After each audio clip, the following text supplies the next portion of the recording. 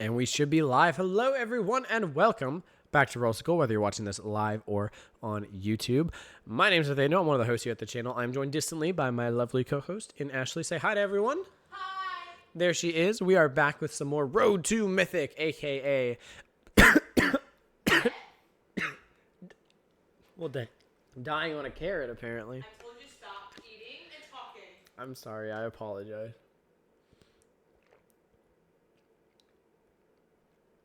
All right, we're back. Whew. I apologize, people. She's very right. I should not be eating while I'm talking. I tell you that all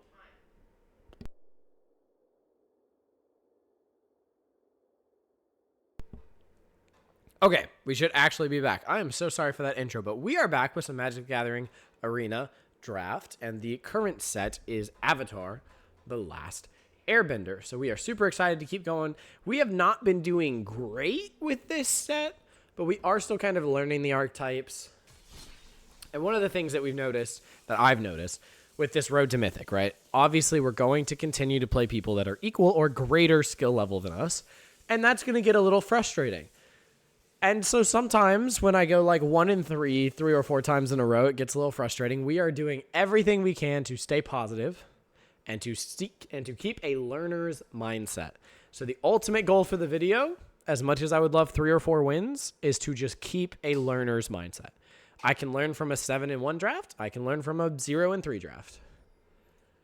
Even if all I learned from the 0-3 draft is my opponents suck because they pulled better mythics than me. But that's probably not all I can learn.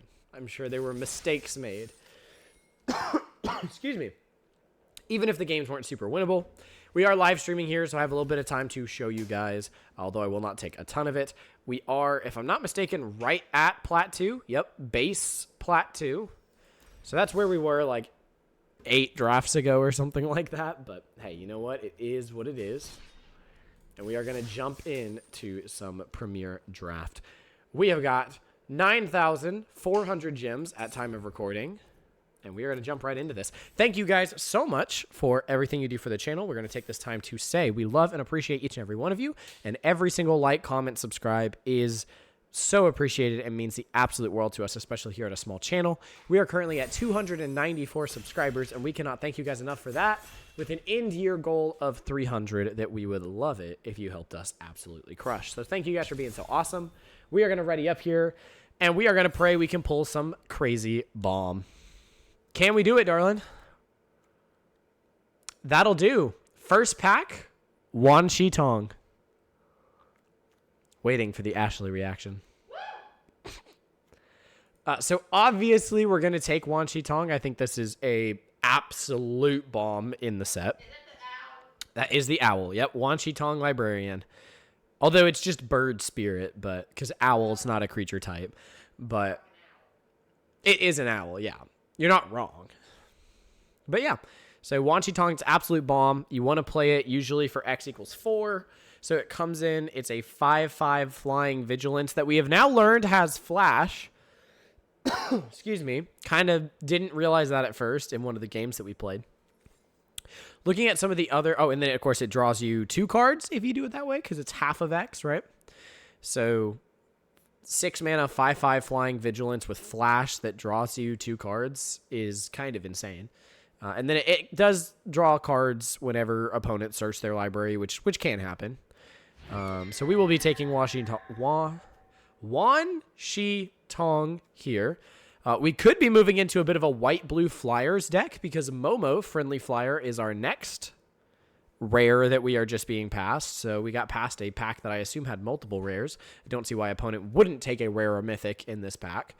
So we have to hope that that probably was. We have to hope that that wasn't in white blue flyers, although the chance of that is pretty slim.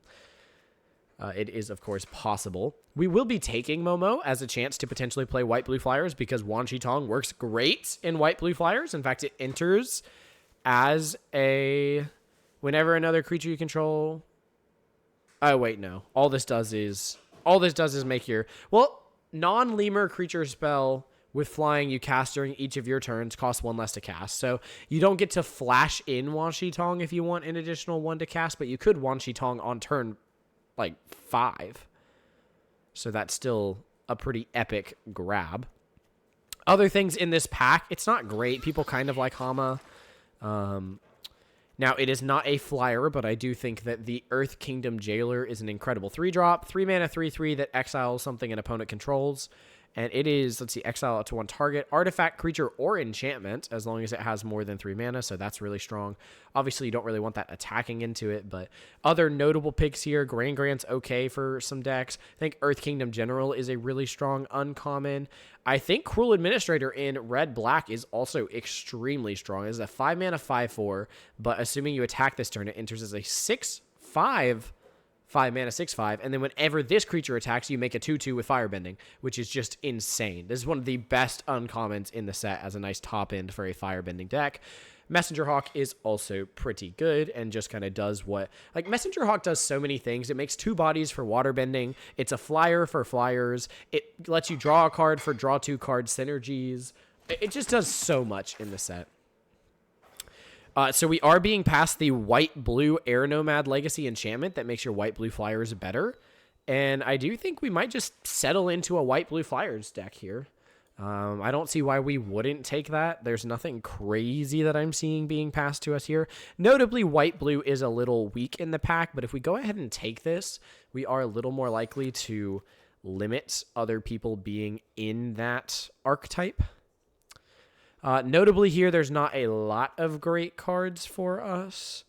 I don't love Invasion Tactics, as we probably won't have a ton of allies. I think Boomerang Basics is fine, and we might play that, especially if we run into some lesson synergies. And we also just kind of want to keep other people out of blue, and I think it's a playable blue card. So we will take it, even if we don't end up playing it. So here we have the North Pole Patrol, which is a pretty good blue card. We also have the Geyser Leaper as a 5-mana flyer. I think both of those are acceptable. I think the 5-mana flyer is actually pretty good, especially because you can always waterbend to start cycling cards with it. I don't know if we need a lot of top end right now, though. Obviously, the Wan Shi Tong should be labeled as top end. I think I'll just take the flyer here, hoping that we can fill out some of our smaller spots with flyers. It's definitely not a guarantee. We will take the Water Tribe Captain here as just a decent 3-drop in case we need to just fill in some playables. We will take the Cat Owl here, of course, as a 4-mana flyer, and I'm not seeing anything else that's crazy powerful, although we could use a waterbending lesson. We're definitely not quite a go-wide waterbending deck. Here, we could see Fancy Footwork untap 1 or 2 target creatures, then they each get +2/+2 is quite the combat trick, but you do have to hold up 3 mana for it, so I don't love that about it. But, you know, nothing in this pack is screaming crazy, so I will grab it as a potential sideboard card that we might play in the deck if we need to. Right now, we're definitely looking for, excuse me, some flying 2-drops. Or at least just some good 2-drops. We could take a Yip Yip here, although the fact that it gives allies flying is nice because you can effectively make this a +3/+3 if you have the enchantment out, but it's not crazy. But I will take it, again, to hopefully avoid people being as much in our colors. We can take a Rabaroo. Is that what this card is called? Yeah, Rabaroo Troop. Oh, it's like a rabbit kangaroo. Okay, I get it now. Yeah. Well, I just never realized like why it was called what it's called. I mean, I guess we'll take the green card here. Yeah. All right, we'll see what we open up, obviously, because we could pivot depending on what we open up, but we do have some pretty good bombs here. Taking another Rabaroo, but we did not open anything too crazy. Notably, we didn't see a lot of flyers come around, which is a bit of a concern. But we will see. We opened a pretty solid blue land here, which we could take, especially if there's nothing crazy in the pack. Looking through this pack for our white-blue flyers synergy, I am seeing pretty much nothing. That is great. So I do think we'll probably just take the land that helps us rummage or whatever it's called. I don't know exactly what it's called when you draw a card then discard. Is it looting? I think that one's looting, right? I think rummage is discard then draw. I have no idea. And looting is draw then discard. Because it is different, right? Because obviously when you draw then discard, you get to see the new card before you potentially replace it. I do love an airbending lesson here, but I do think I'm going to take the opportunity to just grab a 2-drop flyer for this deck. What did I say about eating carrots and talking? I'm being careful. I promise. I'm a really big fan of Master Peon Dow, but we don't have a lot of hits for it in this deck because it needs allies. I'm tempted to take it just because we could still hit a lot of good things off of it. But what else is good in this pack? An octopus form. Waterbending lesson's okay, and I think Path to Redemption is fine. We aren't going to get a ton of removal in white-blue, so we might just want to take the Path to Redemption here. Notably, this does stop it from blocking if they play their own flyer. Pulling exactly what we want in an Aang the Last Airbender. We are definitely going to be taking that. Other noteworthy cards in this pack. Octopus form is acceptable. For us, this is a late firebending lesson for red. Not that we're pivoting at this point. And I do think that the Jasmine Dragon Tea Shop has its place as well in the powerhouse that are some of the lands in this set. I mean, it's no bossing say, but... Well, that one's like 4 mana, Earthbend 2 or something like that. Another flyer would be nice here, but I just don't think we need the top end right now. Because we've already got a couple top end cards. I might just take, the ability to flash in some creatures and help us get to our flyers. We're not guaranteed to play this, but it is what it is. I mean, I'd love it to be a bunch of just first-time flyers, right? But we also don't really have the lesson synergy for first-time flyers to be great. I don't remember the name of the 3-mana flyer that Scry's one, but we'd love to see some of that come around. I'd also be happy seeing the uncommon Momo. And I would love to see the 1/4 flyer, like the wheelchair dude. I don't remember his name. Teo.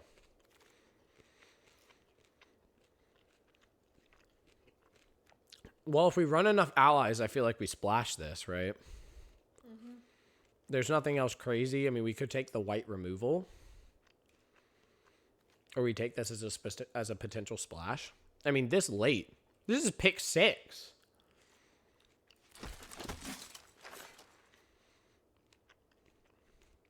Airbending lesson is great.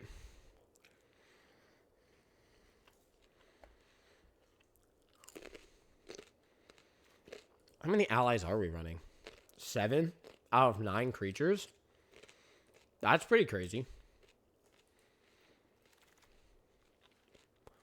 This is exactly what I was talking about. Would also be very happy with the Messenger Hawk. And kind of want the removal here. Messenger Hawk or the 2/3? I think probably the 2/3, right? And it's an ally.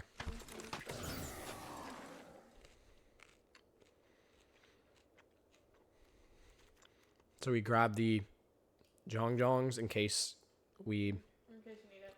In case we just need a good 2-drop. I mean, it's a strong 2-drop.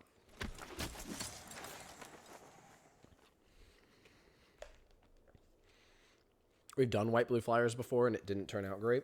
I do feel better about how this is going. This just makes me feel like I should be white-green allies now, with a splash of blue. I mean, you kind of already are. So I'm going to take this, and... Move the other guy in here. In between packs. Huh? In between packs, move Earth King over into your actual deck, so you keep in mind that you did want. Yeah, I'm just going to use a surface here, because I can't. He's a 2-drop. Yeah. And then we're getting like invasion tactics late, which I think is playable in the white-green allies deck. But can you splash the double blue Wan Shi Tong? I don't know,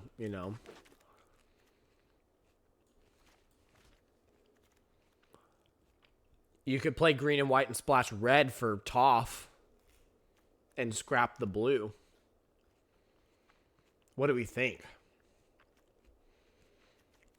If we scrap blue, we'll consider running Wan Shi Tong, but I don't think we will. You also need to get rid of Air Nomad. Where's that? Left. I think we take Toph here as an insane bomb. And now we're just an ally deck? See if there's anything else in here. Over here? Uh-huh. I mean, Yip Yip's playable. Jong Jong's. I didn't mean to add that. Yeah, I think we just take Toph here as a nice splash. Yeah, and then we take the Avatar Enthusiast if we're switching into... And then probably a Kyoshi Warriors, right? Okay, so this gives me some time to look over this. We could play the Yip Yip. We could play the Fancy Footwork. I don't know if I really want to play that. We could obviously play the Rabaru Troops if we needed to. Invasion Tactics is playable. Yeah, scroll down a little, please. I'm putting it in here just in case. It's so powerful, but I don't know if we'll be able to play it, especially if we're on the red splash for Toph, who notably is an ally, and Wan Shi Tong isn't. Here I think we just need some removal, because our deck is lacking in that. Now, notably, this is not an ally. It feels like it should be. I don't know, just like in gist. You know what I mean? But I will take it in case we need to play it. We're close to enough playables right now, though. What's wrong? Your computer's working its ass off right now. It does that from time to time. It usually simmers down. I don't know if we play 2 Sandbender Storms. I would really like more of the Paths of Redemption or the, what is the other one? Razor Rings? Yeah. But we haven't seen one so far, and we only have 2 more packs before we start repeating cards, so...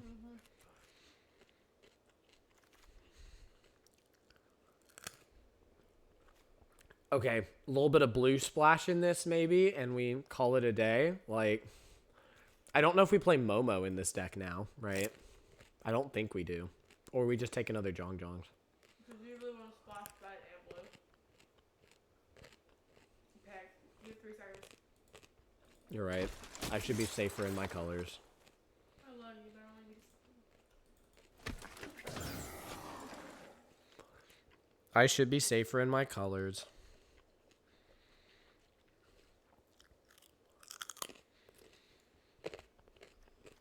I mean, you're right.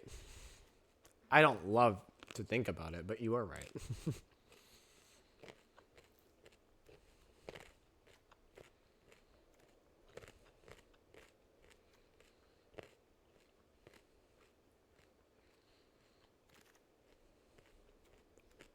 This is a great wheel. I don't think we run 2 of these, but we can grab a second one.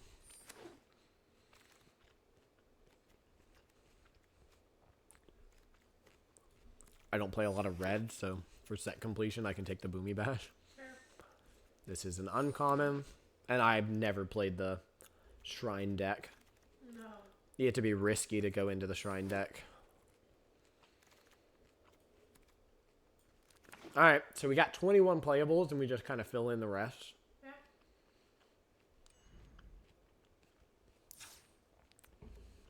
Right? So, like...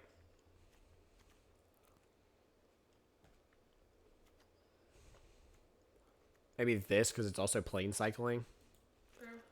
as a top end. And then maybe we actually do run a second copy of this, just because we have so many allies, right? Yeah. I don't know if it's good, but what's our ally count at this point? I mean, 13 out of 14 creatures, right? That's got to be pretty good. It feels pretty good. Oh, Momo is an ally, though. So maybe we do play him just because he's an ally, but... I never heard he's a 1-drop. he's a 1-drop, 1/1 flyer. that can be buffed into a 2/2 flyer by other things. He does count as an ally. How many flyers do I have? 2. I have 2 glider kids, and that's And a it. water staff. Yeah, that's not a flyer. But doesn't it give something flying? It can give something flying, but this is when you cast a creature with flying, so it's not gonna be able to see that.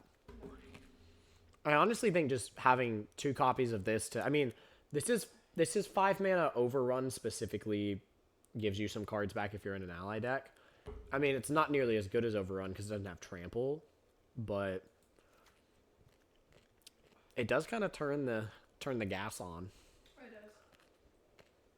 I mean, this, and this is almost an effective, like, +4 buff if we manage to pull them all off. That's not beatable. My curve looks great. I mean, look at that. That's, like, perfect. You know? Oh, I did mean to change my companion to Appa, right?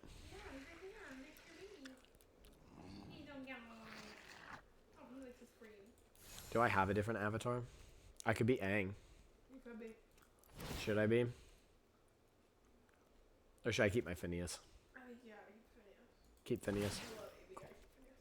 Do you have any other card sleeves? Not the avatar ones yet. I could get them. Do you not like that one? Well, I was going to see if you had the one that, like, literally to the top. Oh, because Toph is in here? Yeah, you're playing a top deck. Let me finalize the deck real quick. Let's look at our land here. Now, we are in the unfortunate situation where we have no way to grab the mountain. Yeah, you gotta just get it. We have to just get it. We did not pull any ramp spells. In fact, we are almost mono white, right? Yeah. Like, we're arguably splashing green and red. That's a good allies deck. But you want a lot of green because these are cheap and you want to be able to play them. So I'm happy to have a lot of green sources here. But the red is going to be unlikely to play, I have a feeling. But we'll throw it in there. I think Toph is good enough that you just try to make it work. Who's gonna be the card art on your deck? Oh, probably one of the 2 ally cards, right? I guess this one's the rare that's the ally card, so we'll throw it on there. And then done. And let's go check and see if we have... Let's see, it would be Mastery Pass where we can spend orbs, right? See if I have any orbs to spend. Nope. Because Toph is right there, but I do not have the orbs to spend. Unfortunately. I don't even get an orb until here. Oh, no, I get one here. We are coming up on the draft token, which is nice. Well, dang. All right, ladies and gentlemen, boys and girls, let's see what we can do with mostly mono white, but a little bit. Mostly mono white, but a little bit of... What is red, white, and green? Naya. Naya. Mostly red and white, but a little bit of Naya allies. You need a piece of chicken. I forgot I had chicken. I'm going to finish my carrots first. Oh. Okay, a hand that's basically mono white, and we have the red for Toph if we can pull a forest. Yeah, you keep this hand, right? I mean, this is like an obvious keep.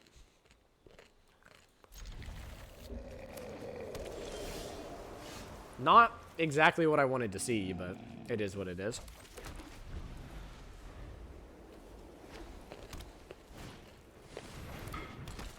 Okay, opponent plays a Jong-Jongs. We did pull the forest, so assuming we can get our 4th land... Assuming we can get our 4th land, we can Toph on turn 4, which is very good here. Don't think it matters, but we will play out... The only thing we're splashing the red for is Toph, so we'll go ahead and play out the forest. And we will pass. Notably, this has flash, which is why I passed. I'm not just, like, doing nothing here. We aren't going to be able to kill the Jong-Jongs, but he might have held them back as a blocker. Oh, he's going to hold them back as a blocker anyways. Oh, I bet he thought we had Razor Rings. Do I want to...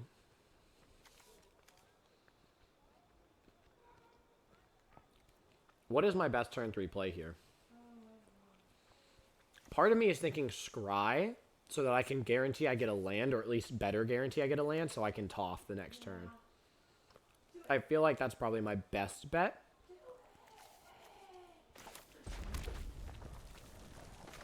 Plus, there's nothing like bad enough that I really want to Earthbend Jailer. Exactly what I was thinking. So see, now we have a better chance of drawing a land. It's obviously not guaranteed, but... Alright, no attacks there. Glider Kids is in the air, ready to go. We still didn't pull a land, which is unfortunate. He's holding up, like, counter magic, which I don't love. He does have 3 islands, so this only costs him 3. Yeah. So he also could just be holding up mana to draw a card. Yeah. Or both. I used to do that. This doesn't have flash.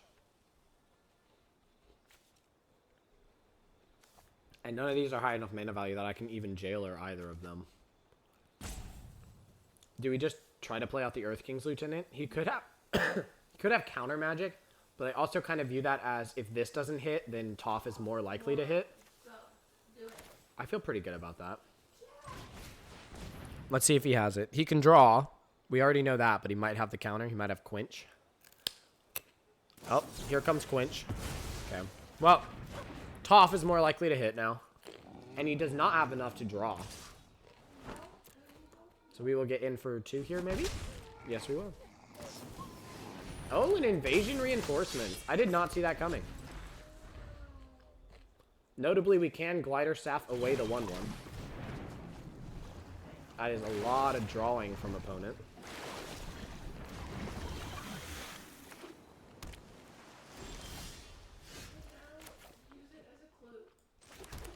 Okay, Toph is very likely to hit now.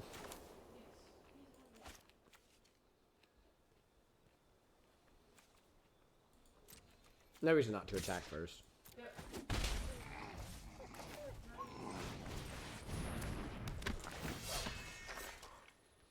I don't need the mountain for anything else now at this point, so I will make the mountain a 2/2.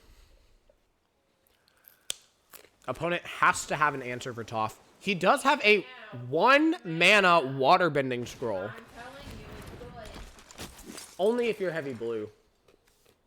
Which if you're playing water, you're playing a scroll. You're heavy blue.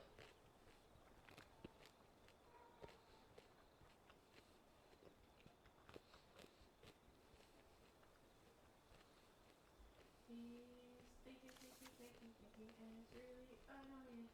Why does he nothing so long? Oh, what does he have? He's looking at You could have Watery Grasp. oh, Matt, he's looking at a scroll.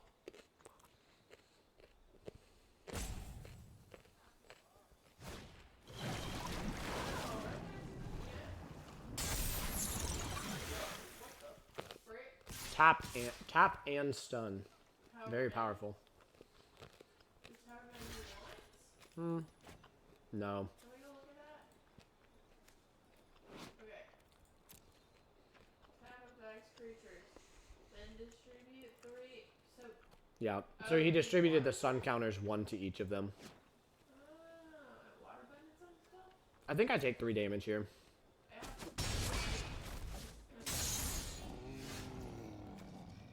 I do not want to play an invade. Well, I can't. He actually tapped me down a land, which is crazy.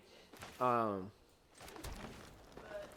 do think I'm pretty happy playing out an Earth Kingdom Jailer and taking this away.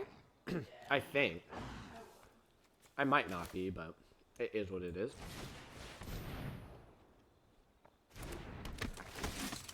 He can do this for 1, Yeah, which he has left up.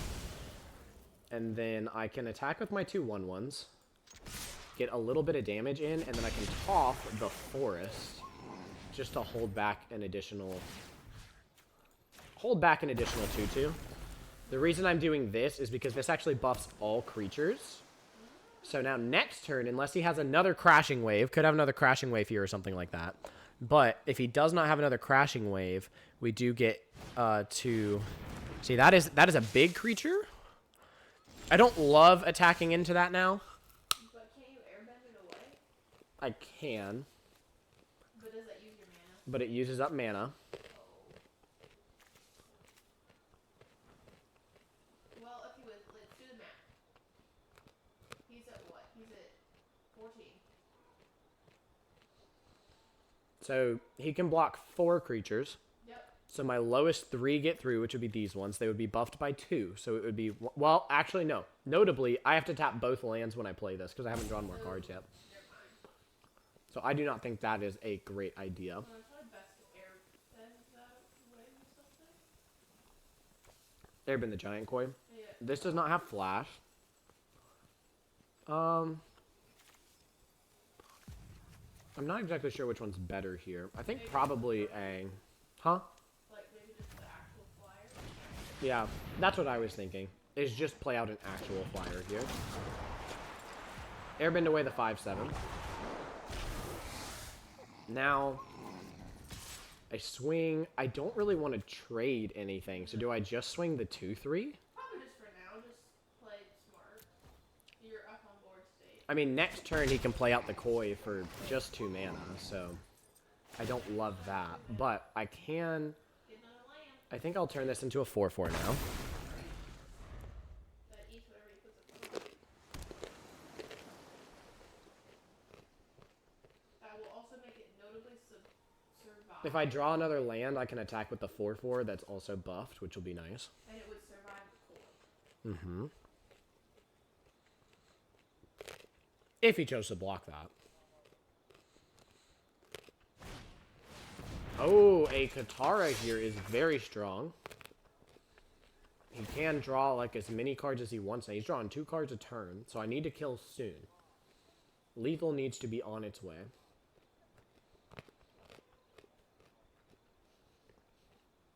I am feeling an invasion tactics next turn. Would really like a land off the top. We are 5 lands out of 14 cards, which is lower than normal. So we have a pretty high likelihood of a land off the top. Oh, wow. Bro went wide on that. That is not what I expected. But you can use it to untap your lands after you use it to pay for invasion tactic. Then you can't. No, because I won't have the mana, yeah. So what I could do here is invasion tactics, attack with just the flyers, draw a card off of it. Yeah. It's not horrible. You would get 9 through. I would get 9 damage through, which starts threatening lethal next turn to the 2 flyers. Do it. I think that is probably my best play. Yeah, there's a bunch of like blockers. And I am going to get the draw off of it. Because they're allies coming through. Now let's make sure, let's see, 1, 2, 3, 4, 5, 6. He can't block these 2, so he would guarantee block the stuff on the ground. And most of it would just get eaten. Yep. So I am better off just attacking in the air here. Can you put that question, please? Yep. It has the Waterbend 3. It can't be blocked this turn, but... Okay, we did hit our land drop, so next turn I can hold up a land and still do that. He is going to tap out to draw a card here, trying to find an answer. I will turn this into a 2/2 just to go even more wide, because without a board wipe, opponent does not look like he has it. Now, he does have the free, so he is basically, he's either basically mono blue, or he has gotten extremely lucky on his lands for having this. Which is fine.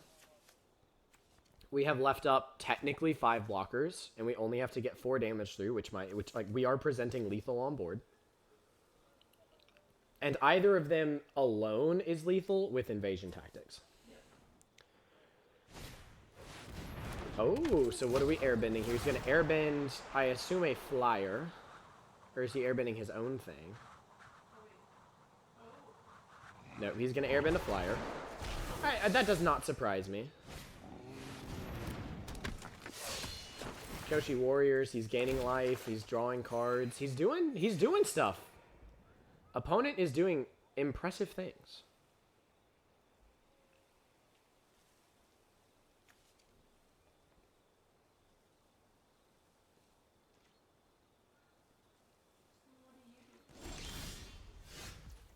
Well, this does buff everything. Yeah. So let me think. Flyer will get through though.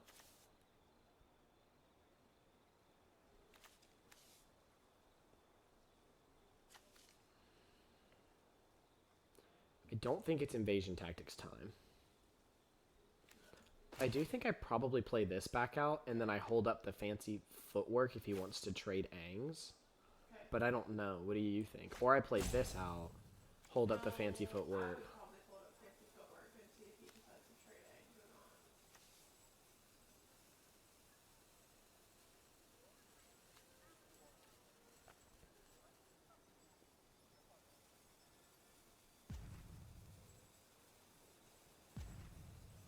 I mean, he can draw like his whole deck here, which is scary. Okay, next. He is willing to trade here. I think I probably do this now. Yep.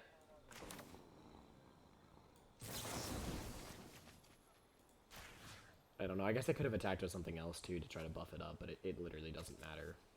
He could have even finished. I'll buff this up. I don't know. I probably should have buffed up Toph, if I guess. But oh, I'm getting lifelink here. Didn't even realize that because it's a lesson. So I'm up to 22 now. And then I think I play this out to have 2 flyers next turn.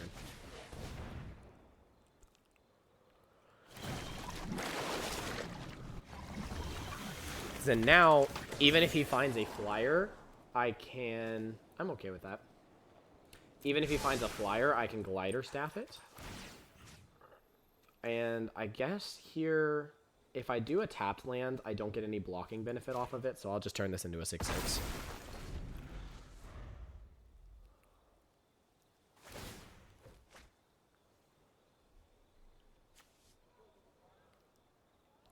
Opponent can draw cards like nobody's business. The question is, can he close out the game? He's got 13 cards left in his library.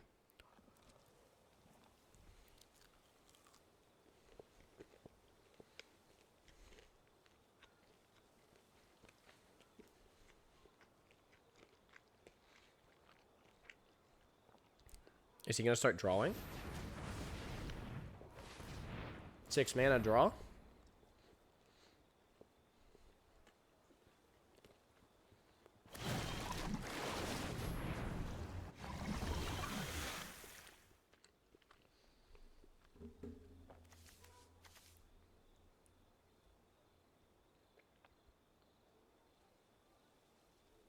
I don't believe that opponent has a handful of nothing, right? Like,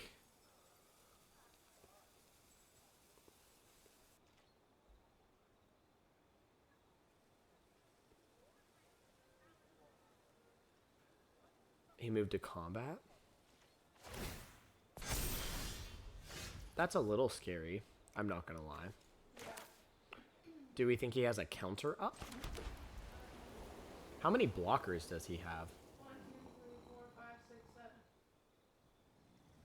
1, 2. So then 1, 2, 3, 4, 5, 6, 7. So only my flyers would get through. He'd be able to block everything else. If you invasion tactics, you'll win.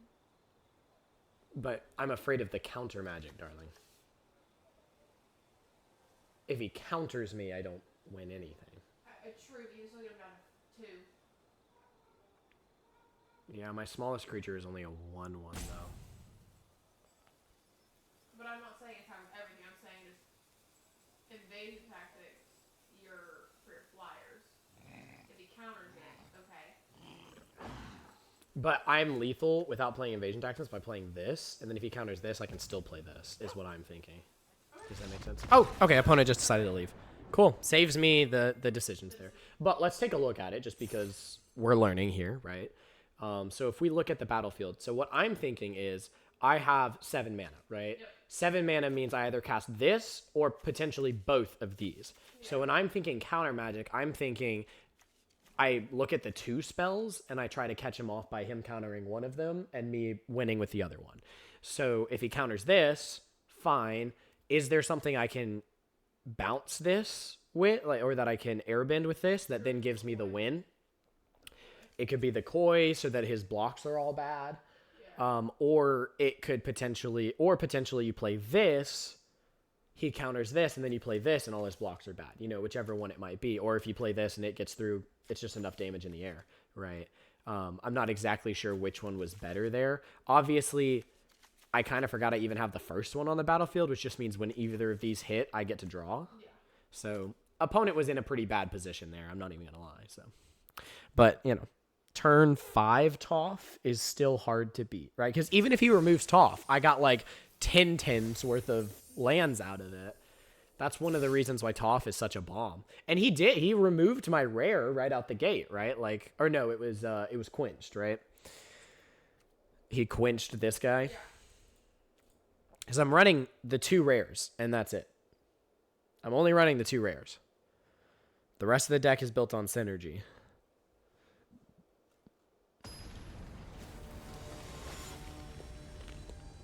All right. Game 2. 41 minutes in, game 2.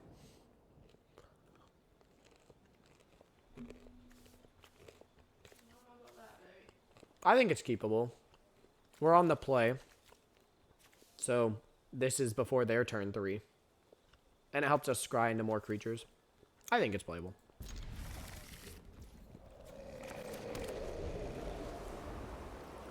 I mean, worst draw here is like Toph. That's fine. 2 Glider Kids actually kind of puts the pressure on. Especially if I can scry to make sure, because I don't really need more lands after 4. Okay, that's annoying. That's a pretty good post Glider Kids play, though.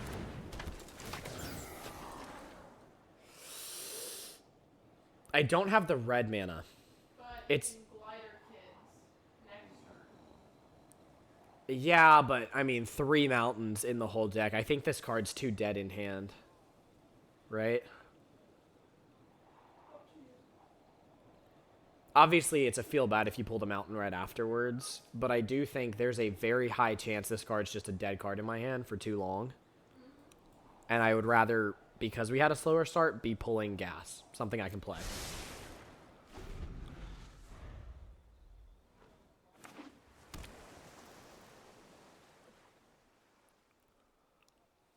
What you got? His own Glider Kids. Well, that makes this a difficult position to win. Okay.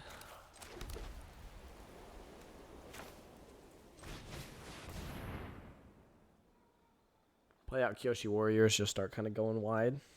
Next turn, I can Glider Kids and Path to Redemption his Glider Kids.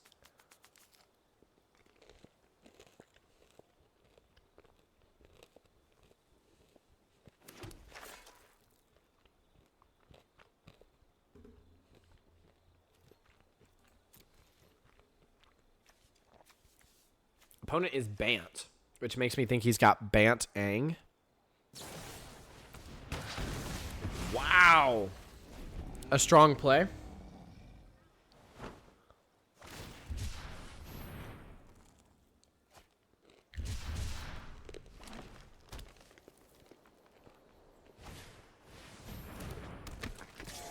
No, he can tap for 1,000,000 mana right now.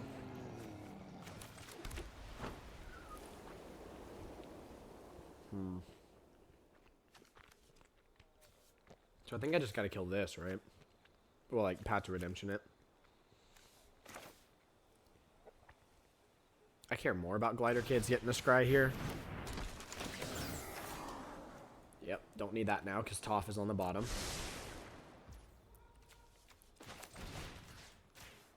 Great.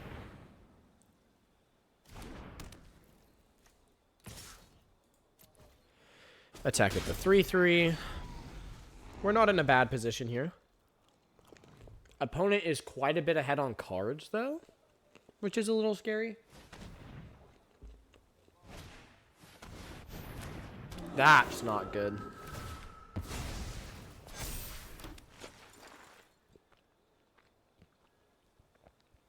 So if I killed a Haybai with Sandbender Storm, he still gets to put something on it like crazy. That's annoying.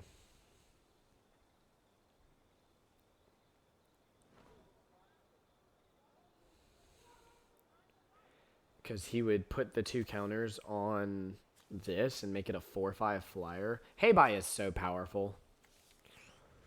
I'm not loving this card in the deck, I'm not going to lie. What do we think the play is here? 5 mana, just don't let him tap for so much stuff anymore. Isn't the end of the world either. Yeah. I think we just get rid of his mana fixing. Get another ally on our side of the board. Wow! That was incredible from opponent.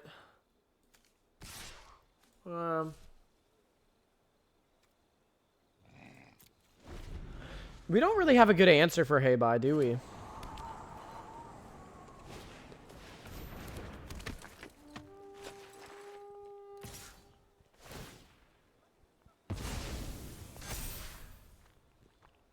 I don't think we take 7.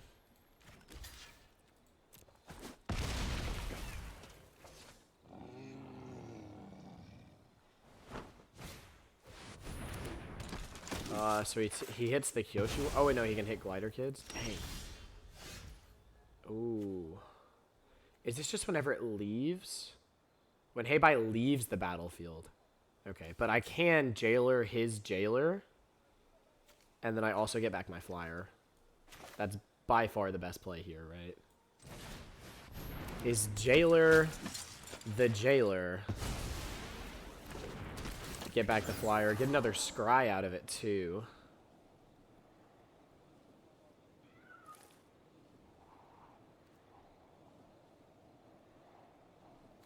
I'm going to bottom that just because we kind of need to draw answers here, and we don't really have them.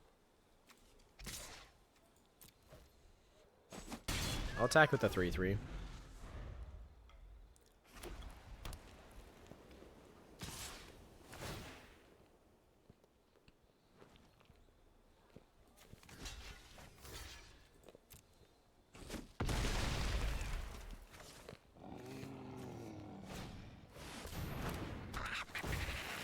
Oh my god.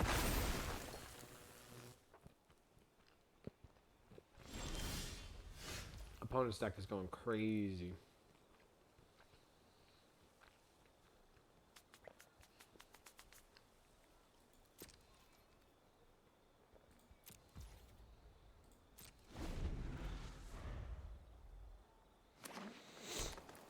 Okay, so what I want to do is I want to kill the Hey-Bye after he attacks.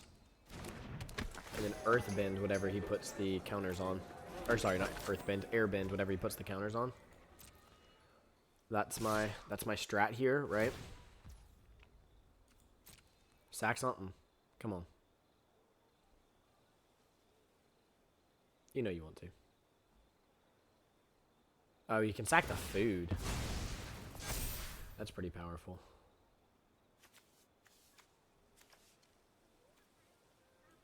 That's fine. If you so wish to shuffle away your 2/2. Dang. Yep.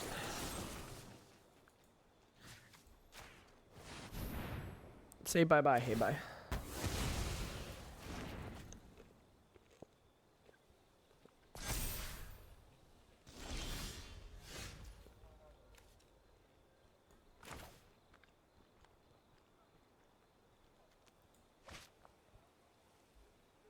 I mean, he could pull Quench. But we don't let him... If we do it next turn, you can play it next turn and scry that same turn. If we do it now, we can hit in for the... We can hit in through the air.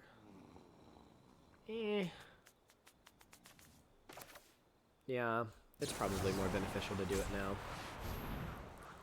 Or let him get another scry, but he loses all the counters.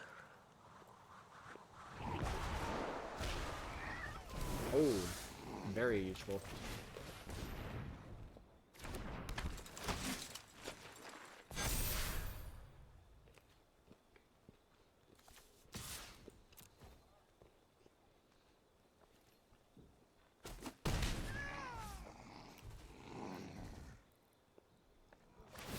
Dude can tap for 1,000,000 mana. Okay, so he's drawing 2, and he has the scry here. Okay, so he's going to be able to put onto that with the flyer. Yup, good stuff. Hey, he's got something working here, and he can scry away. Yep, scry to bottom, so it was probably a land, realistically. I can take 4. I'm not too worried about that.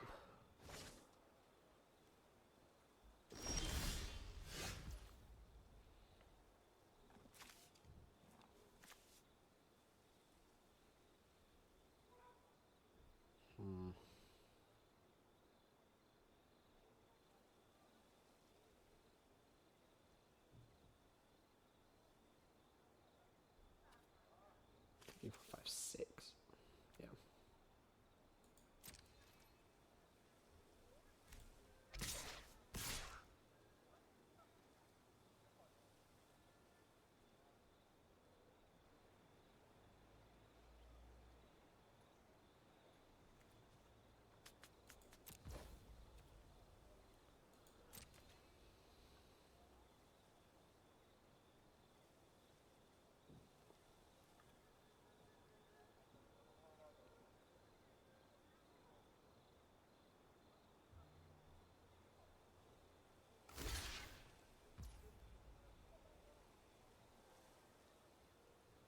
It's fine, I think. Yeah.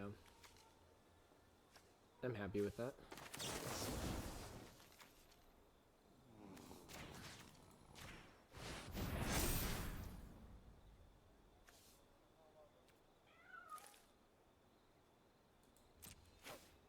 Okay, let's kill these two and leave them with the cabbage market. In turn. Alright, no, we're in an interesting situation here.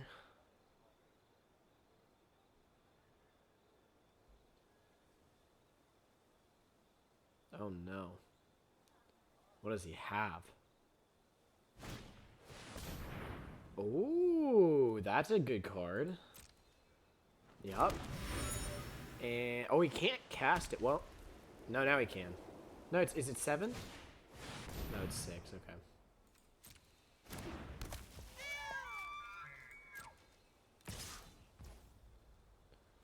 I will take another 4, I think. Yeah, I'll take another 4.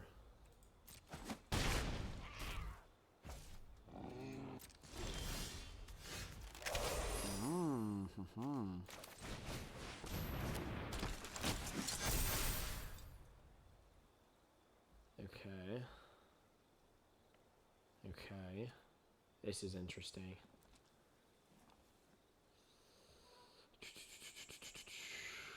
Yep. No tax. In turn. Depending on what he drew here. Oh, that's a clue. My bad.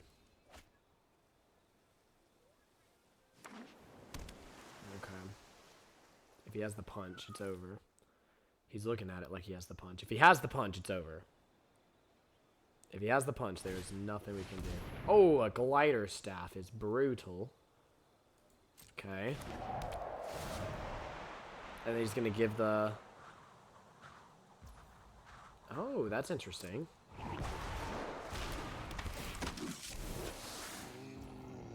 And then he equips the glider staff to the moose for the win? Is that what we're seeing here? Yup. Alright, and that's the dub. Good for opponent. That was a very hard-fought match. Yep, there it is. Opponent just got it done. Good for opponent. We didn't have the best curve out, etc. So, you know, it happens. 1 win, 1 loss. Hard to complain. The deck is still doing what it wants. We missed a couple land drops when we really needed them, and the deck is not insane. But I don't think we are a double blue build, and I don't know if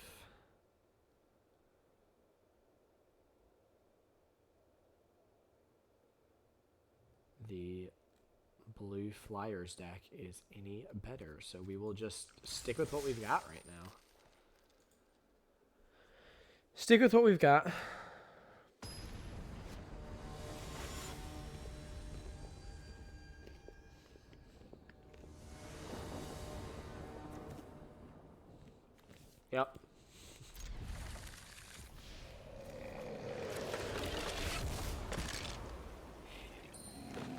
can tempo opponents. Okay, we're going to tempo opponent a whole lot, apparently.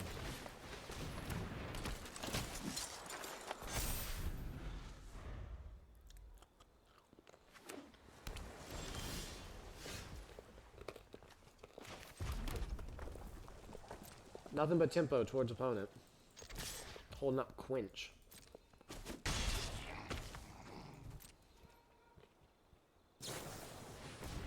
Oh, and accumulate wisdom. Hey, go get the card you need, you know? This is not the go wide allies start we want. But we will still take it.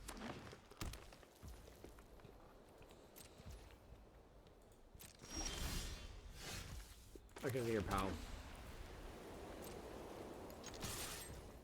I can do this all day. Literally all day.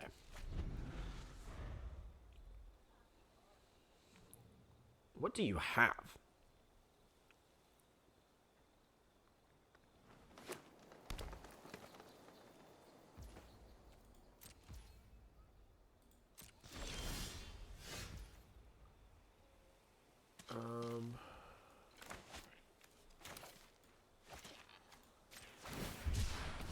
Don't love that, but it is what it is.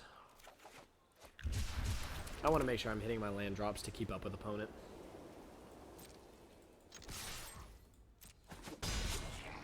We definitely should be winning this game way more. We should be way wide by now, but...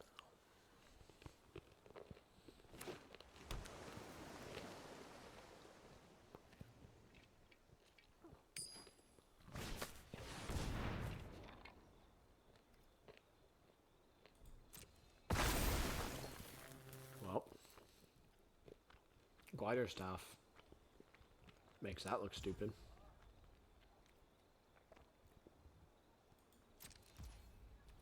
And I can equip it.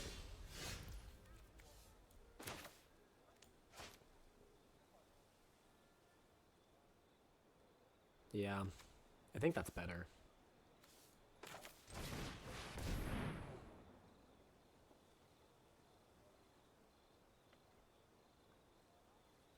Oh, he could quench. I didn't even think about that.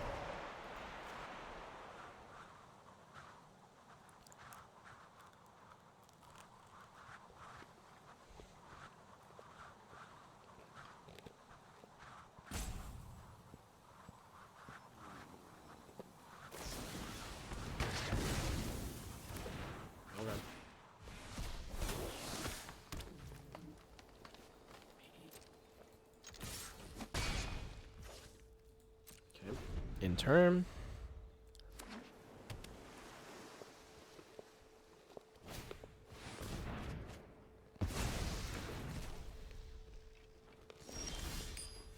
Dog, what am I witnessing?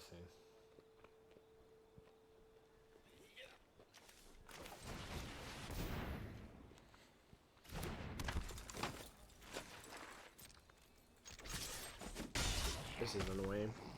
Because now I'm not like...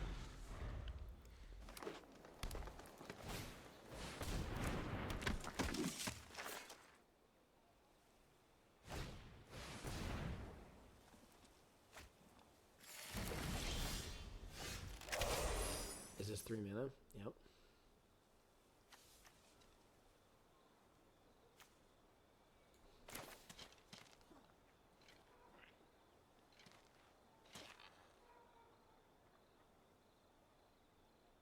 Yeah, I like being able to Earth Kingdom Raider next turn and Path to Redemption if I need to just keep the pressure on. He could quench. He just held up the mana for it. Oh, there it is. Alright, cool. That was a good play then. I have to not attack. Alright, opponent starts stabilizing here. Although, like I said, next turn I can Earth Kingdom. I mean, he has way more land than me. Talk about Simic get to the late game.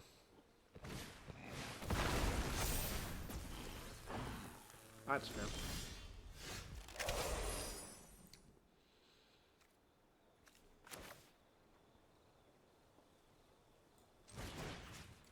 Okay.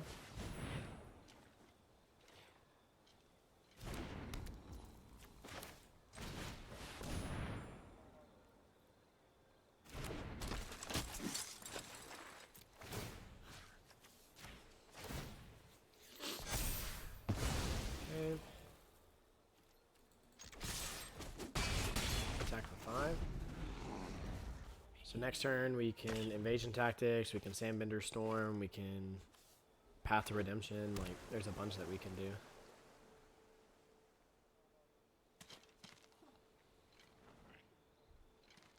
This is a weird match. I'm not even gonna lie, dude. This is a really weird match. Okay, cool. Opponent just scooped it up there. I have no. I don't know what their deck was, man. Like, I don't even know how to feel about that.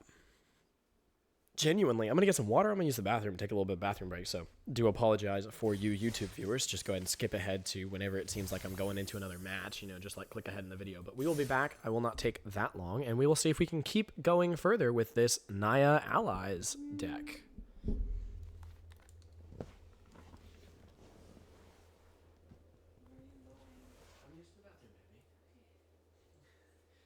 I'm running away from you forever. Maybe I never would.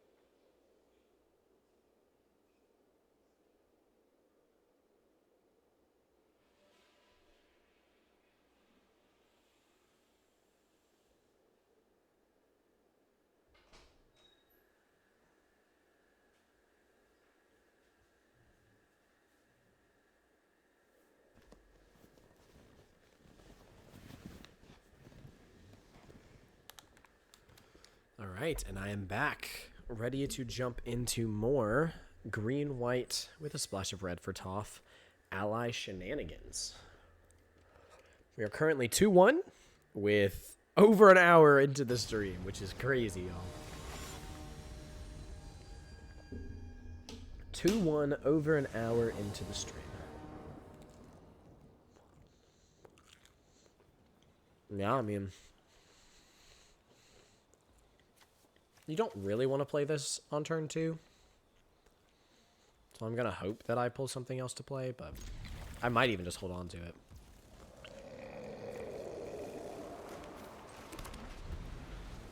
I'm trying to think of the other 2 drops I could pull. Not a lot. Now I'm definitely going to wait.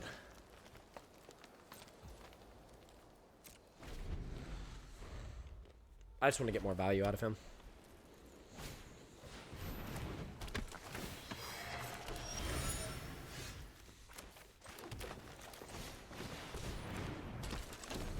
If opponent plays something good, we can Earth Kingdom Jailer.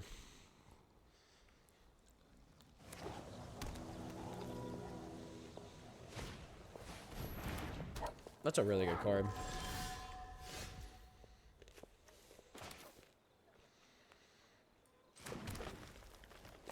Notably, nothing worth Earth Kingdom Jailering, so...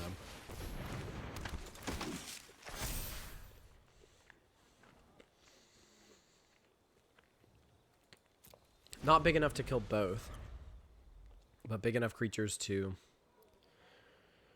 We gotta hope he play... Come on, play something huge. Play something super worth Earth Kingdom Jailering. That would be great. Nice. I mean, this is a great card.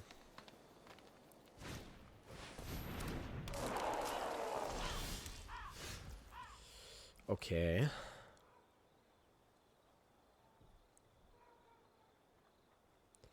Nothing worth Earth Kingdom Jailering here, so I do think we are just on an Airbend.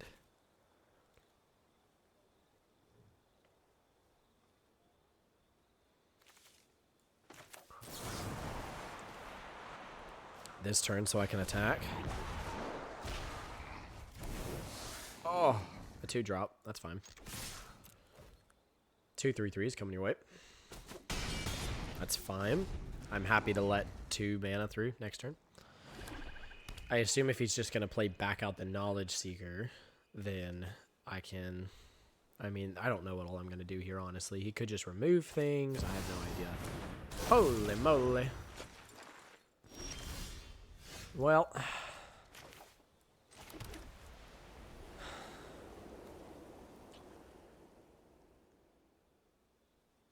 the beginning of each upkeep, you may transform him.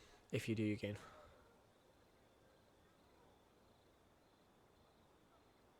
Oh, right now it's on this side. Sorry, right now it's on this side. It's 4/4 flying firebending 2. Whenever you do any of those, yeah, we just kill it. We just kill it here. He can mill in response. That's why it's holding up priority. If he has a second one, then, you know, such is life sometimes. Keep the pressure on here. I think opponent was somewhat relying on that play, but it is what it is. They're going to look to grab a land here. I think this card's actually decent. I'm not going to lie. They did not, but they gained 2 life. Okay, cool. I mean, hey, gain 2 life is not insignificant. What does he have? Notably, we do have enough mana to play both of these next turn. I don't know if I'm going to hit an Ostrich Horse with Jailer, or if I'm just going to force out Invasion Tactics. Oh, never mind. He's got the punch. Damn. Okay. Now we're in a bad position here. Ooh, okay. What's the play here? I could do this, do Earth Kings, and then hold up Yip Yip. Yeah, I like that. Oh, no, I can't. I lied. Make this a 5/5?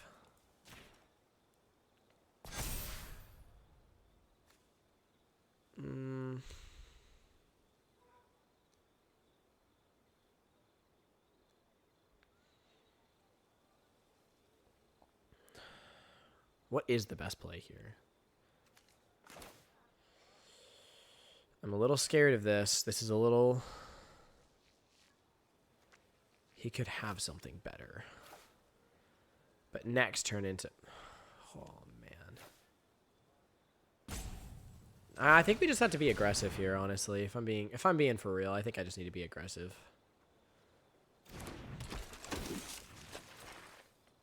If he removes this, gets another pull off his Ostrich Horse, and that gets him the win, then really good on opponent. But I think I just have to put some pressure on here. Say, all right, here comes a 4/4. What are you going to do about it? Choosing to just take 4 here. I don't necessarily blame him. Looking to gain some life. He will... Oh, wait, no, hold up. Oh, only if it's a lesson. Gotcha, gotcha. That makes sense. Another Forecasting Fortune Teller. So he's got blockers here. That's the thing. He's got blockers. The Knowledge Seeker, and then going to not crack the clue. I wonder what he has.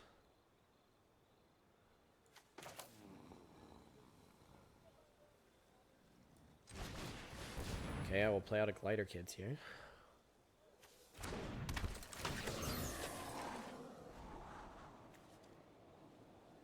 I don't think I'm dying for another land right now.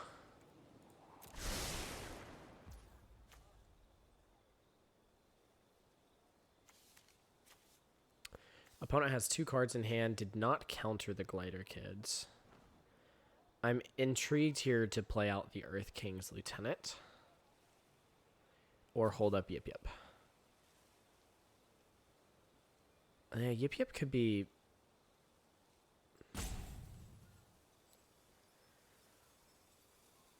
Viewed here as a way to get lethal in. Oh, next turn, Invasion Tactics plus Yip Yip actually could have gone crazy. I'm not even going to lie. Yeah. Yeah.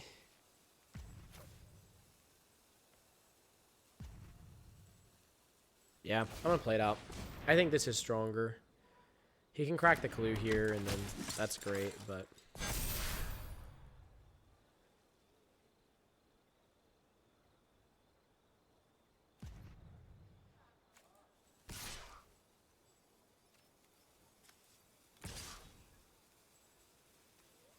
Do I attack with both?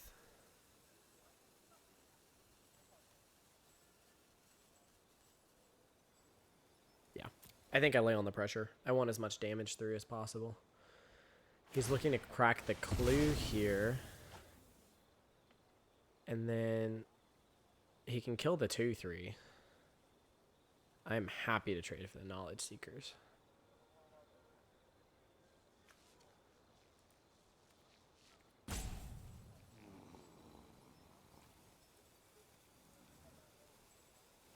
I do feel bad for opponent.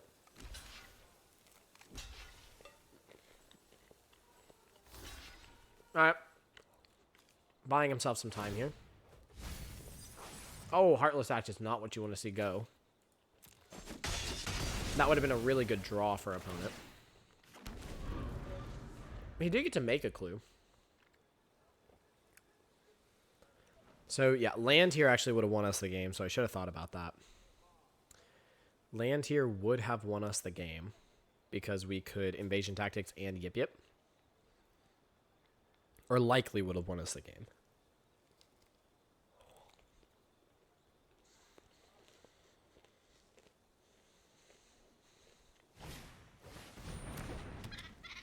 Otter Penguin is indeed a play. You gotta wonder if he has Quench here, right? I kind of just want to see what he has. But I also kind of just want to go in for lethal here. Oh, I don't know, people. I think we just have to go for it. If he's got the Quench, then so be it. If he's got the Quench, then he's got the Quench. He could draw into the Quench. Alright, well, we're at least... Looks like we're at least getting the buff.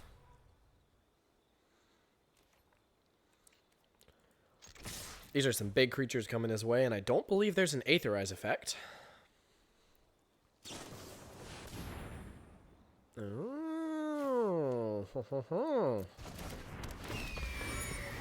Alright.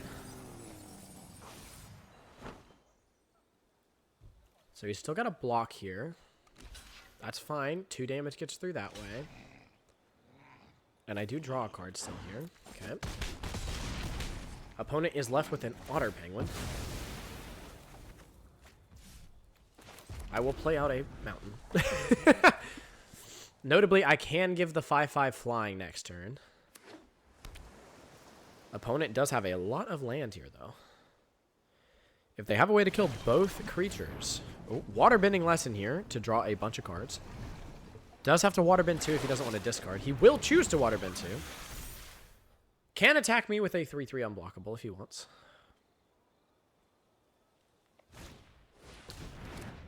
Hermetic Herbalist is a good card.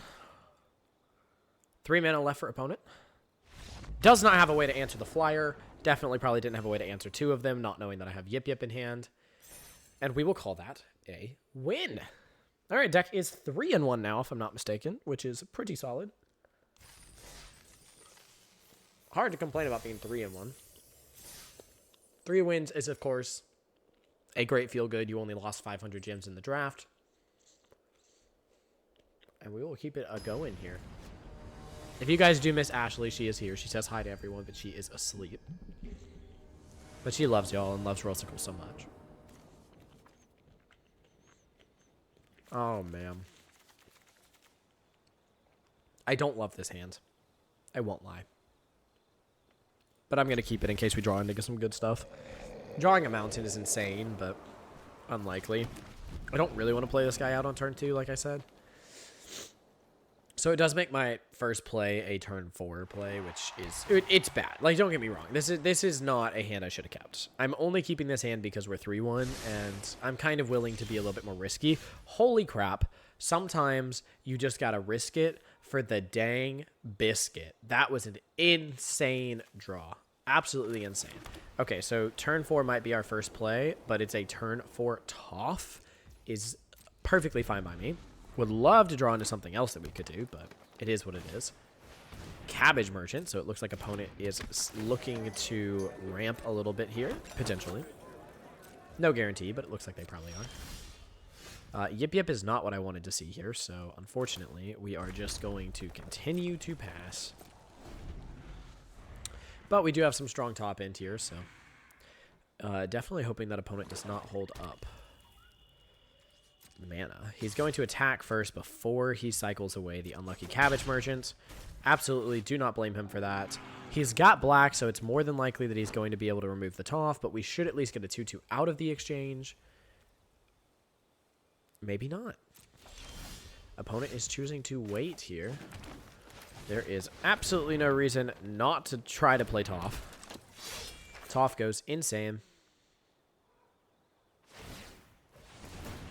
And with 2 copies of Forest, I will be choosing to play... I will be choosing to put the 2 +1/+1 counters on a Forest here. So, Forest it is. Toph, of course, could get killed here soon, but it is what it is. Sometimes you just gotta take what you can get. Big creature from opponent would be awesome, right? Big creature that I can Sandbenders. Okay, not quite what I meant, but that is pretty close. There is nothing in my hand that bounces that. So I do think we play the aggressive play here. Is this just each... Is this... it's just kind of each other ally you control. Okay. Yeah, I don't want him getting more lands. I think we just... I mean, hey, upside for opponent, right? If he has Azula's, whatever it's called, then more power to him. I'll make this a 4-4 rather than go wide right now. Although Invasion Tactics does want me to go wide. Well, definitely extremely mad that I used my card now, but there is pretty much nothing I can do. Okay, so I gotta find an answer for that. Oh my god, he gets the Earth Bending?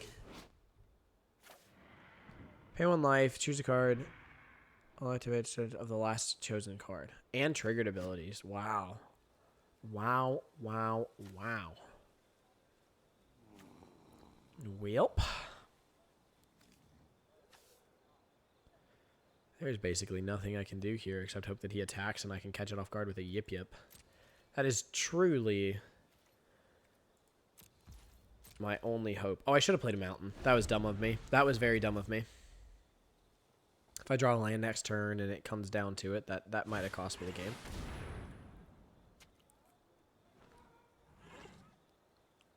Does that get it out of Yip Yip territory? Because it turns it into a 7/7? No, he has no creature cards in graveyard. Okay. Cool. Yeah, that's annoying. Go hit your land, my friend. I mean, crazy rare into crazy mythic is definitely not something I expect to come back from, but it is what it is. Alright. Trade it out. Oh, we pulled it off.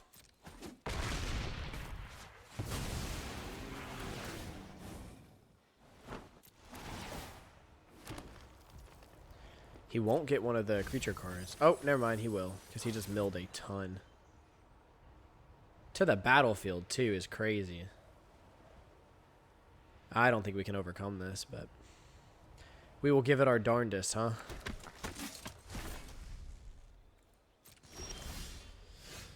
Okay. The one white source here is killing me, dude. I mean, I think we just play this out, right? As a 2-3.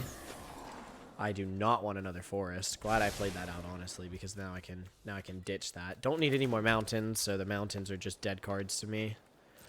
I really want to be able to play the Rabaroo Troop at this point, so I'm probably going to hang on to it. Oh my god, dude. Their deck is nothing but gas. All day long. Pass. And he's getting stuff out of Earth King. I just don't think we can win this game, honestly. I mean, this game just feels real over.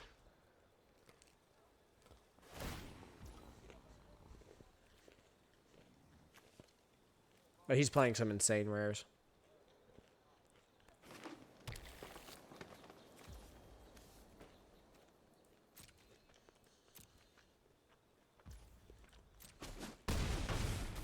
Oh, wait. He was attacking with a 2-2? That's completely my bad. So I can get the Toph. Oh, I can also get the Earth King. But once again, it's a white, it's a white card. Am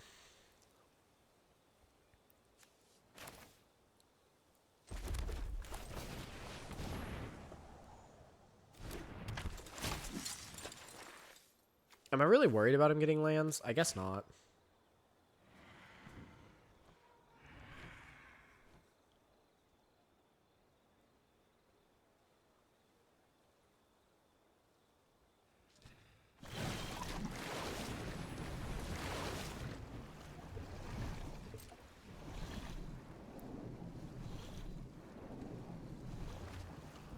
Opponent had insane rares. We didn't get to waterbend. Like,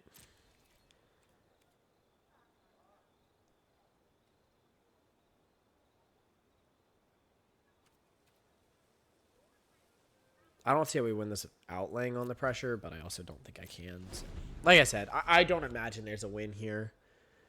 If I'm being very realistic, it doesn't feel like there's a win here. Now there's definitely not a win here. All right, we're gonna call that one. We're gonna speed up the stream here a little bit and just say, yeah, opponent, you got me. Come on, that was, what the heck is this deck, dude? It's insane. Opponent's deck was insane, man. That was crazy. But hey, you know, it is what it is. Our deck's already at 3 wins. It's hard to complain about 3 wins. And, you know, we're not playing like bombs, but I do think we drafted into the more open lane. Would love to have seen some more of my like ally payoff cards, considering the deck is almost all allies. But I guess I do need to keep in mind that I want to curve out. And a 4-drop. Well, this is just disgusting.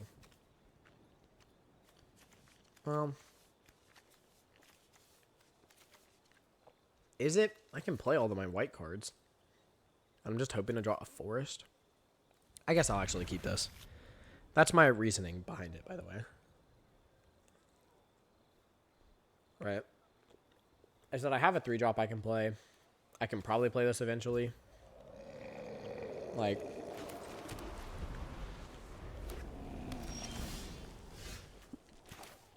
now I have a 2-drop I can play. If I do draw the forest, it gets pretty crazy. Sure, dude. He did not hit a lesson, so it still has defender. Make sure I actually cast this, because that is something that I would forget to do, knowing me. Yep. This seems pretty good. No attacks. The 2/3 is actually putting in some work right now.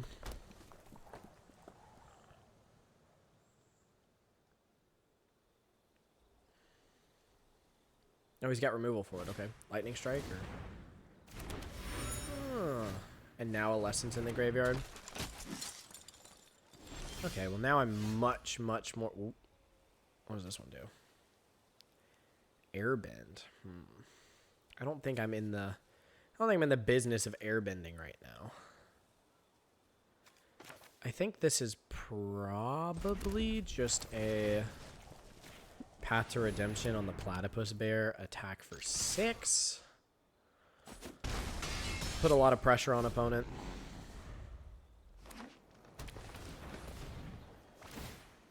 Sacks the clue to draw a card here. Isn't using the Firebending Nation Cadet or Fire Nation Cadet's mana to draw a card, and opponent quits out. Didn't have anything to play. Saw the 6 damage across the board and just decided it wasn't worth it. Obviously, now we're in that position where we say 4 wins is incredible. The entire draft cost us 100 gems. It's like, I mean, technically speaking, this should be like, if you can average this, you can draft pretty much infinitely, because you only lose 100 gems, but every once in a while you can spend gold to do your draft, and then you earn 1,400 from the gold, which makes up the 100 gems you lost for 14 drafts. So if you draft about 1.3 times a day-ish, because it takes about 10 days to earn 10,000 gold, something along those lines, if you're doing good with your challenges and whatnot, but it's something along those lines. Okay, this is A hand where we have to draw white. We cannot cast anything in it. I don't think we can keep that. This is significantly better. I do think we could plane cycle this and drop this, or we could... I think we're going to hope to curve out. I think that's what we're going to do. Although I do like having that as plane cycling, so maybe that was the correct play. If we end up not being able to play anything out here, we will be a little sad. Opponent does have a turn to play Compassionate Healer, which is pretty solid. We would love to see it land off the top, but obviously no guarantee. All right, definitely should have kept the... This is where we learn, right? A learning experience. Should have kept the Plane Cycler because I could have Plane Cycled right now this turn. Opponent is now doing what we want to do better than we can do it, so love to see it. He's scrying to top 2, which is extremely terrifying. Okay, now the deck's just hating on us, so... at this point, I think this one is probably a game we lose. This is definitely a game we lose. So at this point, we end this one 4-3, and we call it a day. Pretty much. But it's not a guaranteed loss. Let's think about this. Yeah, I think we play this out, and now our creatures are buffed up as well. So it's not as safe to attack into us.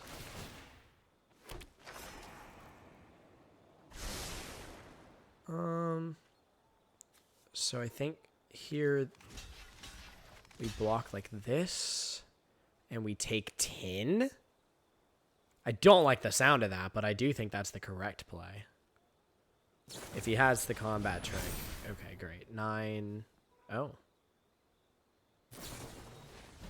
Okay, sure. GG's opponent. Double combat trick will do the trick. And that was an extremely fast match, but it's what happens when you don't curve out and your opponent does. So we learned that it's way better to keep the Plane Cycler and ensure that we are hitting our land drops. Way, way more important to keep the Land Cycler there. I got hopeful of the top end and didn't think about the reality. So we are down only 100 gems and, of course, up 3 more packs and all of the cards that we drafted. If we go here to my profile, we're about to jump back into another draft, but if we go to here to my profile, I have literally spent, or I have opened none. I've opened none of Avatar in terms of packs. I've only drafted, and we are almost at set completion for commons. We're getting there with uncommons, rares, and mythics, but pretty interesting to see that is purely from drafting, because I want to get as much drafting done as I can and then play the dupe protected packs. So we do have 41 Avatar The Last Airbender packs to open, which is pretty crazy, but it is what it is. That does help you get to your set completion and all of that. So we will jump back into another one here, and we're going to make sure we use gems, confirm purchase, and here we go. As we always say, give us the best of luck. Wan Shi Tong was basically the best thing we could have opened last turn, and we didn't even end up playing it, so it just goes to show that finding the open lane and playing rares in the open lane is still extremely important.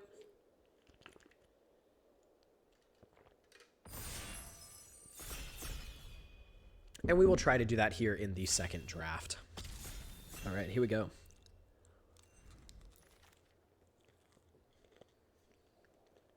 Okay, so this is actually an insane play in a lesson deck, right? During your turn, each non-lesson instant sorcery card has flashback, and then the flashback cost is its mana cost, and then during your turn, each lesson card in your graveyard has flashback 1. This thing's insane. This thing is insane. You have to play Temur Lessons, but it can be a splash in any of those directions. So we're going to try it. Sakusai Ku is fine.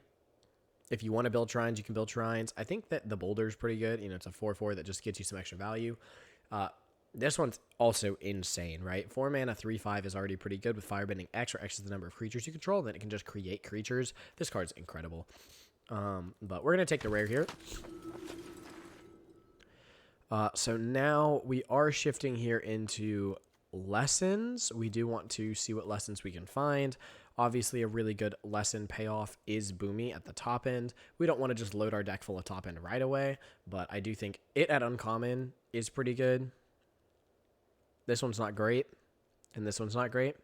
I don't think Mai is crazy either, especially if we're casting Lessons. We don't want it. Well, we're not in black anyways, so we wouldn't be in both of those. But I do think I will actually just take Boomy as a payoff here. I mean, we have 2 6-mana cards already, but excuse me, it is what it is.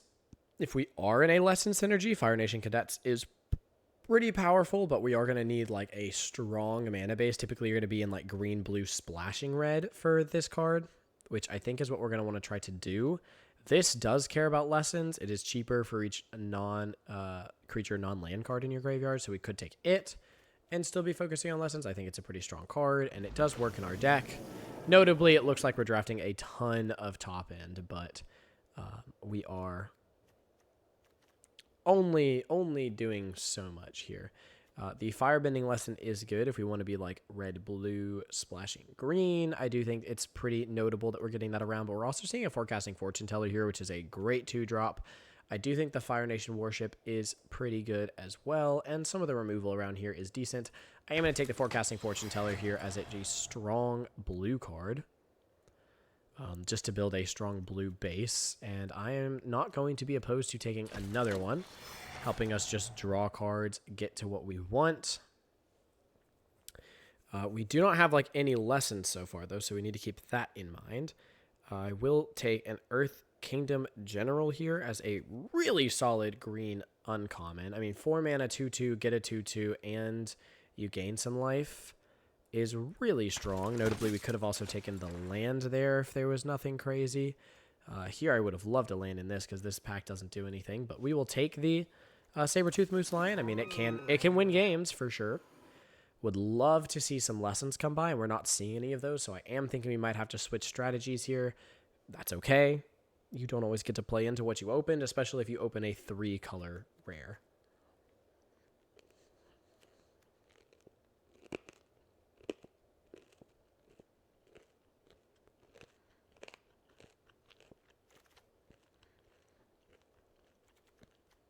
Again, don't have the lessons for it, but right now we could be playing it, so we'll take the Platypus Bear.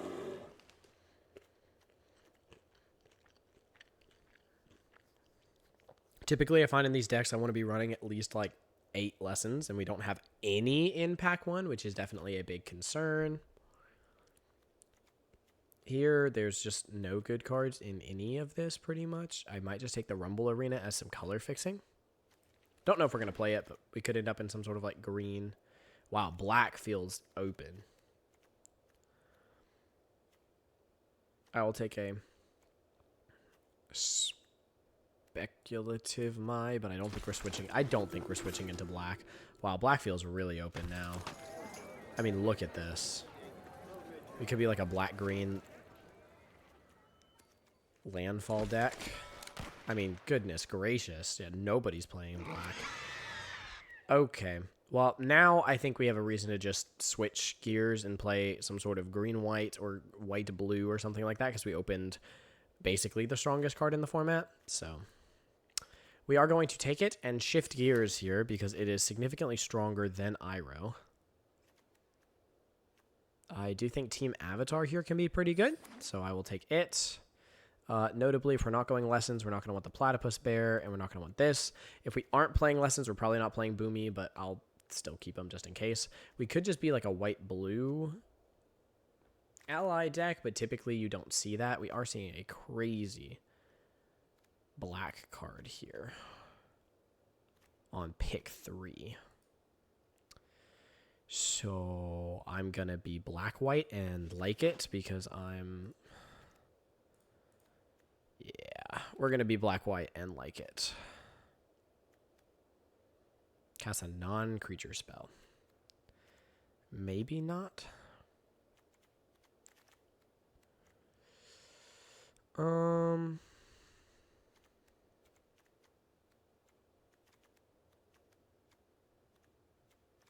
mean, black-white is a very weak color scheme. I'm not going to lie. You kind of want Deadly Precision in it, though. Well, we could run, like, the Beetle-Headed Merchants. We can definitely run the... Oh, wait, no, we're not. We're not black-green. I did say we could be, like, a... Well, but then we can't splash the best card in the format, so... Yeah, I mean, I don't love these cards. We're not really doing enough sacrificing right now, so I kind of want to put these ones back, honestly. I mean, we might just see what we open here and be a two-pack draft here because we opened United Front, and I want to play United Front.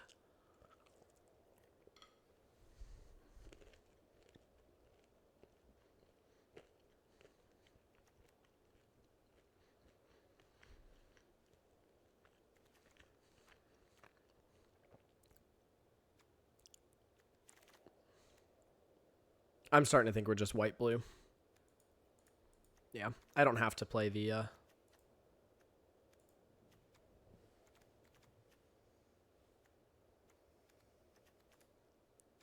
Yep.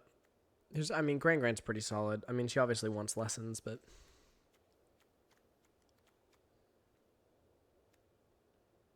So does First Time Flyer, now that I'm thinking about it.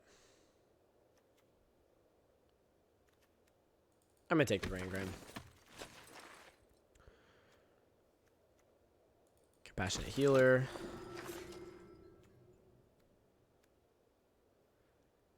Kyoshi Warriors. Team Avatar is pretty good in this deck too, just because any one thing can attack when you go wide, and then of course you can discard it too to be a removal spell. Alright, well, we saw a bunch of lanes and then finally fell into white-blue. Pretty late, so we might have to play like a Platypus Bear that we don't want to play.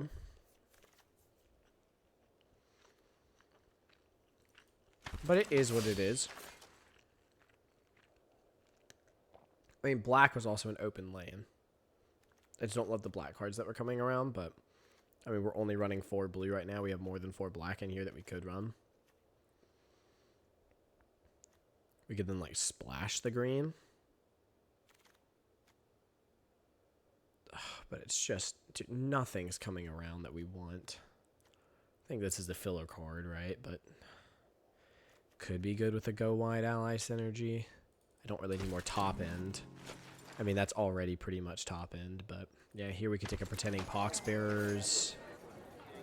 This is blue, so we could take it. Do we want... I just don't think Earthbending... I don't think Waterbender Ascension really gets it done, right? We could take it on the... I don't think it's gonna be played, though.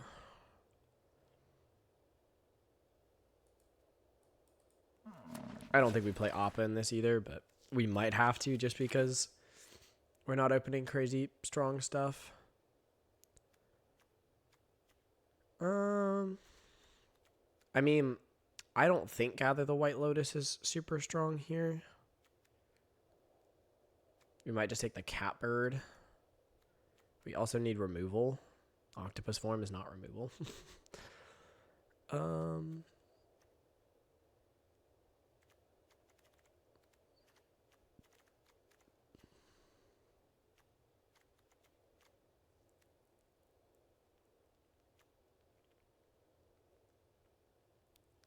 We're still not playing a lot of blue now I'm thinking about it. We could just be a white-black deck, and we could splash blue.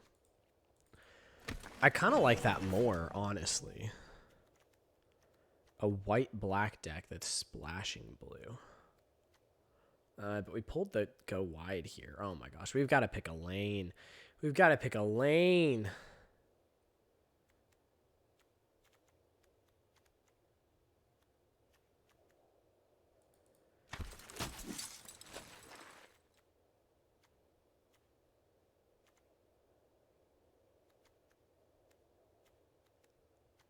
I don't have a lot of...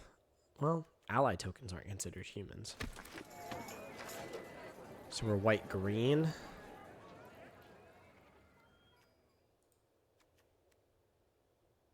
And we splash the blue? I have no idea. This makes the splashing a little more likely. Guys, I don't think this deck is coming together now I'm thinking about it. Like...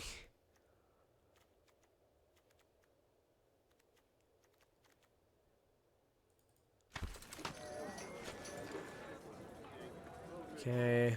All right, I'm liking the white-green. I'm liking the white-green here now, and we could be splashed black, actually.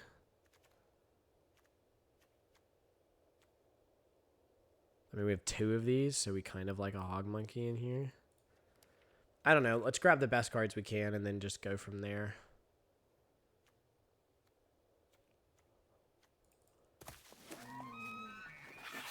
I think I already picked up one of those, didn't I? Yeah. I don't know if we want 2 of those. We're going to throw something together here, and it's not going to be great, but we're going to call it a day.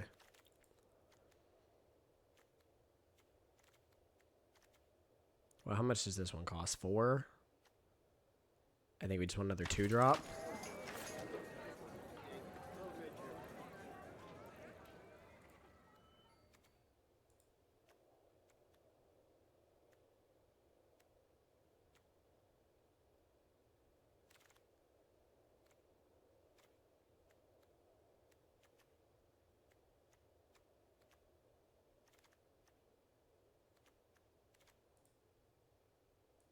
I think this might be a deck where we actually run Zuko's Exile just because we need removal. Yeah, none of this is getting played. All right, we'll make something work out of this. We'll make a deck work. I chased a rare, I'm not going to lie, but we're going to make a deck work.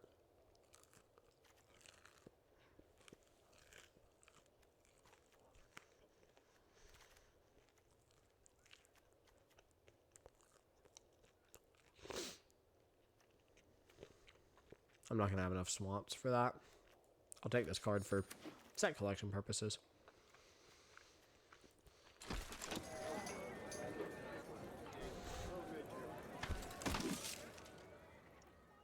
So we're green, black, and white.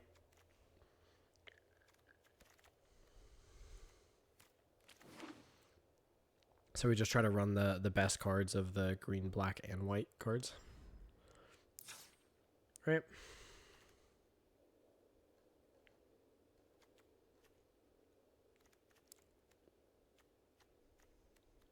This needs 3 more.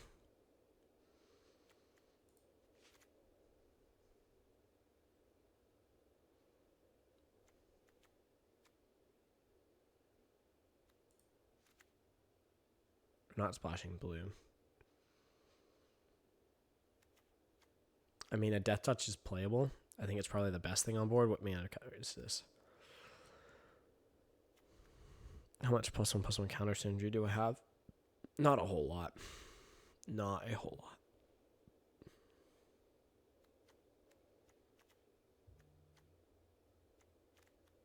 I mean, do I even have enough allies for this? I guess I have 10. That's fine.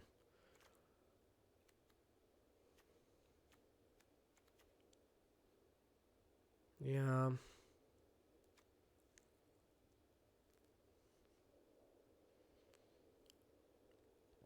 Do I like another build of this better, though?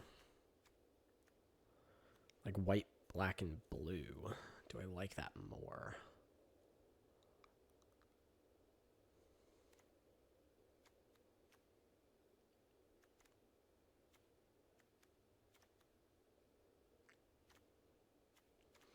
Like, what all is going to get buffed by this? That's a human. That's a human. These are humans. Messenger Hawk gets buffed. That doesn't. Those are humans. Is the ally token humans? No. Okay. Obviously the vehicle won't. This one obviously doesn't. Doesn't. So almost everything doesn't get buffed by the Diligent Zookeeper.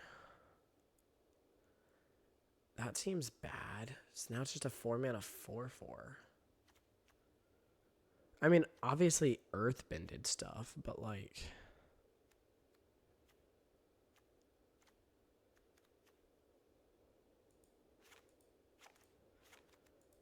If I were to scrap all the green... I've got to fill 10 cards.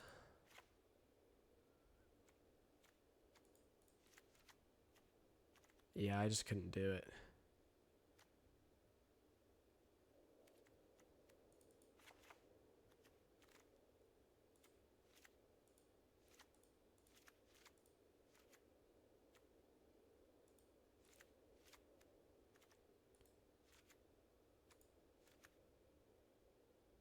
What am I missing?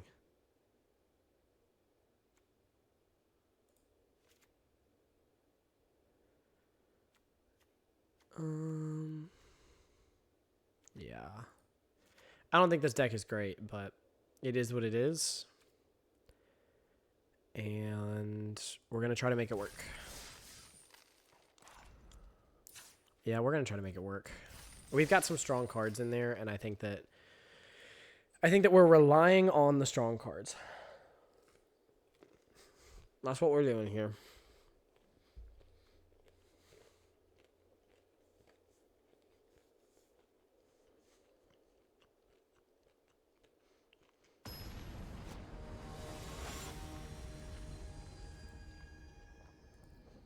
But I don't imagine this is really going the distance, but, you know, we'll take what we can get. We'll do our best, and we'll see what we can do.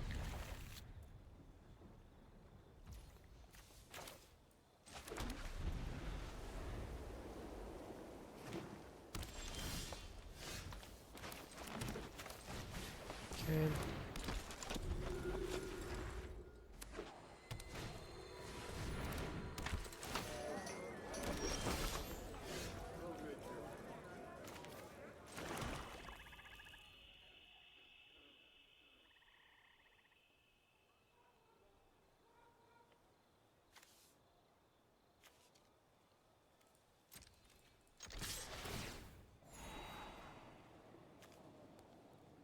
I need a second green source to play the Sabertooth Lion.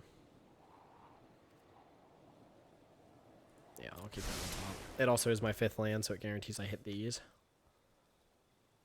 I don't think he's going to block here, but he might be willing to. I was going to say, I think he's going to focus on trading, right? So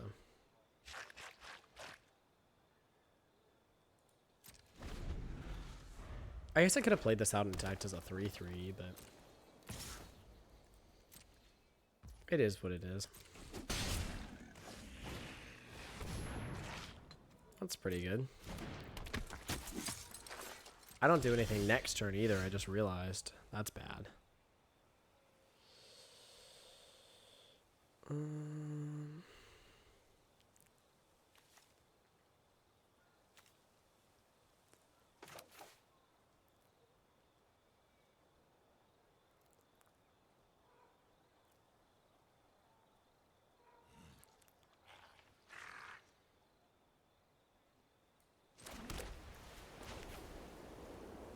I don't know if I really want to get rid of my removal, but I don't really go wide right now, so I guess I'm going to. So now I offer up the trade here. I'm going to take a lot of damage next turn, but I kind of just want to keep scrying. Yeah, that's good. I am gaining a life.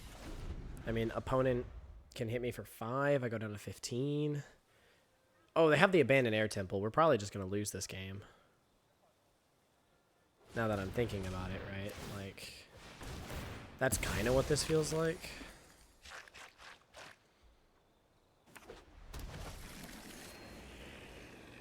That was an interesting choice. Ow. Okay. Now I want to play out a 5/4. Still gain a life, right? Attacks as a 4/4 now. Yeah, I like that. I mean, that actually gives me something better to sack next turn, although I probably still play this out and start sacking my lands just because losing the lands doesn't do anything for me. Right, this is just any creature. No creature actually may sack another creature, yeah. So if I play this out, I can sack the 1/1s that this makes, which feels pretty good. That's a good card, I won't lie. Opponent is in a good spot here.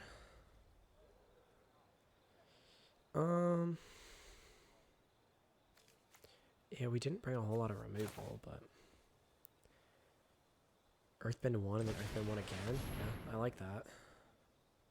It also makes this really big when it attacks. Does it matter?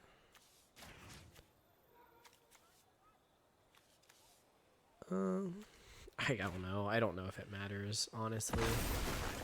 I guess it matters in case there's one I wanted to use next turn, but... Ooh, that was a good use. That was a good use. I won't lie. I'm still going to attack like this. And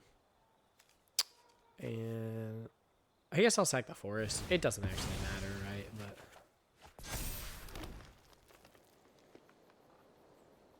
I don't know if I played a land this turn. I did not.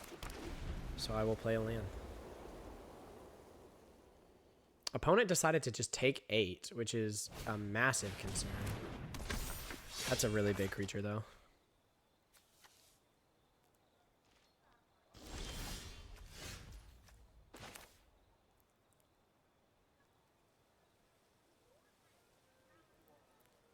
So he has to sacrifice it to get the value.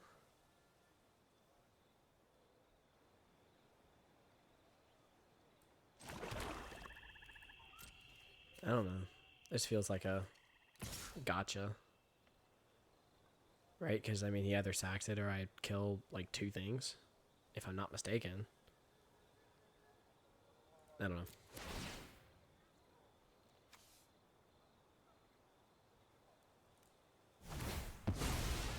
I could have tapped that for mana first, but I don't think it really matters.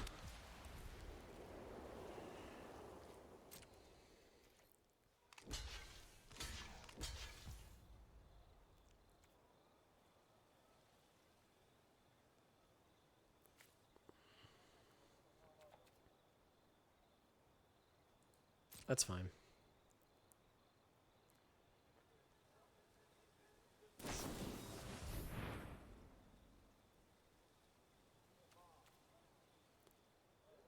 Flying, First Strike, Lifelink, and Hexproof. Okay.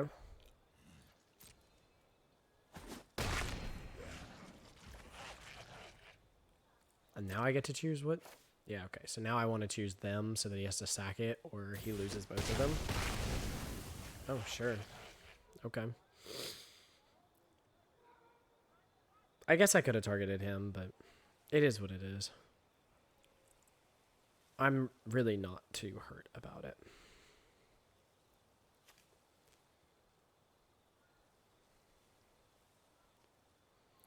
Six mana, so I could play both of these.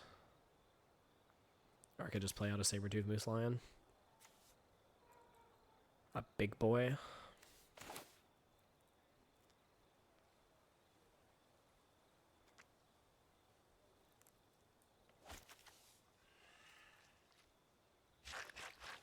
Next turn I have 7. Yeah, I think I just play out a big boy here.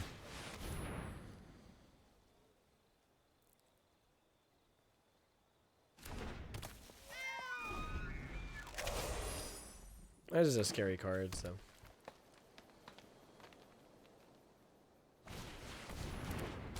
It doesn't win in the game.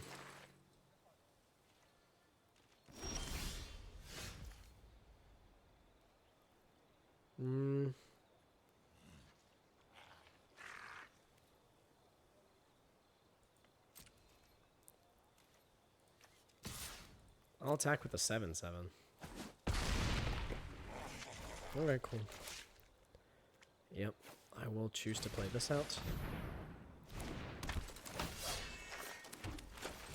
Going a little bit wide here. On purpose.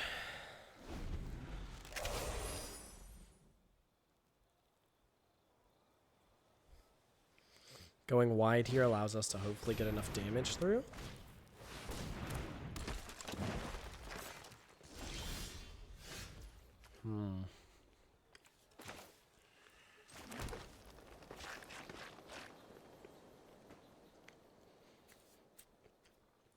I'm going to sack this now.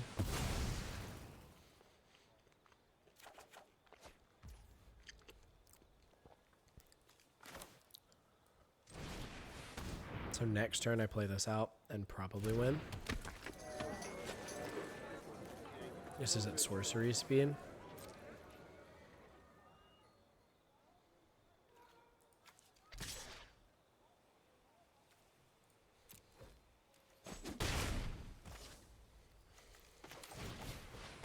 It doesn't matter, I have the 2 white, so I'm just going to get a land to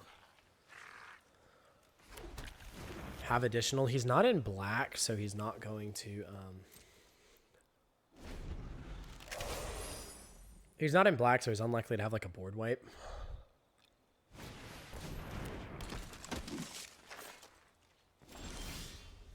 Oh.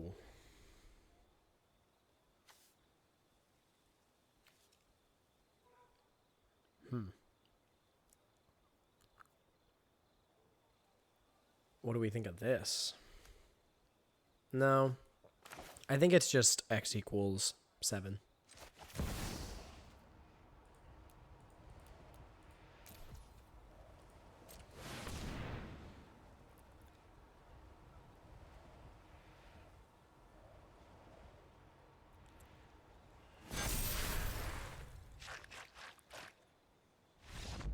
There it is.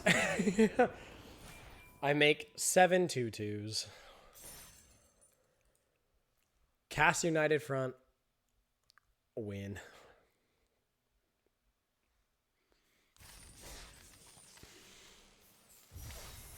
I kind of want to read that card though. The green-black one that attacks and drains. Where is he? Whenever this creature attacks, you lose life. They lose life and you gain life extra the number of creatures you control with +1/+1 counters on them. So that had to have been like 14 or something at that point. So this obviously goes crazy with this. But the Diligent Zookeepers notably would have done absolutely nothing. I mean, I guess it buffs up, like I said, it buffs up my Saber-Tooth Moose Lion, but they really are not great includes in the deck.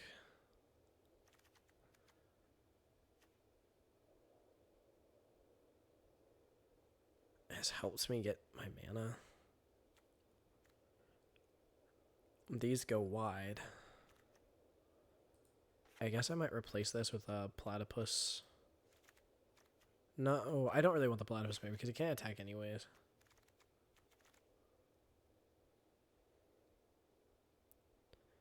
Yeah, I drafted mostly humans, so it's not like I'm gonna... it's not like I'm gonna have a ton of good payoffs for that anyways. Okay, what did I end up cutting? And where did it go? Oh, it's over here. Because it was a white card. Alright, well, the deck functions, so we'll see if we can get it to function again.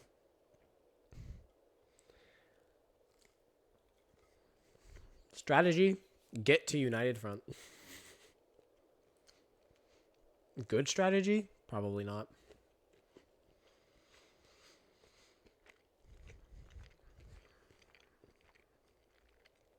But it does win games.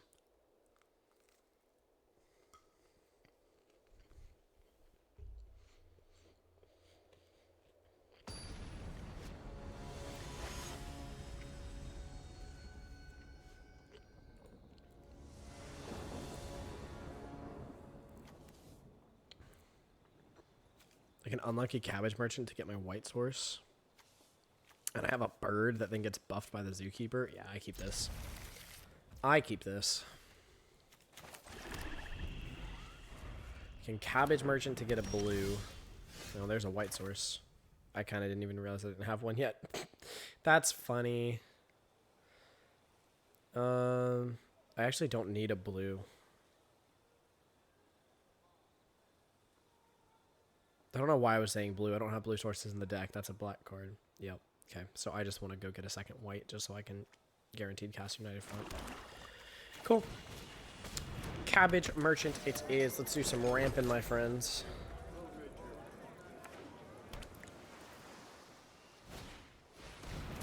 That's a good card.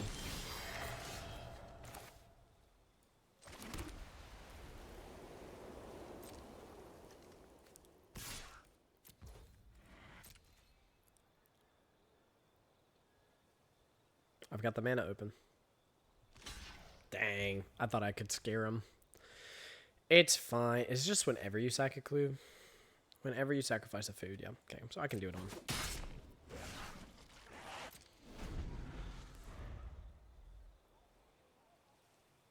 I guess I could have held it back as a blocker.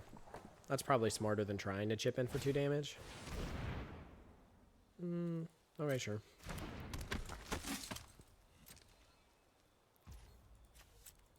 Sure. He didn't attack anyways. Yes.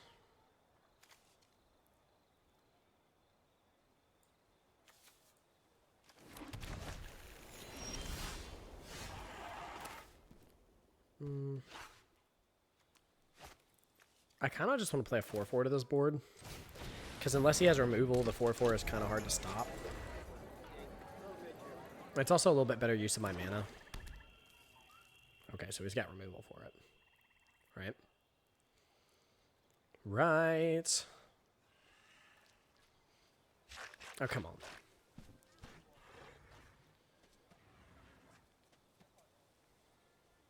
I mean, he can attack with this anyways.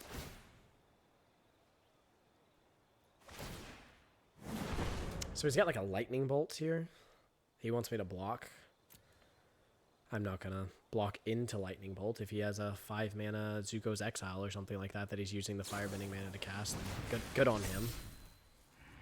Oh, did he have like prowess into firebending lesson or something?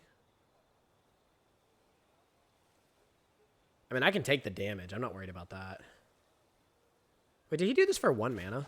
Oh, he used the firebending mana. I was like, where did his mana come from? Dude, firebending is kind of stupid. I'm not even going to lie. Okay, so then second main phase, he's got a 3 mana play. 3 mana play off of the opponent. No. Don't then 3 mana remove my... Lame. Well, actually, that still sticks around and buffs, right? So, like...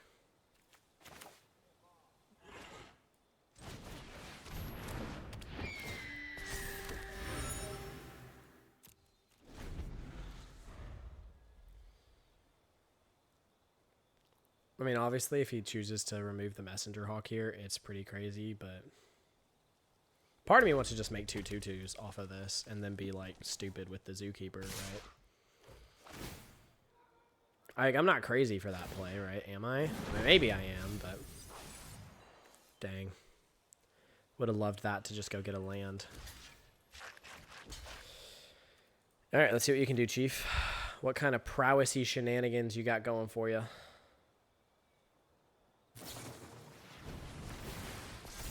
Does that give it first strike, or does that just buff it? This buffs it? Cool. Hey, I mean, and the clues are keeping him in... Oh my god, that's disgusting. Okay. I feel like I kind of just need to find land. Like, this is bad, but I just need to find land. That's disgusting. Not what I meant to do. Okay, so we're going to lose this game, but it's because we're, like, turn 20, no land here. That's insane. Wow! Am I actually 14? I'm 14 cards deep and I've only found 4 lands? That actually hurts. That's actually sad. Alright, so he's firebending like nobody's business here. But if I find 5, I'm actually in a pretty good position. Do I just get rid of the Azula? Or do I play out 3 2/2s onto the board? Buff everything else up. Because the ally tokens aren't humans. So their 2/2s get buffed by +1/+1. I mean, they are just allies, so they're only going to be buffed by +1/+1, but it is what it is. I risk it for the biscuit here. If he has the prowess, he has the prowess. Like, I mean, I guess he could draw into it. So that's a bit of a feel bad, but it is what it is.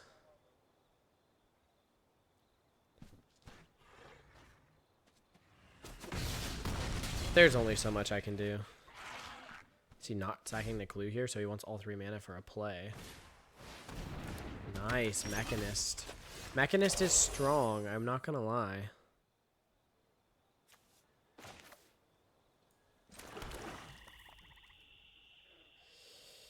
Okay, so I finally have the 5 mana. The question is, what do I do with it? Does this board want a 3/3 and a 1/1?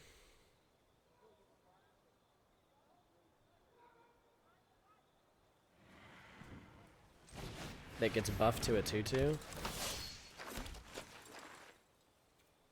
No attacks.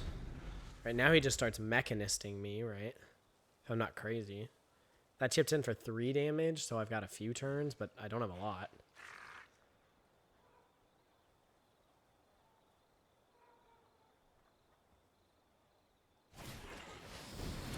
That's annoying too.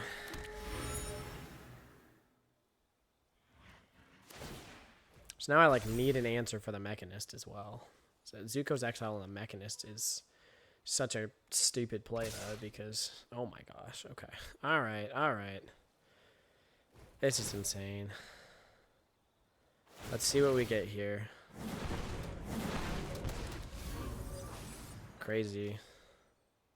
So I think we just have to make blocks as if we were trying to prevent as much damage as possible and trying to stop future turns here. And if he has the combat trick, he just has the combat trick. So in this case, I think I'm making these blocks here. I take 5. I'm in a horrible position, but it is what it is. Yeah, again, if opponent has something, then opponent has something. He's got an incredible firebending deck. We weren't able to hit our land drops. Like, next turn I have to remove the Mechanist. And he still hits for 3 in the air.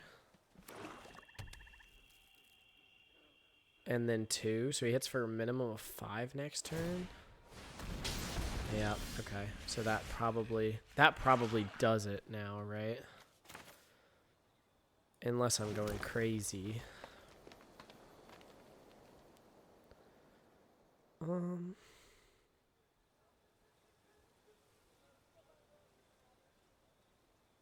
I guess I can do this at instant speed.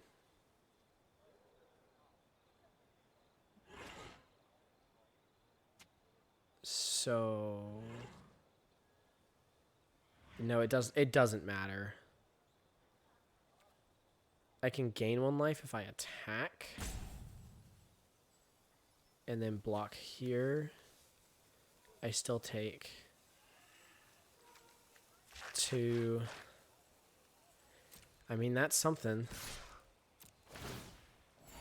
It is a life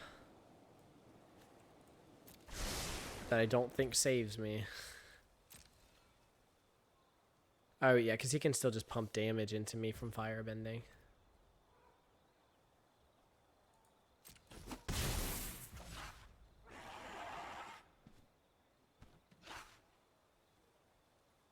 Shoot. Yeah, I don't think we can win this, but I'm going to hold up Zuko's Exile and hope that somehow I can do it.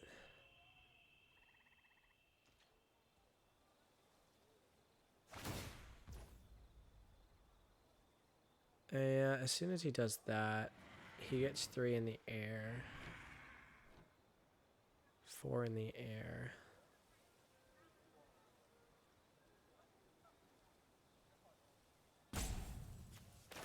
So I guess I have to Zuko's Exile this. And he's got to decide how much damage he wants to push through now. I think this is the right play. Technically. Yeah. Eve has another trigger, so he's able to do 4 damage in the air now. GG's, opponent. You played a good game, but I think our deck does do things, right? Like the Diligent Zookeepers buff the ally tokens and stuff like that, so it's hard to be too upset.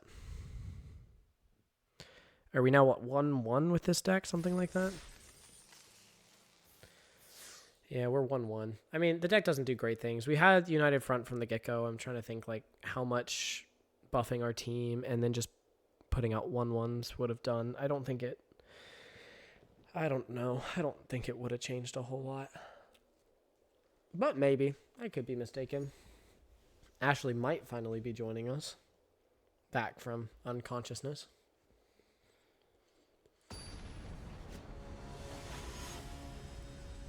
But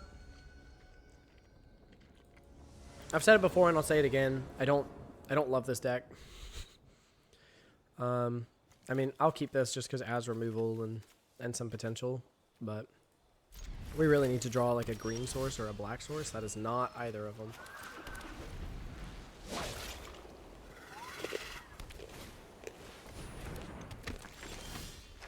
Well, we did draw a good answer for this.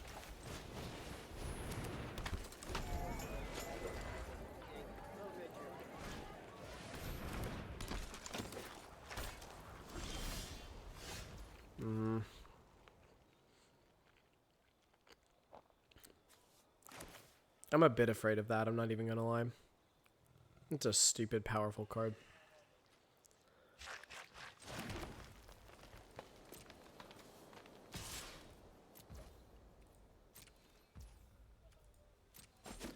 I don't know if being aggressive there was the right play, but it is what it is.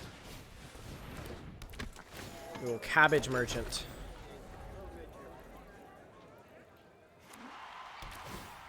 Oh, he's going to earthbend onto the Rumble Arena, huh? So let's see, is this an ally? Yeah, opponent's probably green-white allies. If he is green-white allies, he pulled one of the best cards for the green-white ally deck, so maybe I should have just killed that on site. Oh god, earthbending lesson onto Rumble Arena. My oh my. Oh, that's fine. So now we'll get in with a little bit more damage next turn. Not great, but it is what it is here, people.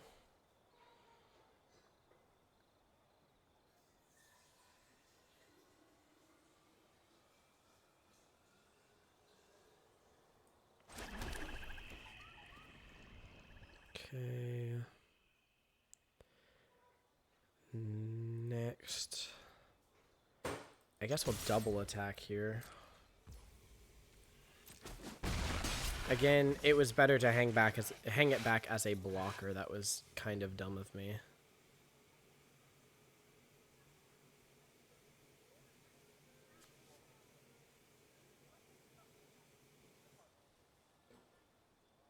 In turn. Alright, so we can buff up the Rumble Arena now.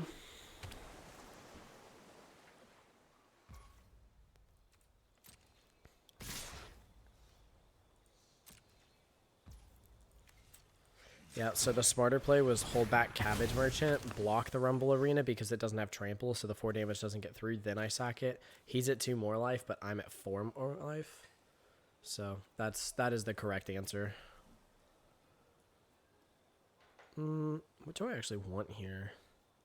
I guess if I pull the drill, I want double black. It's the only thing I don't have 2 sources of.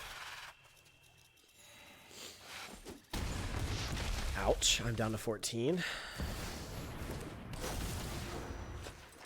Well, this just lets him draw a card every single time he earthbends, right? So I think we probably just lose to Avatar Aang. If I'm not mistaken, but maybe if we...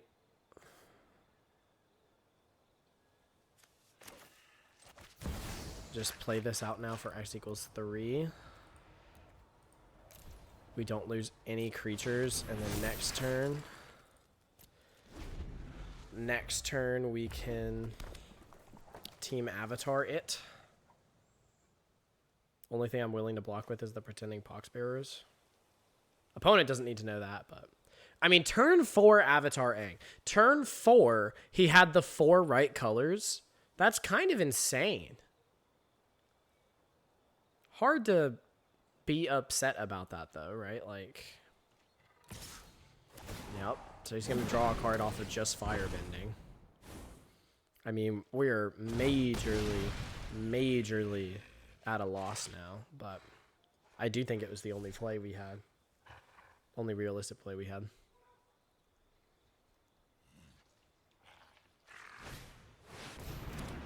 Dude, what the fuck am I watching? Like, what type of deck is this?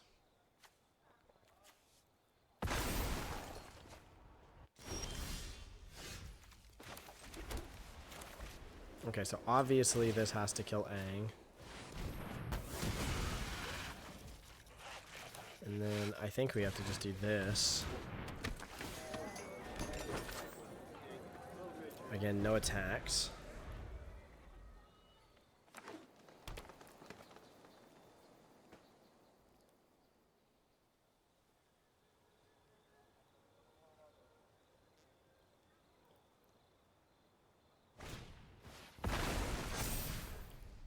Yep. I mean, I don't even know if I have the removal for it. I have, what, destroy target creature with power 10 or greater? That's the only thing that feasibly wins us the game here. Or I could have blocked with this, and then I would... Yeah, that's enough to quit. That's enough to quit. Holy moly, dude. So his turn was... his 3 turns in a row.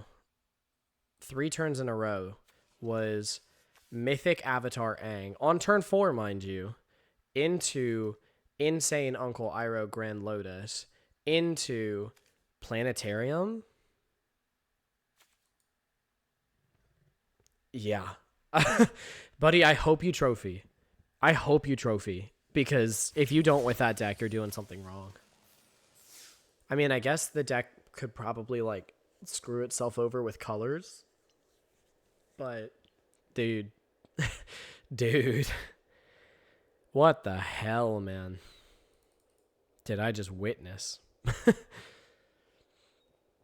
And that might be the most overpowered deck we've seen thus far.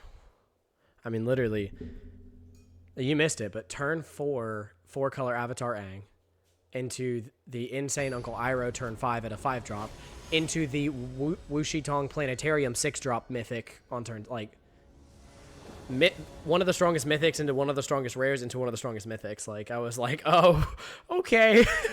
I guess we're not winning that match. And that's okay. All right, so this is a bad start. We are already flooding, but, you know, we have a 2-drop. There's a lot of 3-drops that we can draw. Opponent's not doing anything turn 2. We are extra flooding. I don't think they're going to bother to quench a pretending Poxbearers, though. But they might. Okay, they'll quench it. So now we literally do nothing until turn 5, depending on what we draw, which is very unfortunate. But, you know, opponent is missing a land drop here, so there is a potential that they are just holding up another quench. I mean, double quench here from the opponent would be a pretty crazy play. I'm not even going to lie. Double quench. What a hand they kept. They kept a hand that said, my opponent just doesn't do anything. Did they find their 3rd land? It does not look like it. I don't see why they would be bothering to not play lands here. So I will just say pass to my opponent, who is not able to hold anything up. He might just have more quenches. I mean, it could just be a handful of quench, right? A handful of quench. I'm gonna play out. I'm gonna go for it, people. I don't have any other creatures. All right, 5/4 it is. 2 blue doesn't answer the 5/4. That does. Yep. Heartless Act answers it.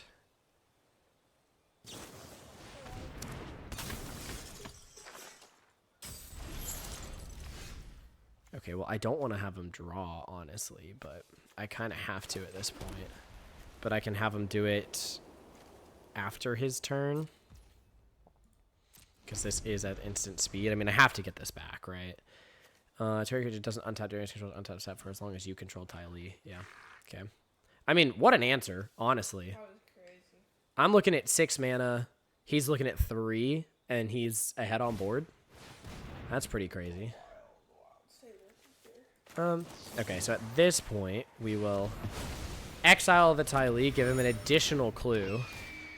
So he's got 2 clues here. This is huge for us, though. So we'll play out the forest, play out the Ty Lee agents, which does let me, notably, this creates 2 Earthbender creatures, which I can then sacrifice to the Beetleheaded Merchants, and I get them back as lands. Which is, of course, also drawing me cards and all sorts of good stuff like that. So I will swamp here, because then we have the 2 swamps in case we pull the battle drill or whatever it's called. Notably, we also get to Ty Lee agents attack next turn if he doesn't have something big enough to block it. And depending on what he plays, we might be able to just kill it with Team Avatar, or we can play out Team Avatar and have a stupid big Beetleheaded Merchants. We also could just play out the Wandering Merchants. A lot of options next turn. 1, 2, 3, 4, 5, 6, 7, 8 technically mana, so we can easily do both. Opponents, I mean, there's no reason that I will be flabbergasted if we manage to lose this game, and we still might, but I will be pretty flabbergasted if we do, because opponent missed so many land drops. Like, we should win this game. Now, we had a horrible flooding out to start with, but this would be the perfect time to draw into our United Front and just play out, like, 6 2/2s. Okay, he's tapping us down, putting the stun counters, all 3 of them on the Beetleheaded Merchants, which is interesting. He can still sack the clue here as well. I mean, he did this for just 2 mana. That is so crazy. This is stronger than I thought it was. Is he going to attack with the Messenger Hawk? He is. So we will get a free attacking with the Dilete agents here. The question is, do we remove the Messenger Hawk or do we save this for something else? I'm not 100% sure. Part of me thinks 1, 2, 3, 4, 5, 6, 7, 8, 9. I do not have 9 mana, unfortunately. So I think I'm tempted here to play out the Wandering Musicians, play out the team avatar, and just attack with a massive Dilete agents. Yeah, go for it. I'm a little skeptical of not holding this back, but it is what it is. I'll play it out here. I mean, because then we attack with Dilete agents, it gets +4/+4. And it drains 2, so now opponent's at 5, which is pretty scary for opponent. If he doesn't remove the enchantment, anything that attacks here is now dangerous. So he basically has to play out some sort of removal or gas every turn. We can Cabbage Merchant. I don't think we'll actually get a land off of Cabbage Merchant. I think we'll just play this as a 2/2 that gets us a food. Because we already have, like, we're literally sitting on 8 lands if you count the plains, so. How did first one end? 4-3. I'm really glad of you. Yeah, pretty solid. Especially, I mean, This only your second? yeah. Okay. Yeah, I yeah. think I slept long enough to go through 2. It's only 2 hours and 22 minutes. I mean, Okay, the first one was about an hour and a half, which isn't that bad. No. Another crashing wave is pretty crazy. That is insane. Okay, so now he's going to put a stun on, at least one stun on everything, right? Like, honestly, crashing wave is exactly what he needed here to stabilize. It really is. I don't think I read this part very well. Oh, he didn't put it on the plains here. So notably, I can still attack with the plains as a 5/5. I don't see my creatures for like 7 years, though. I don't think I gave Crashing Wave a very high score when I did my review, so. I mean, we're seeing it be effective here. This is also really good because that is a good blocker for him. I will play out both of these just to have the board, go wide. Now this attacks as a 7/7. He has to jump block with the merchant here. Now, obviously, the merchant can be gotten back from the graveyard, so opponent is still in it. Huh? 3 of his 5 mana now. We could see another crashing wave. I would not put it past opponent at this point. Taps everything down. But we are in a position here where, ooh, Hama is interesting. He's going to go get a Zuko's Exile here, it looks like. Is, I think, the only card he can grab from here. He would have to Waterbend 5, though, which he cannot. I think, is this an ally? No, it is not. This one is. I do think we're probably better off playing this and just attacking rather than attacking with just one creature. I think this is the better play. You're going to get more through. Yep. Next. There's a lot of damage getting through here anyways. In fact, actually, minimum damage through is 5 unless he has a way to gain life, which he has no mana. So that was the right play, people. But again, opponent did not draw their 3rd land until like turn 5.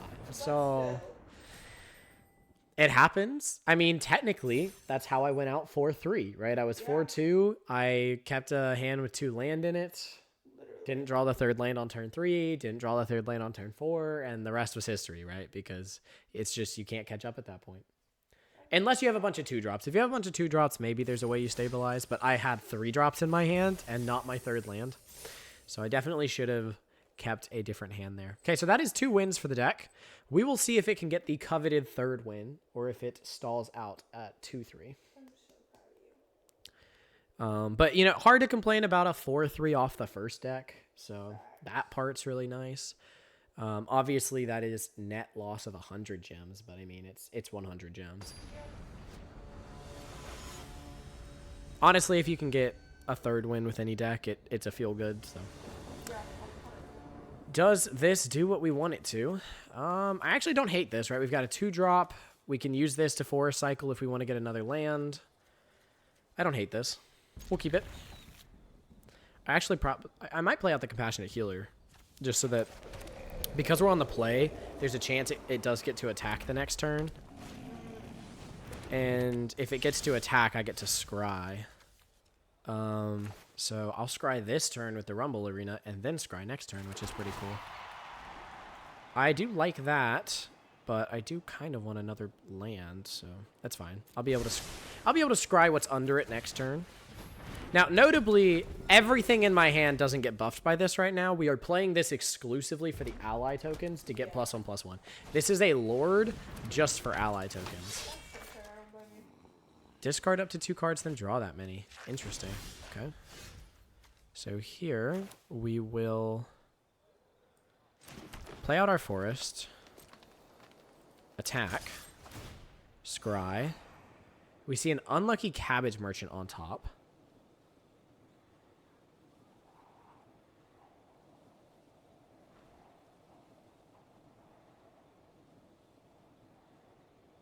Do I want an unlucky Cabbage Merchant? I think I do, because I can Sabertooth Moose Lion to get a land next turn, play the land, play the unlucky Cabbage Merchant, and then still have the mana to sacrifice the food to ramp up to 5. Yeah, probably. I feel like that's probably pretty good. Yeah, I like that enough on top. Next, what else do you do? Whenever you cast an artifact or lesson spell, put a +1/+1 counter on Sokka. We could also just kill Sokka this turn. Fair. Is this a rare? What do we think of that? Just kill Sokka? Probably, yeah. Or play out the Pretending Poxbearers? I kind of like that too. But we kept up the Cabbage Merchants because of the Moose Lion thing, so I think I'm just going to hold up the Moose Lion thing. It is literally specifically why we kept it up, so. Opponent is currently looking to be mono red, which is pretty crazy. Don't see that a whole lot.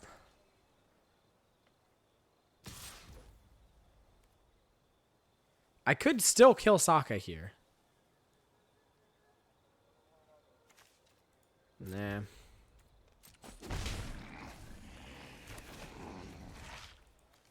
I will forest cycle. Shoop. Oh my goodness. I'm so stupid, but it kind of worked out. So when I forest cycled, it shuffles the deck. So I'm not going to get the Cabbage Merchant. I should have known that. I've made that mistake multiple times before, but it is what it is. It is what it is. Alright, let's attack here. Am I sacrificing enough for this? I don't think so. It's not an ally. I don't really want it. Next. He is going to block with Ty Lee here. I think I will just play out a 4/4 then. Because what are you going to do about a 4/4, right? I mean, right now anyways. Is this an ally? Yeah, it is. Cool. So if I draw a land, I can actually play both of these or both of these next turn. He found something to do with a 4/4. Well, dang. I'll give him that much. That was pretty good.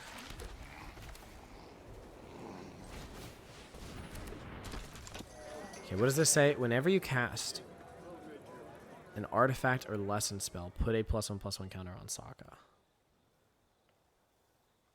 Okay. I'm going to hold up the team avatar here as a way to remove this if he casts a lesson or artifact spell. Hey, that's not a lesson or an artifact spell, but that is a problem.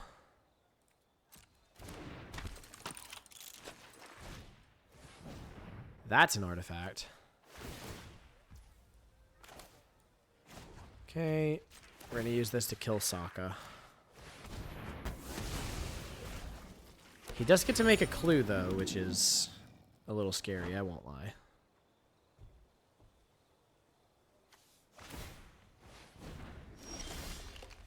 I don't even know what this boomerang does. Pay 1, tap target creature, return trusty boomerang to its owner's hand. Huh. Sure.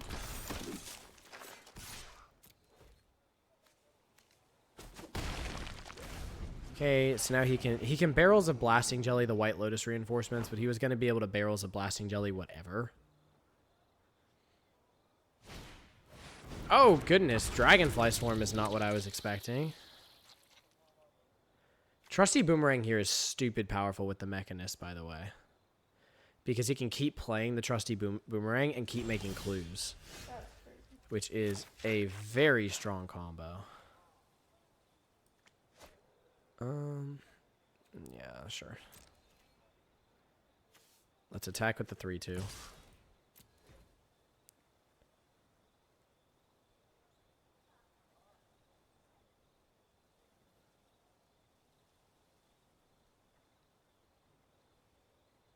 I need to draw into something strong here.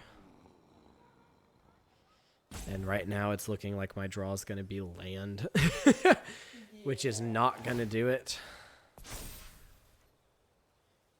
That's pretty crazy. I'm not even going to lie. Because he can still just cast the boomerang to get more. Which is pretty wild, I won't lie. Alright, so now Barrels of Blasting Jelly to kill the White Lotus reinforcements is a really good play from opponent. Was he looking for blue this whole time? Well, no, I mean, he had the Barrels of Blasting Jelly to fix his mana. So he can also do that at instant speed to try to catch me off guard and, like, debuff my... Okay, well, now he's not going to do it at instant speed. Huh? What's wrong? Oh, I don't know why. Oh, I guess it was deck specific. I didn't set it as... I changed it on the deck. I didn't change it on the... Sorry, my brain all of a sudden went Appa's not here. Where's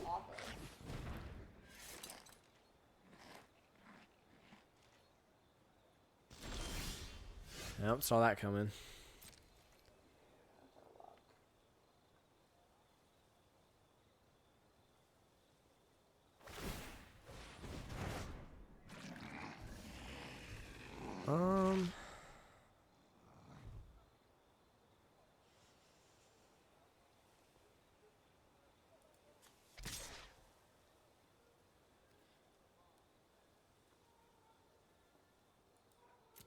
I mean, he's going to get, like, infinite clues here, which is annoying, but it is what it is.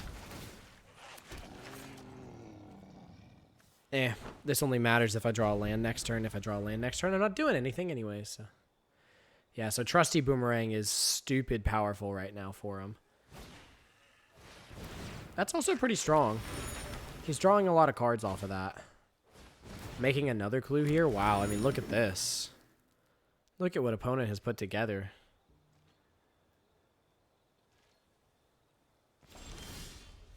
Okay, so at this point, I will play a land just because there's no point in holding 2 in my hand.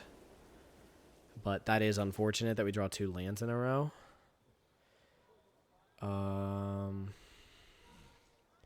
So he can trade a clue out with...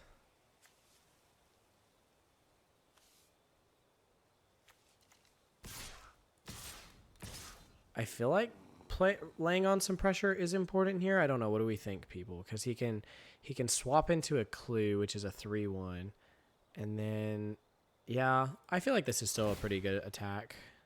Maybe I'm wrong, but it is what it is. I mean, he's gonna turn a clue into a 3/1, right? But then so he trades that with one of my tokens. Oh, and then he's trading the Dragonfly Swarm here. I'm actually okay with that. No lessons in the graveyard, so now he's just playing 3/1 flyers. But if he uses 3/1 flyers as a defense, he's not okay. So he can't trust. Well, he can Trusty Boomerang back to his hand, but in order to do so, he has to tap his creature. He can Barrels of Blasting Jelly to kill the White Lotus reinforcements, which might be something he's waiting on doing here. This is unfortunate. That's 3 in a row now. 3 in a row. We've now hit, this is 7, 8, 9 of my lands in 23 is a little unfortunate, but This does mean we have all of our colors now. So there's something to it. He's going to Trusty Boomerang back to his hand to tap down the... No, he's going to Barrels of Blasting Jelly here to kill the White Lotus reinforcements. And then tap down my Wandering Musicians to really delay the game here. An opponent does have a way to draw a card every single turn, which is extremely powerful. And he plays out a first-time flyer. Goodness gracious. He's got clues for days.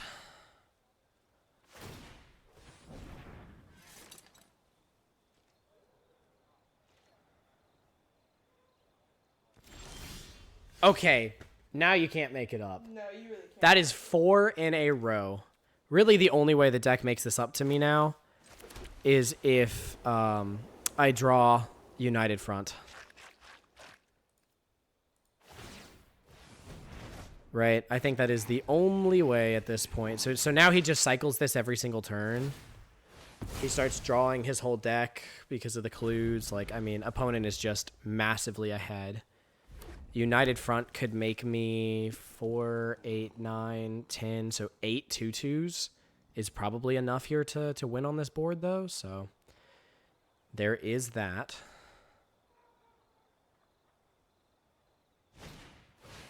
All right, he's boomy bashing here. So I am officially just getting attacked now. 20 life is still 20 life.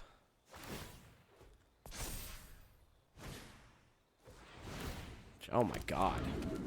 The Trusty Boomerang is insane. If you have, whenever you cast an artifact synergies. Which makes sense, it goes well with Sako, right? So.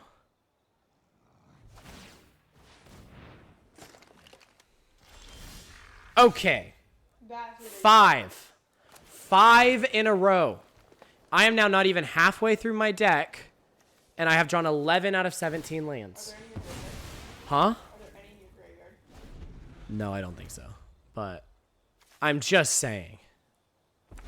11. 5, 6, 7, 8, 9, 10, 11. 11 out of...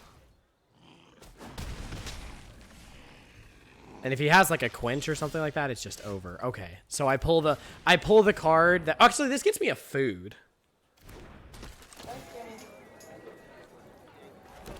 This does get me a food.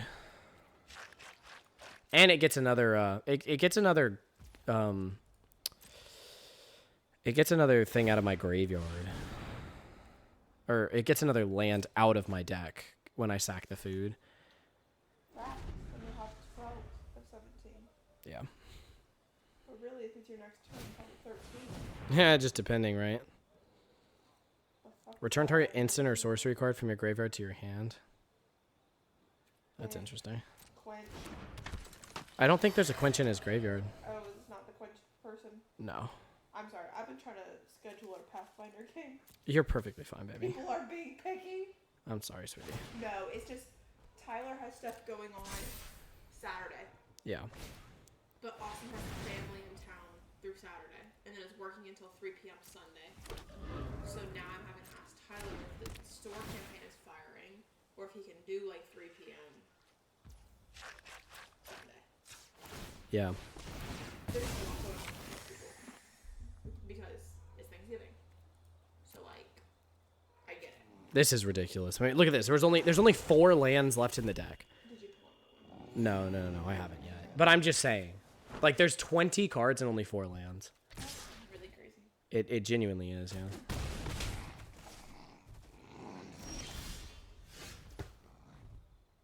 Does this shuffle into my... I mean, it gains me another 3 life. Technically, but like he can waterbend this into a creature, so like I'm getting kind of mad. I'm proud of you. This is kind of bullshit. This is a lot of bullshit.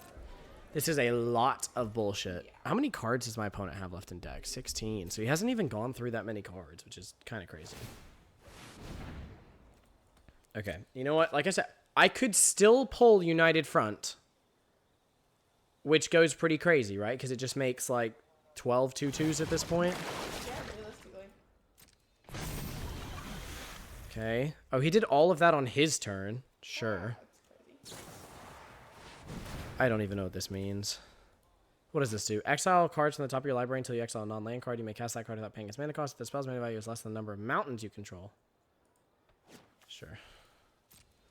Bro has like 17 clues at this point.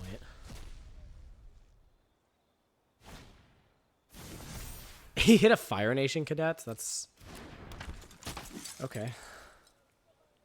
This is a pump. Yeah. Creature gets +1/+0. Okay.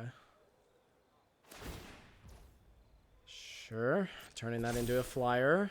There's a lesson now, so I'm taking 5 a turn.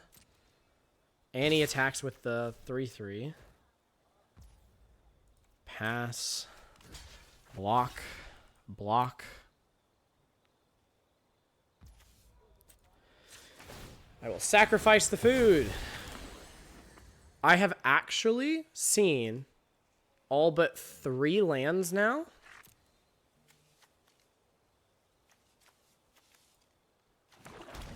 All but 3 lands, and there are 19 cards left in this deck. You can't make that up. That is not going to do it, my good friends. Well, I mean, I guess it attacks and gains life and then loses some. For what it's worth.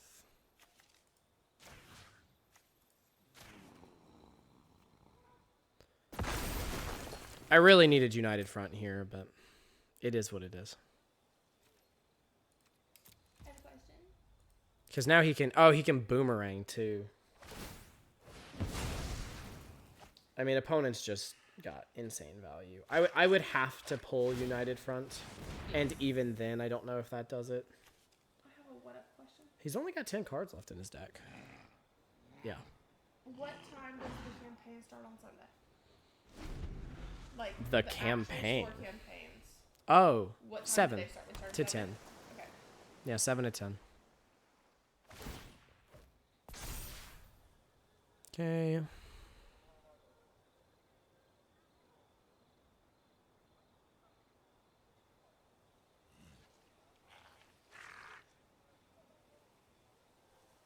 Dude, you have 7 billion options. I mean, I drew nothing for like, what was it, 5 turns? Yeah, 5 turns, then drew a Cabbage Merchant, then drew a Cabbage Merchant. So effectively drew lands 7 turns in a row. Yeah. 7. I mean, I have like the 7/7 reach mooses in here. You know what I mean? Like, Would love to see what that board. would love to. Would love to see you guys back. Bullshit. He can then equip this and tap other creatures down. He should have done that. Well, no, it taps his creatures when he does it. That's fair. Okay, so I have to block both of these. But it buys me an opportunity to... It buys me 1 opportunity to pull United Front, and I think I still lose even if I do. But I'm proud of you for sticking through it. Like, Well, actually, if I United Front and attack with the Dai agents... Oh, and I get a Scry! A Plains! What? What? Okay, here's the thing. deep breath. Deep If I pull the United Front and I attack with the Dai agents, I'll actually gain a ton of life. Because this gains me a life for each creature I control with a +1/+1 counter on it. That is not United Front game. GG. GG, opponent. Wow.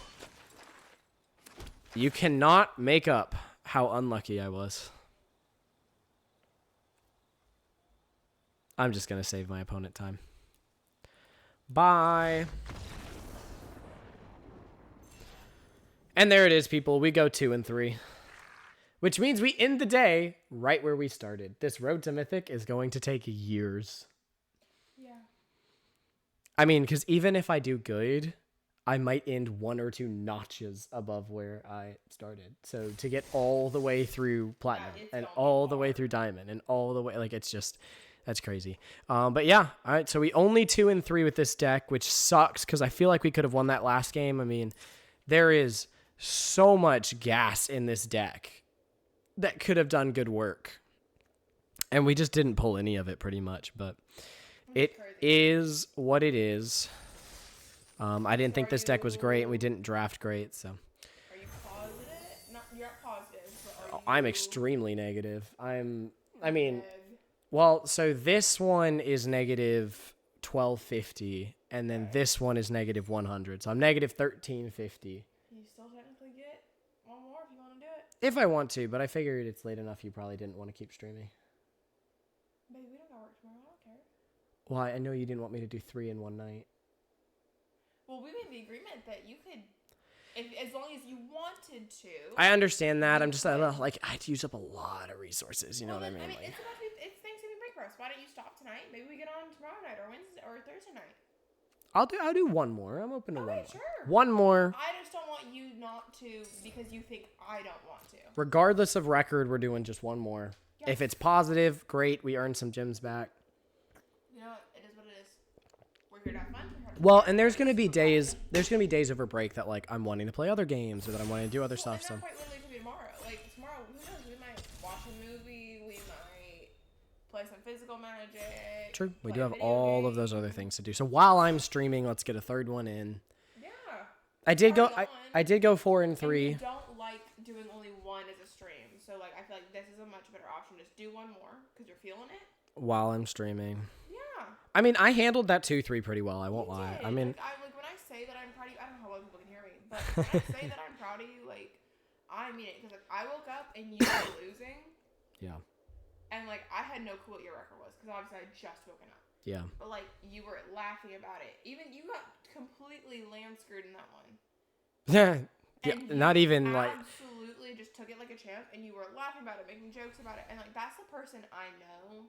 That's the person I love. Guys, we're gonna fail here. We didn't get an 8th person. Crazy. One of our players did not ready up But in time. anyways, if Austin ever responds to me, we're gonna play at 3 p.m. on Saturday, okay? 3 p.m. Sunday. I was about to say, darling, that ain't gonna work, but 3 p.m. on Sunday, cool. Because Ready. Tyler said he could. I literally said I know that the story campaign goes. Oh my on. gosh. Well, I know we're playing. Another chance at it. I don't think you pass it up. Although the Fire Nation drill is also insane. The good news is I'm passing a really good black rare to my left. So if I avoid black as a color, They'll take block. they'll probably be taking black. Like they're gonna want this Azula. It's not gonna wheel, but you know, like maybe they'll wheel the Sold Out, you know, and we could wheel like Path to Redemption or Sandbender's Storm. So I will take the Wan Tong as an incredible card into a Knowledge Seeker, which is exactly what you want. Although to be fair, the draw 2 synergy is blue-black, so we got to be a little careful about that. But Knowledge Seeker is an incredible card. Just gets buffed every time you draw your second card each turn. So more often than not, this is a 2-mana 3/2 with Vigilance that then dies and makes a clue. Yeah. I mean, it's just a great 2-drop, honestly. Which, to be fair, right, where are these foxes from? Well, what's praying to... I mean, look at that. It's like... It's thematic, right? Yup.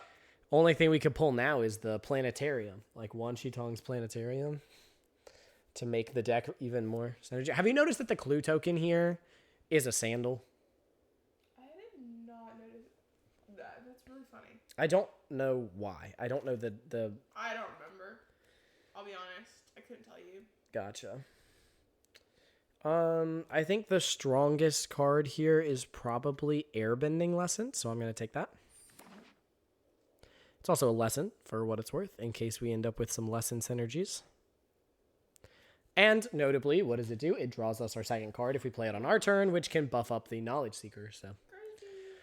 Good stuff there. We're kind of open to whatever at this point, but, I mean, this is like the... Oh, into a Sokka? Okay, so we're playing white-blue pretty much, right? Like, this card has an incredible win rate. I mean, look at that. 3 mana, 2/4 with Vigilance. I think you play. And then if this attacks and one other creature attacks, you draw a card. Well, if it attacks with the Knowledge Seeker, it buffs up the Knowledge Seeker. So now you've got... And they're Vigilance creatures, so then they can block. I love your brain. Like, this is a 2-drop. Like, 2-drop Knowledge Seeker into 3-drop Sokka is probably a game-winning combo if they can't... If opponent doesn't have removal. Now, we are going to want to keep removal in mind here, so that's something we want to have in the back of our mind, is that blue-white does not have great removal.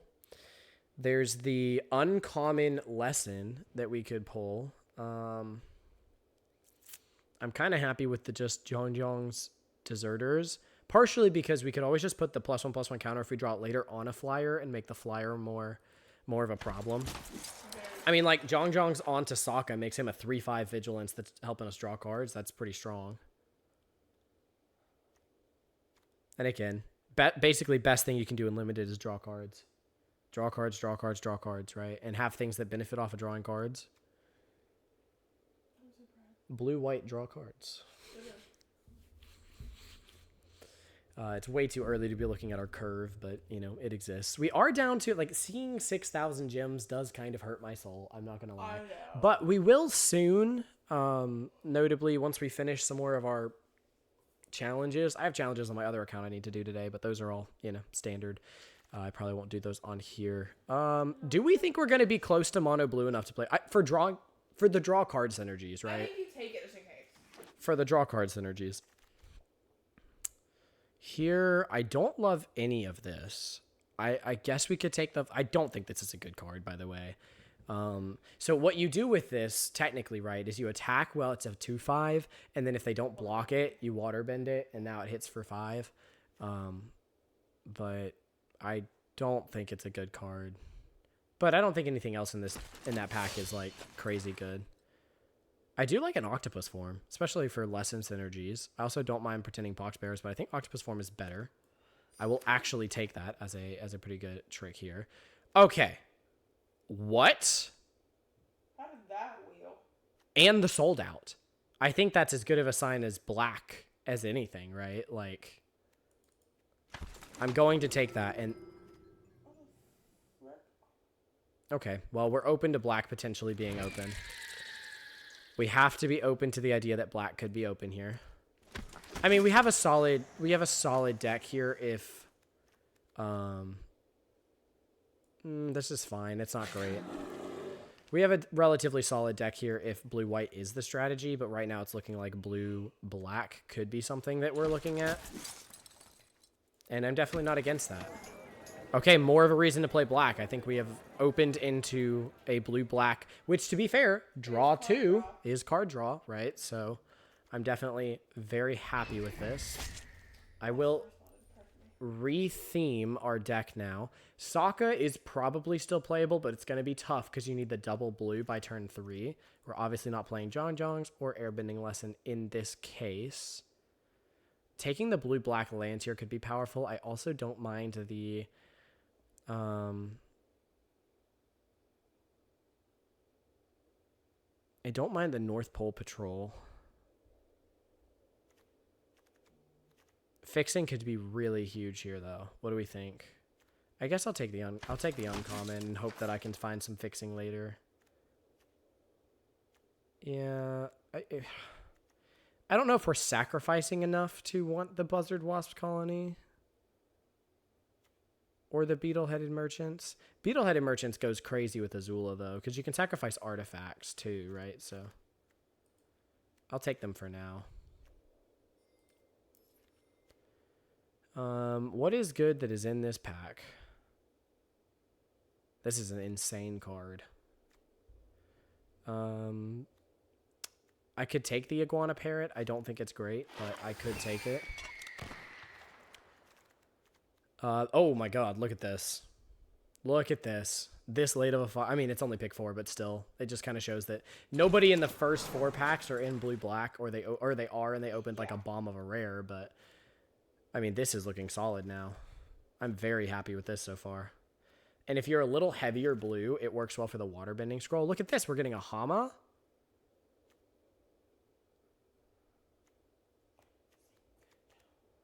Five mana... Mills 3, exile up to 1 non-creature, non-land card. I don't know if I like Hama.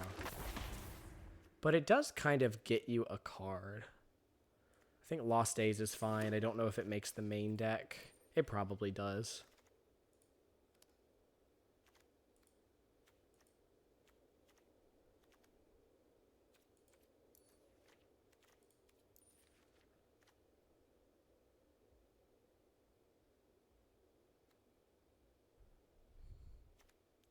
Notably, the Beetle-Headed Merchants and the Foggy Swamp Keeper is an incredible combo.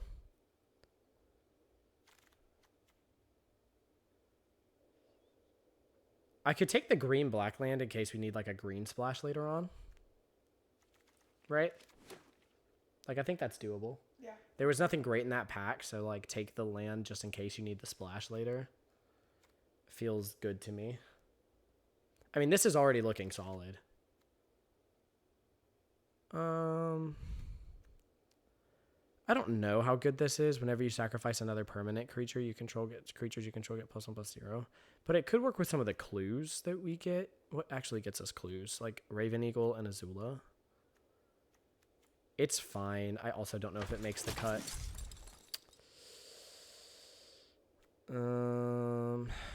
Yeah, this is not looking great. I don't think we're a platypus, whatever it's called, deck. I'll take the blue-black land, but I'm going to put it in the sideboard because I don't want my card count here. So I still need to find 10 more playables. You can do it. Yeesh. I really want some, like, Messenger Hawks. You got this. Manifest it. What's his name? Teo or whatever? Yes. The dude in the wheelchair. Yeah, the dude in the wheelchair. I'm being honest. I mean, let's open, like, another Wan Shi Tong pack 3, right? Like, what's a really good black rare?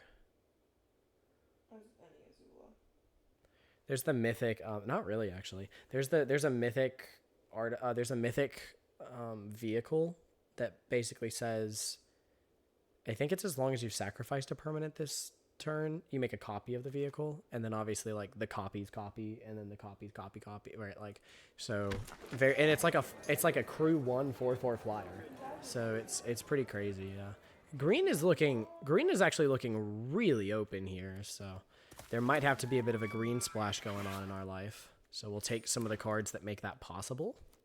We already took the land, so that's good. She's actually not really what we want, though, right? No, like, because you played her in your deck and you started losing life. I actually don't think the Cat Gator's that bad. This has grown on me a little bit because it's really like a 7-mana removal spell because it deals damage equal to the number of swamps you control to any target, which can be faced to the opponent. If they're down to 5 and you have 5 swamps, like, yeah, you can straight up just smack them in the face. I don't love it, though. This is definitely not a strong pack that we're opening. I am hopeful that we could pull... Oh, well, look at that. This is the one blue-black Azula that actually is insane. You manifested it, baby. The manifest went crazy. If this thing survives, it's just insane.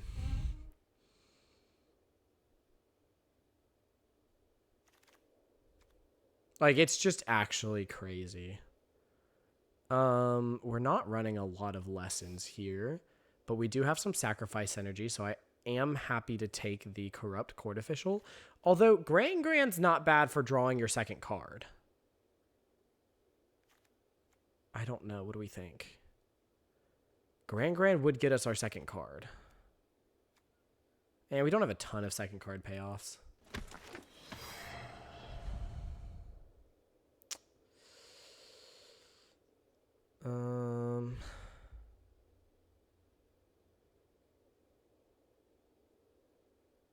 I actually don't hate Zuko's Conviction here just because we have some really good cards that, like, if it gets killed, we could Zuko's Conviction back to our hand.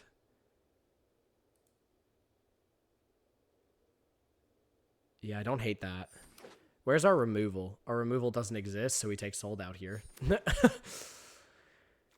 And we take Deadly Precision because I just said our removal doesn't exist. So now we have some removal.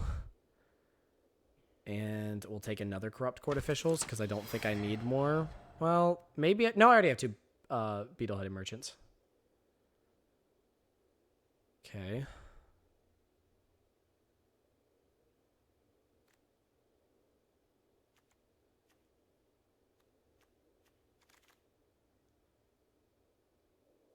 And then now... How playable is the Callous Inspector? When it dies, we get a clue. The clue lets us draw our second card. I think that's probably worth it. into... Do we like this card? Deadly Indoctrination? It gives you options. Or an Azula. Always lies. Combat Trick or discard? That one's sorcerer only.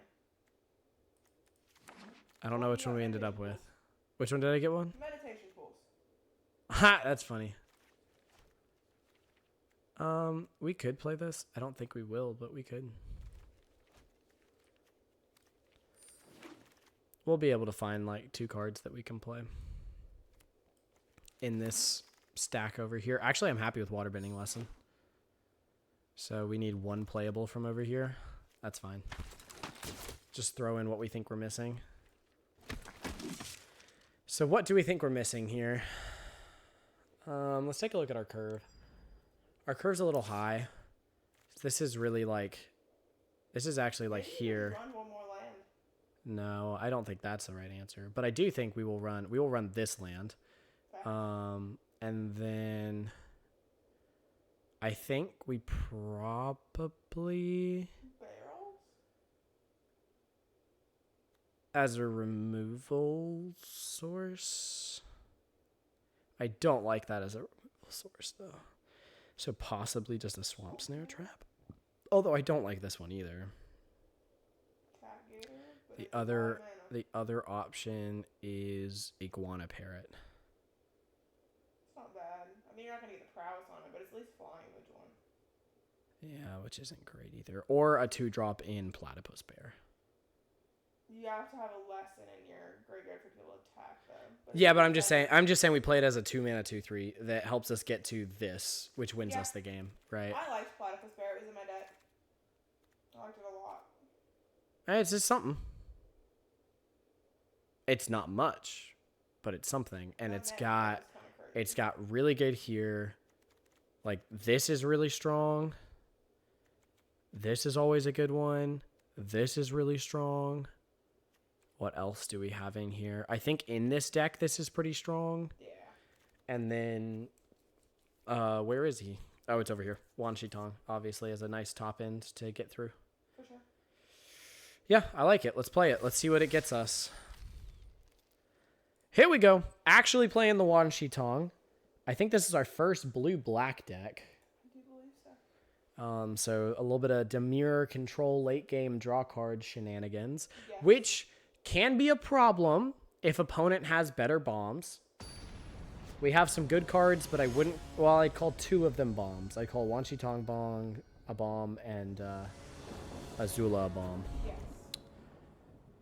Okay, so we have the Knowledge Seeker, but not a way to draw a second card for Knowledge Seeker. But we do have 2-drop, 3-drop, 4-drop, and we're not going to complain about that.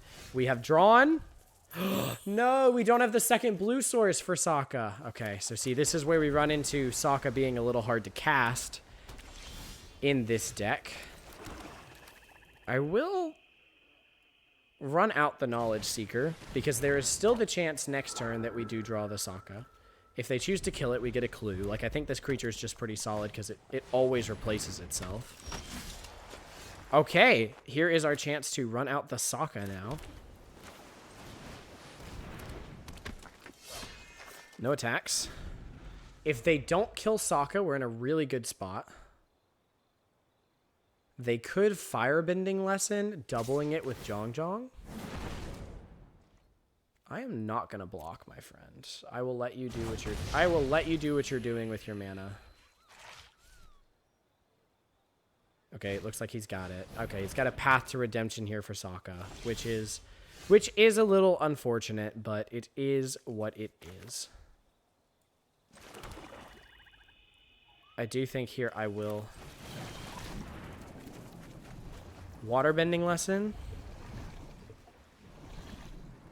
Decline from paying to discard a swamp. And attack here with the 3/2 Vigilance Knowledge Seeker. And we have a hand full of cards here now, people. A nice, solid handful of cards. The Firebender Ascension is a good card here. I will trade for Zhong if he lets me. No promises, though.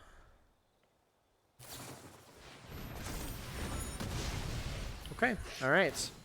Some fancy maneuvers from opponent.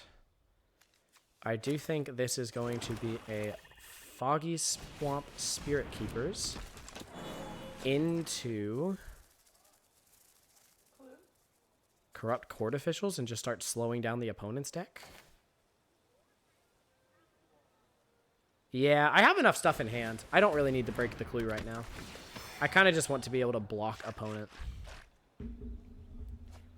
Okay, so he discards a brainwashing effect. Opponent was only on 4 lands here, notably, which is pretty crazy. He is about to start doubling his firebending shenanigans. He is sacking the clue, though, as if he doesn't have anything to do. This is risky, or I simply just hold back. I think I hold back because the combo with Beetle-Headed Merchants is pretty strong. And I'm taking 4 damage here.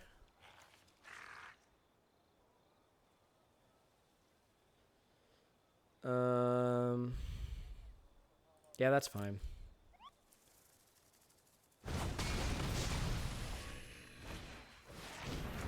Vindictive Warden is a bit of a problem.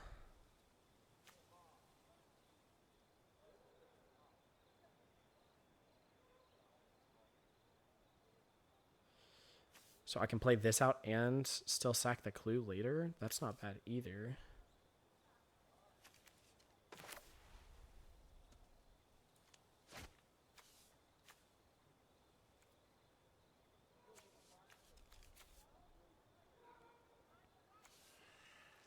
I don't think I have a way to destroy Artifact.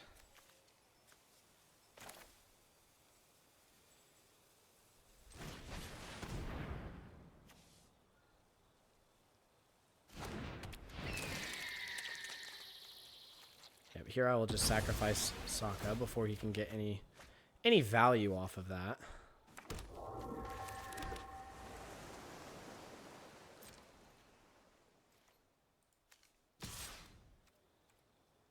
I'd be a little surprised here if he can do anything, but you never know for one. I don't know. I'll pass into it, see if opponent has an answer. Doesn't look like he does. Next. In turn. So next turn I have 7 mana, which lets me North Pole Patrol and Sold Out if I want to. Not that that does a whole lot for me, but... Bro gets a ton of mana here.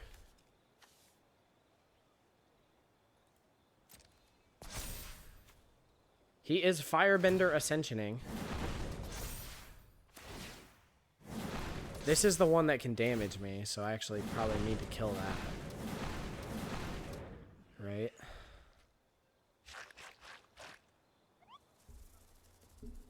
He starts just pinging me here. You don't do anything, you don't do anything. You ping. This could be really bad if he has something, but it is what it is. Cool. He's looking at his hand like he does. He does. Okay, so we lose here because of the Yip Yip.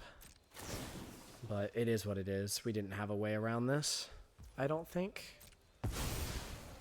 So now, obviously, he just blows us out, kills 2 of our creatures, hits us for 7. All of his creatures live. Like, this feels pretty bad. And he's just dealing damage to us, so we need to draw into something crazy here. That is not it. Okay, so now I need to play out another creature. And I need to hold up Sold Out. Or what? I guess this can't block, so I might as well attack with the 1/1, right? Yeah. Cool, he's used his mana, so we will just take this opportunity to get rid of the thing that can ping us for damage. We've still got a 2/4. I mean, he makes a ton of mana every turn. But if he doesn't have something to do with the mana, then it is what it is. Okay, that's something to do with the mana. That's a problem, I will not lie. So what can I do? This is only a creature card. So I can get a flyer. But does that actually do enough for me? Or I can... Oh, well, I can waterbend 3 to tap target creature an opponent controls. So actually that might be my best bet here. So actually with Zuko's Conviction, I don't mind the Platypus pair because I can mill a good creature to get with the Zuko's Conviction. Is pretty solid here. I didn't, but I could have. It was a happy thought. Okay, so if I do this, then you can attack. I don't want to attack, but the question here is the water bending, right? Because the water bending is what I need to do to stop this. So I actually don't... Does this return to battlefield? Onto the battlefield tapped. Okay, so it doesn't act as a... But I could get like a Sokka, which isn't bad. Yeah. Okay, next. No attacks. In turn. So now my opponent... Because I can use this to waterbend. That's why I didn't attack with it, although I probably should have. So before he moves to combat, I have to waterbend 3, tap, auto pay.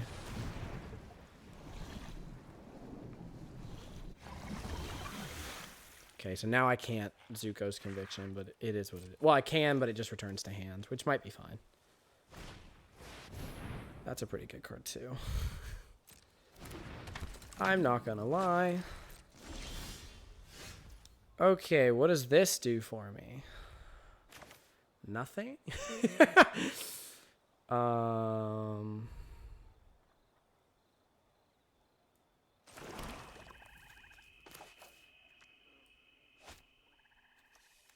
How much mana do I have? I have 9? Is this the first match with this deck? Yes. Okay. I have 9 mana. It should be, at least I think it is. I have 9 mana. To cast both of these would take 10, so I can't do it. So I can cast one of them. This returns tapped. But I still think it's probably worth it.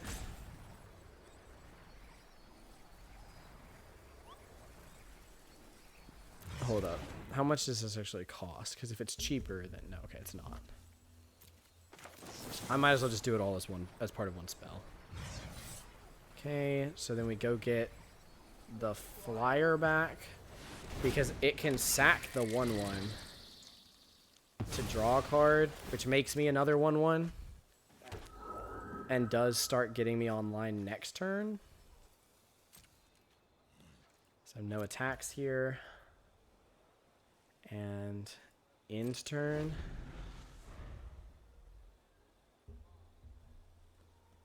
So now he tries to go to combat. Oh my god, dude. Nothing but gas from the opponent. Move into combat here. We have to tap down. We have to tap down the flyer. Yeah. Okay. We do have lifelink here on the block, though. I mean, if he has more stuff to... I think he's probably just getting the mana to put into firebending.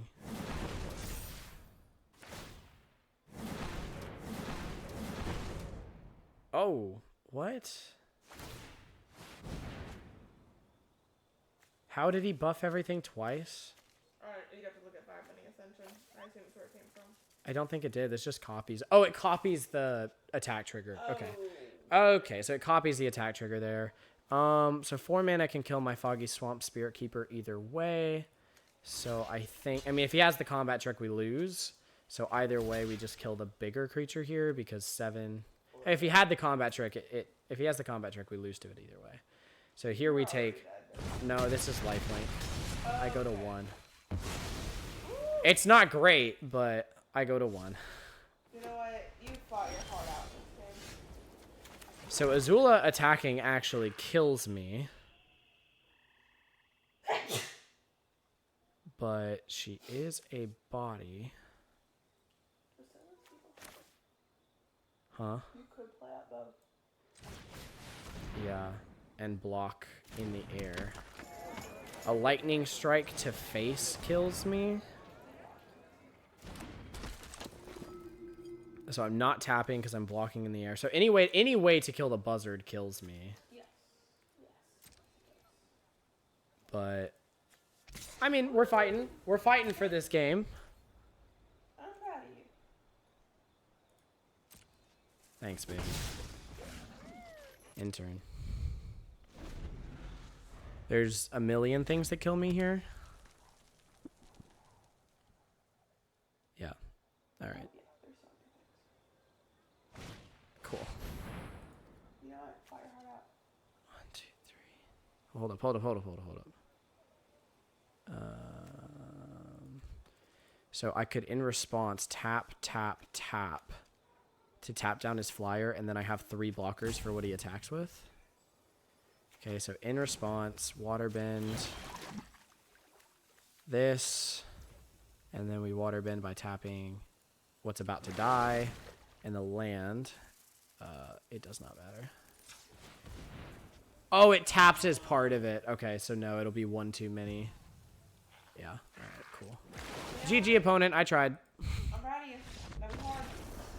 I think our deck does stuff. We have like 3 bombs in the deck with Raven Eagle, Azula, and Wan Shi Tong, and didn't pull any of the 3. Yep.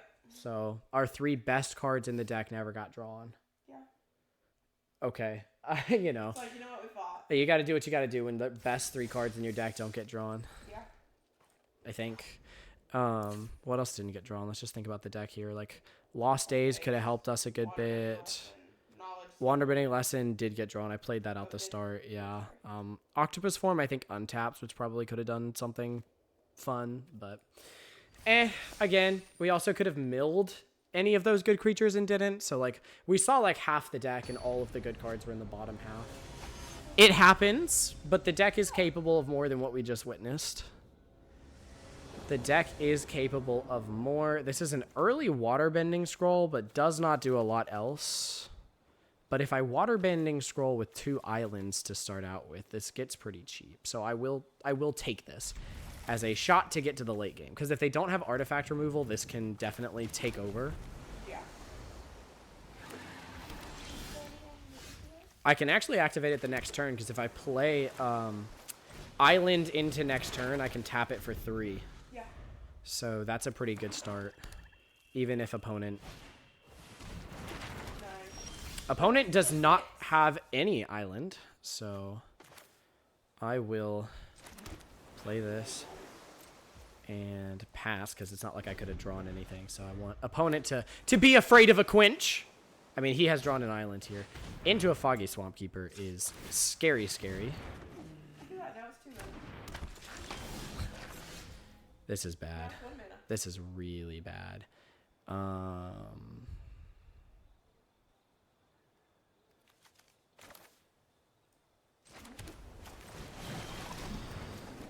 Okay, that's much better. I have to pitch a land here. Yeah. As great as it is for this to just be draw a card every turn. We need actual creatures. We're not dead to the Foggy Swamp Spirit Keeper, but... We're dead to the spirits of May. Oh my god! Okay, now we probably are.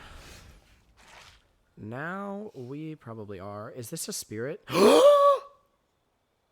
It's a spirit! God is good. Play the land. Oh, I'd be smart.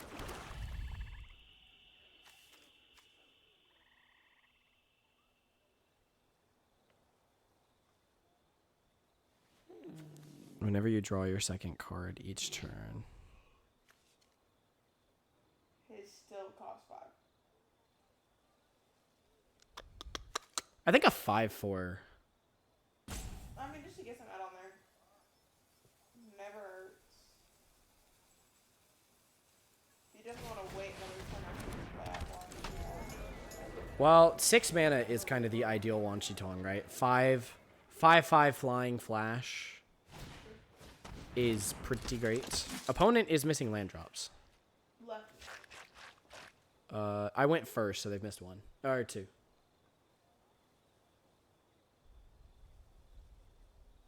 Okay. This game should be winnable. Oh, he has the removal spell. Yep, deadly precision. Extremely powerful too because oh no, it doesn't draw him a card. I was like, it draws him a card, so he starts making the stuff. But it gets me unblocked here. This is crazy. I really need a second black source. This is kind of insane. So if I play this out, I think the play here is another beetle-headed merchant, actually, and then I can tap Waterbending Scroll for 1. Yeah, realistically. I mean, if opponent out-tempos me with 3 freaking lands, I'm gonna be kind of mad. I'm not even gonna lie. Like, I think that's fair. Yeah. Those can't attack me this turn. Yeah, he gets 2 of them, but they can't attack me this turn. Scary. Does this have vigilance? Yeah. Oh my god, dude. Wow. Opponent just has everything. Oh, imagine I drew that and had another island to play it. So now he hits me for 4 more? Oh my god. Holy moly, dude. For what? This is instant. So I can hold up either of them. But he could also hold up Quench.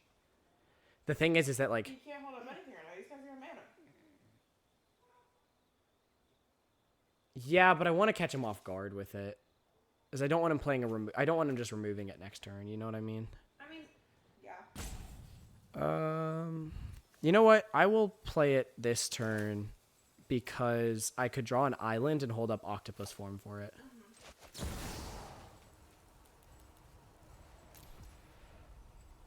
I'm not likely to draw an island because I've played like all of my islands, but sometimes you gotta live a little. Oh, this taps for mana, doesn't it? Taps for colorless. Now it does. Haha, that's funny. No attacks. In turn. Alright, my friend. Holy moly, do you make a lot of spirits that I'm not ready for.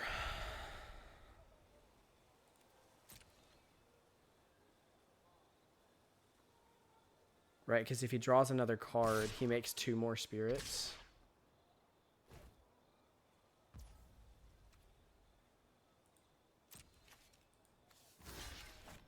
I will block.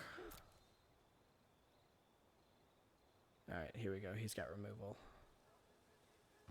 Oh, no? Okay.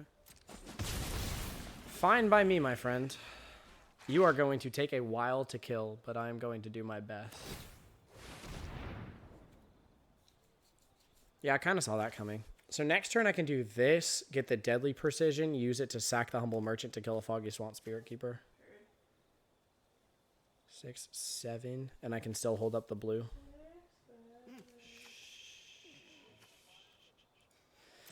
Please stop. All the time, mister. See, because now he's getting 2 more of those. So his idea here is like, what if I just outplay him, which is a good idea. Although I could also just Azula next turn. When Azula enters, target opponent exiles a non-token creature they control, so it'd have to be a Foggy Swamp. Yeah, that's the better play. Because it would have to be a Foggy Swamp Spirit Keeper. I don't want him playing out another creature and then being able to choose later. Don't forget to what? Yeah. Sorry, I know you were getting caught up. We were ready next time when you forget. That's also a great card. All right, what are we doing here, people? Apparently, I'm just not going to have any swamps. Actually, I can't play Azula. Okay, so it's the plan I played originally, right? It's play this, play out the Hama,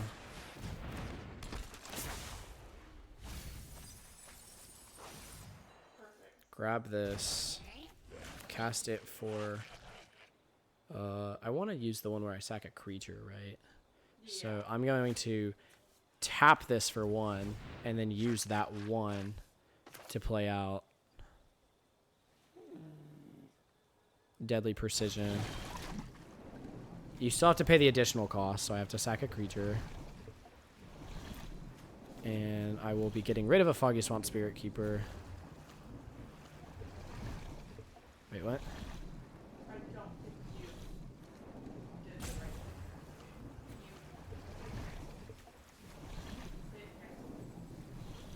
What? Because when you play it out, I've got a colorless. but play it out. Baby, that was right. I promise. So then I sacrifice an artifact or creature. And then it says target a creature. So I'm targeting there. Oh, it already has the auto pay. It's going to use the 1. Okay, cool. There we go. And then I sack this guy. Here we go. Submit. Okay, cool. All right, and then I can still hold up... I can play out Corrupt Court Official and still hold up Octopus Form. Yep. Make him discard.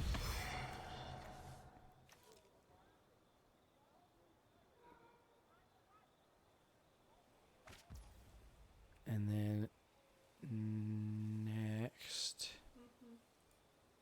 Attack, because this has Vigilance. Yep. I can actually draw for free here, but I'm not going to be able to cast it, so... Yeah, I also don't want to have to discard. Not that I'm high enough to discard, but...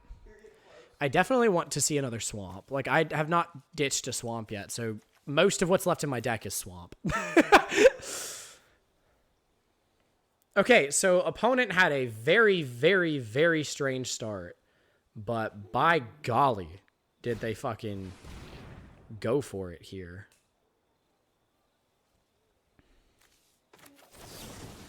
Okay.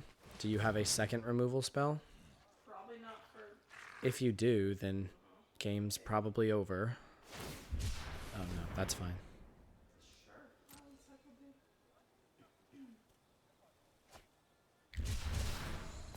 Oh, cool.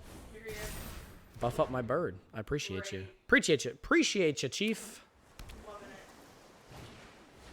Okay, whenever you draw your second card, this creature can't be blocked is a problem because of how low health I am. I actually think I'm going to... I actually think... Yeah, because I drew off of Washi Tong. Oh, that's right. I actually think I'm going to have to Lost Days the Otter Penguin. Which is kind of insane. He is going to attack with all 3 of them, right? Yeah. So he's doing 2 damage to me a turn here. Pass. He has a way to draw his second card, so I kind of have to...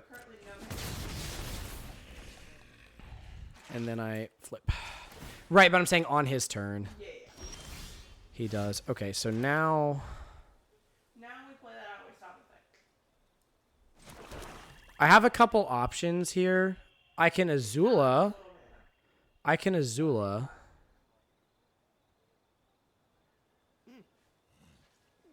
During your turn, you may cast cards exiled with Azula. So, depending on... See, now that I can play Azula, I could play her, but she's not guaranteed... He can choose either the Otter Penguin or the Foggy Swamp Spirit Keeper. You know what I mean? Yes. So, I still think she's the play. Okay. So, I'm going to play her out. Opponent then chooses whether I get Otter Penguin or Foggy Swamp Spirit Keeper. Okay. I don't necessarily blame him for that. Nope. Really, the only thing you can do here is play out the Otter Penguin and... Or the Platypus Bear. I think Otter Penguin is the better play, though. Because, I mean, realistically, this turn you could draw... Very good. I have to... He has to give me another thing from this graveyard. Actually, I can play out both of them because I'm not holding up. You wouldn't be able to waterbend scroll. Yeah, it's free. It's 6. I have 6. Oh, is it? Oh, Yeah. okay. Yeah. So I'm gonna shut up. I guess technically I should waterbend scroll first because I'm not holding up any sort of protection in case I draw something really good for 2 blue. But okay, so Yeah, Azula hurts me, though. It's not worth it in the current state of this deck. We do not want opponent to gain any life.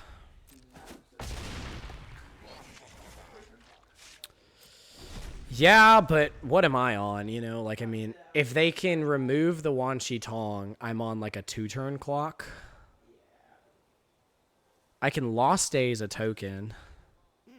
That is a big feel bad, but at the end of the day, sometimes you gotta do what you gotta do, you know? Like, opponent needs to find removal for the Wan Shi Tong.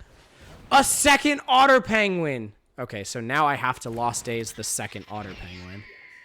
Right. Okay. He hits me for 2 again. Right? For 2, because they'll make a... Oh, yeah, he can't attack with it. You're right, you're right, you're right. So he hits me for 1. Okay, so his thing is getting cheaper now. Okay, so I have to get rid of the Otter Penguin. Because that's going to kill. So I get hit for 1 here. Pass. Yep, grab my card. That's a lifelinker. That is a lifelinker. We are going to play out the swamp here.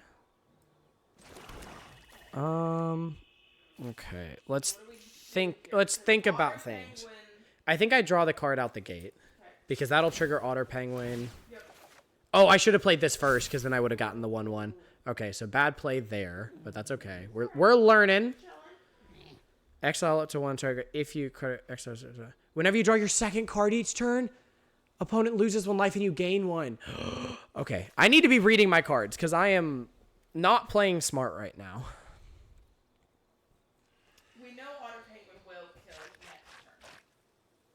What am I doing here? I need to... Does any of this benefit from being played pre-combat? I've already drawn my second card, so I don't have a way to benefit from this unless I get 2 clues. I could 2 clues off of both of these. I've already drawn, so I do think that's the right play. And then if I attack with Azula, I can use that mana to play Lost Days. So I attack with Azula. Otter Penguin. This is what I attack, right? Yeah. He has a chance to gain life here if he wants. But we will get mana. Yeah. That's important. Yep. So now let's see blocks. Because the real thing is that this is unblockable damage that I don't want to face. That's fine. So now we will go here. I think it's better to Lost Days the Otter Penguin. Huh? I'm sorry. I'm getting stressed here, okay? I know you are. Is there something else I can get you to play with? Is there another creature in his graveyard? Yeah, there's plenty. So now what I want to do is... Okay, next. He chose not to gain life here. It deals a damage to you, so he's going down to 8. Resolve. Then, what I want to do is I want to play this out, because this is whenever it enters or attacks, right? So I play this out. I remove his... What's the scariest thing that he could have here? Probably another... Yeah, we just get rid of this. And now I have 2 clues. On his turn, I can crack 2 of these, gain a life, lose a life. I think that's better than the Foggy Swamp Spirit Keeper. Huh? I'm going to put a hat on. Okay, I'm sorry. Genuinely, I'm sorry. It's okay. End turn. There's like 30 days until the wedding. The more you twist your hair, the more you damage onto the root. I'm genuinely trying not to, I promise. Do you want me to still get a hat? No, I don't like wearing hats, I'm going to be honest with you. Okay. I will genuinely try not to. And I appreciate you pointing out that I was. Like, I'm not upset about that. I know you're not. Upset. Is there something that I could get you to play with or to keep your hand busy that would help you? I mean, bro could have like a board wife here. I don't know. I'm trying to think about what he could have, you know? I also could Zuko's Conviction if I feel like that's going to do something crazy for me, but... Wolfbat. I do have multiple flyers, so Wolfbat doesn't change a whole lot here. I mean, I guess Wolfbat blocks next turn for him. So it buys him a turn. Is that what opponent's thinking? What is in his hand?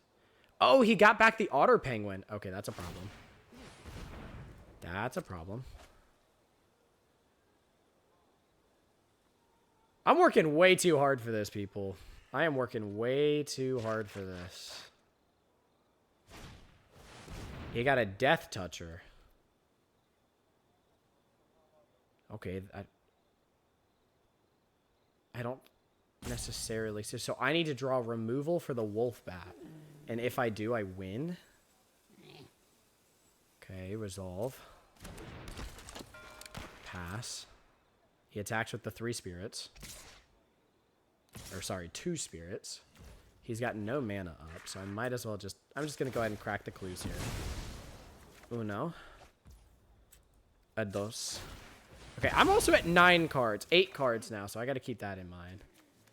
Done. Okay. Here we block. We take 1. Okay, this is not great. This really is not great. There's a whole lot going on here, people.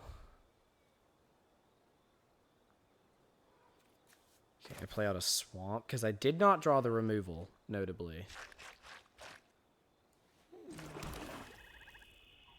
I did not draw the removal. Is there a creature in my graveyard that removes? No, there is not. Okay. Did I already play out? I did not. So I want to play out the Foggy Swamp Spirit Keeper. Do I have anything else that benefits from card draw? Technically this.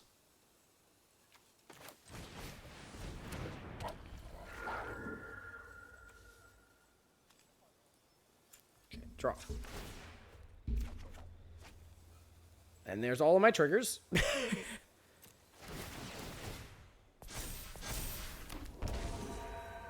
Okay. Next. Attack, attack, attack, attack. I think this is right. I could be wrong. Does he have another creature? Yes, he's got the giant koi. Which would actually be a problem here, so we do want to get rid of that. Do I want to draw another card here in case it's removal at instant speed? I don't know. Oh man, when this creature dies, it deals the damage to you. He currently has no mana. Yeah, I don't know. I feel like I think you're probably okay. to just leave it. I'm serious. He has 0 mana up. Well, I'm leaving it because if I have another way to draw cards on another turn, it does some things. Yeah, that's fine. Kill the Azula. Okay, in response to that, because I can't cast this once Azula's dead, I'll use my free mana to cast that. Free mana, I can get a flyer back if I need to, and draw a card, and then... So if I Zuko's Conviction for 5... Yeah, that doesn't work. Yeah, that doesn't work. Okay, cool. No, I think we just... This is what it is. I was trying to think if there's a way I could draw 2 cards next turn, because then I would drain 1, and we would just guaranteed win, but...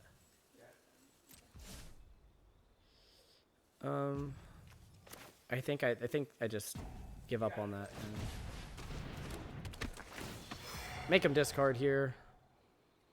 Casey had like a 2-card win. I mean, obviously I don't... What?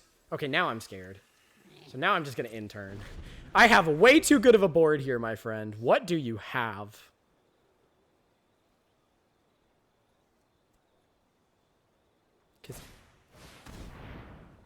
Tap target creature an opponent controls and put a stun counter on it. Okay. Okay.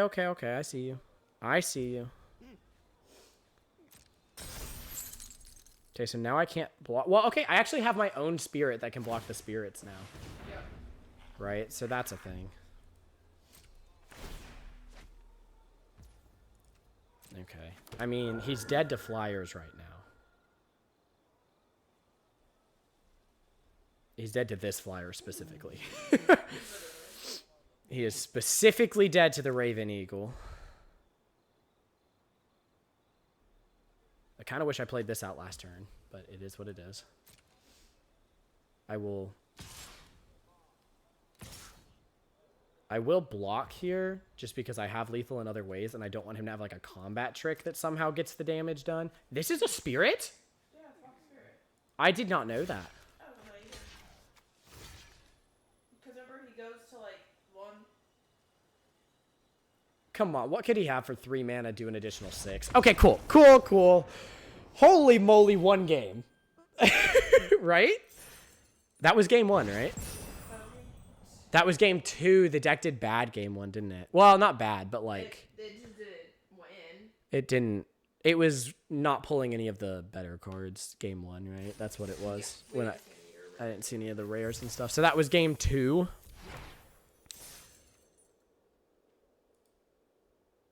Have we had dinner?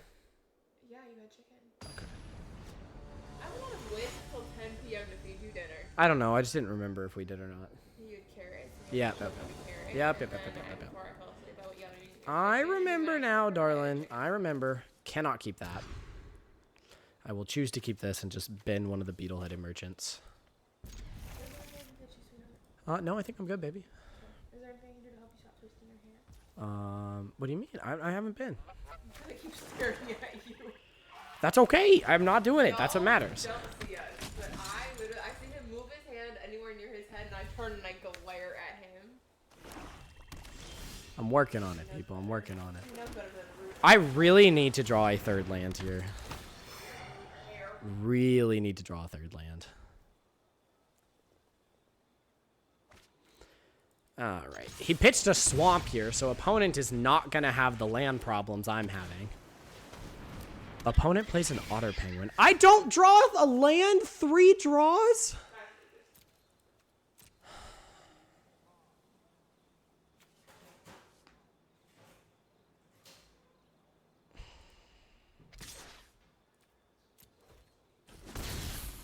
Okay. I want to hold back the Callous Inspector so that I can block with it and then...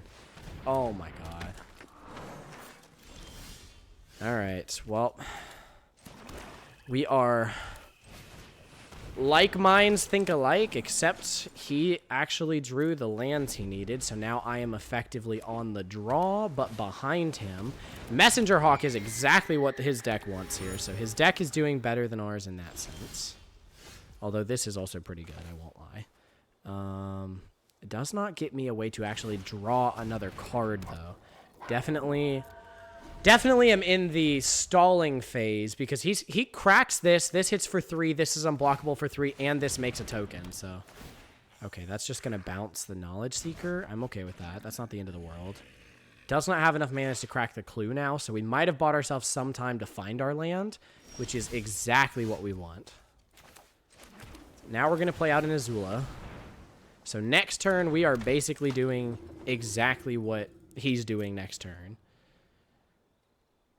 Okay, he can tap all of his creatures here. Yeah, that was pretty neat. That was pretty neat, I won't lie. Oh, you can tap itself as part of the water bending. Oh, what's he going to hit? He did not hit anything off of Hama, so this was a 5-mana 3/3. And he still is not able to sack the clue here for value.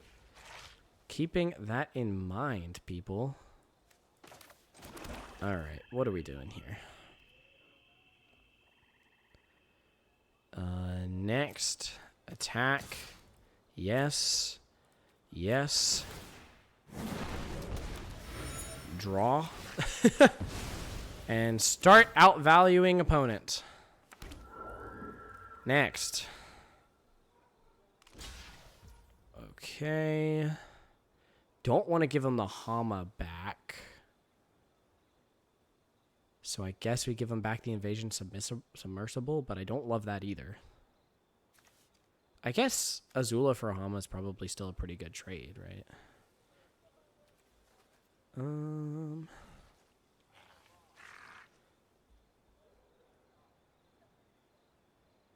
I mean, the Invasion Submersible at this point is just a 3/3, and so is Hama, which is a little unfortunate. So I actually think I wait on the Lost Days. And I guess here I killed up Hama just because it's the higher mana value target. I don't know. Could just play out 2 creatures here. Could play out this, which is obviously going to need to be answered next turn. Yeah, that's a better play. I think that's the better play. I do think this goes crazy with Azula, so maybe not. Oh, does he have removal for it? If he has removal for it, we're in a bit of a bad situation. Okay. Double Otter Penguin goes pretty crazy with ways to draw multiple cards, but this is the only time he has a way to draw multiple cards here. He will hit me for 6, notably. If he attacks with both, he's choosing to hang back the Messenger Hawk here. That is probably a smart play. Okay, we will play out our Swamp. Next, attack. And probably attack with this, right? Oh, he has a spirit, doesn't he? Yeah. Okay, my bad. Yeah, but he also might just not block it, especially because I'm at lower life. I don't know. Yeah. Let's do that. 1, 2, 3, 4, 5, 6. I'm at 6 mana, so. I kind of want to sack this just so I get the clue, but I also kind of just want to start valuing. Like this buffs this, draws me a card. Sure. Yeah. It just replaces itself because when I draw the card, it. Yep, that's good stuff. Okay, next, here comes the 6/5.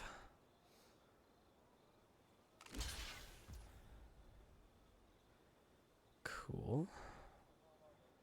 So then here, we lost days of the Otter Penguin. Yep. If he's holding up the...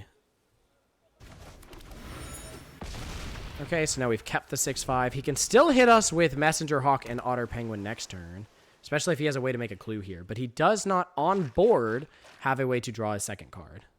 Okay, he is passing now. 1, 2, 3, 4, 5, 6. Okay. So... I do think there's no reason to... Is this instant? No. Lame. What do we think the play is here, baby? Just attack first and start go from there? Probably. I mean, you can still play out 2 creatures later. Yeah. I think attack first. Sack this, do the whole draw synergy. Next. He's just taking it here, which is big.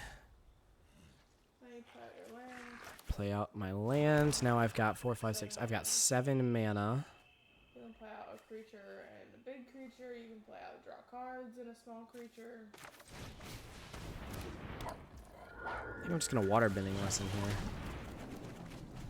Oh my god, that's disgusting. Decline, and I will just pitch a swamp here. Because this can draw a card. Oh, okay. It's not a nice draw a card, but it can draw a card. Brings that down to a 2/3, okay. That's huge. Yep.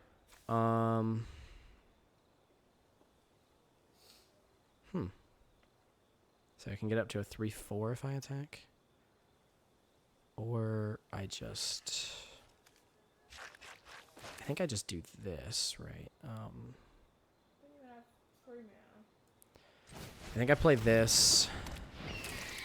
I sack this. When this dies, it puts its counters on it.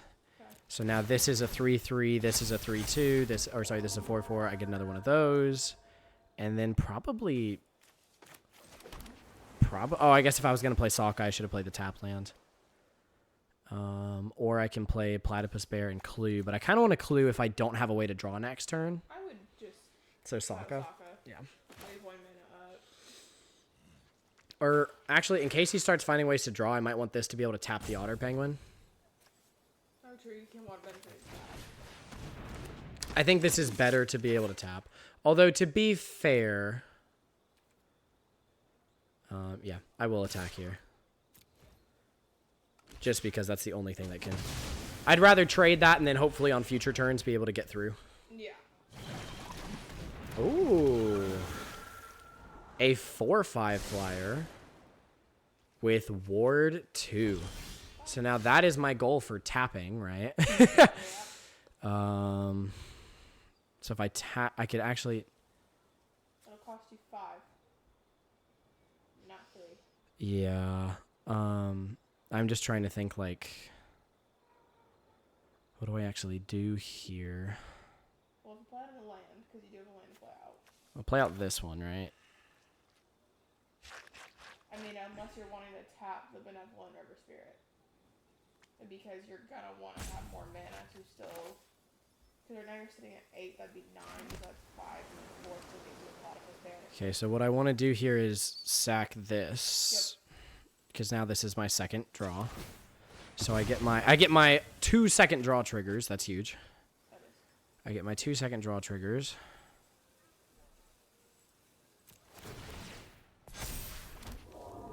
Then you can play out. You can still... If What? you're wanting to target and tap the River Spirit, it's going to cost you 5. Yeah. But I can tap... Remember, for this, I can water bend. True. So I can tap my So creatures. just think about what it is that you... I think Sokka's good. Yeah, I have enough with Sokka. Okay, now I can't attack with my free spirits because this is a spirit, which is really annoying. Yeah, so now I just next. And I guess I don't attack with anything in turn. I mean, if opponent swings, they leave themselves open for a counter swing. So I am going to tap Waterbend 3. So I need to be careful with how I waterbend here. Okay, so now I want to waterbend, and then... I guess I didn't need to tap both of those, but okay, cool. Opponent decided they did not have it. Didn't even see the Wan Shi Tong, but the Wan Shi Tong would have obliterated them. With how much mana I had, that's what, like a 7/7 draw 3? Oh, yeah. Something like that. That's crazy. That's if you don't draw another land. Let's see, it's 1, 2, 3, 4, 5, 6, 7, 8, 9. If I cast it for 9, it is an 8/8 draw 3. Yeah. If I had an untapped land, I could make it a 9/9 draw 4. Pause. What's up? It's 2 blue. Yeah. And then X. Yeah, so 9 would be X equals 7, which makes it an 8/8. If I had another land, it would be X equals 8, which makes it a 9/9. But the X rounds down for the cards you draw, so even if it enters as an 8/8, I still only draw 3. But if it enters as a 9/9, I would draw 4. Not that it matters. This board is significantly stronger than this board, so... and I think opponent recognized that. All right, I am going to use the bathroom here, but hey, 2-1 now. Love it. Go run ad. The deck does things, and I didn't even play any of my rares that game. How long was the ad to be? Probably just a minute. I'll be back soon. Okay. Let me know when you're ready for me to start it. You go, baby. Running.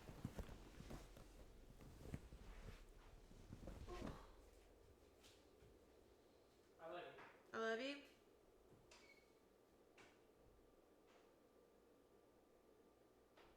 Entertain the masses because YouTube probably doesn't get the ad. Oh, true. Hi, masses. I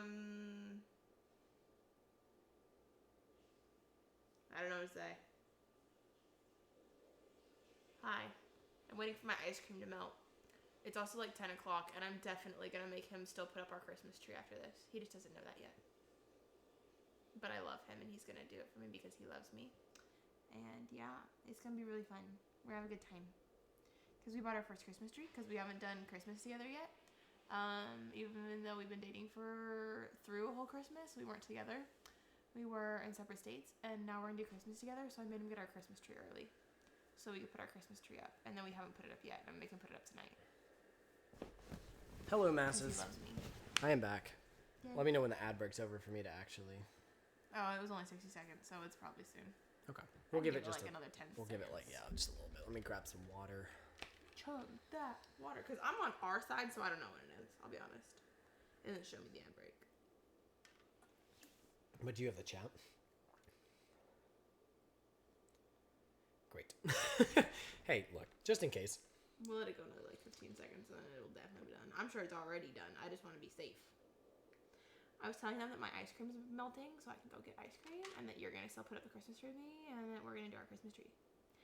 Even though it's like 10 p.m., you're still gonna do it with me because you love me.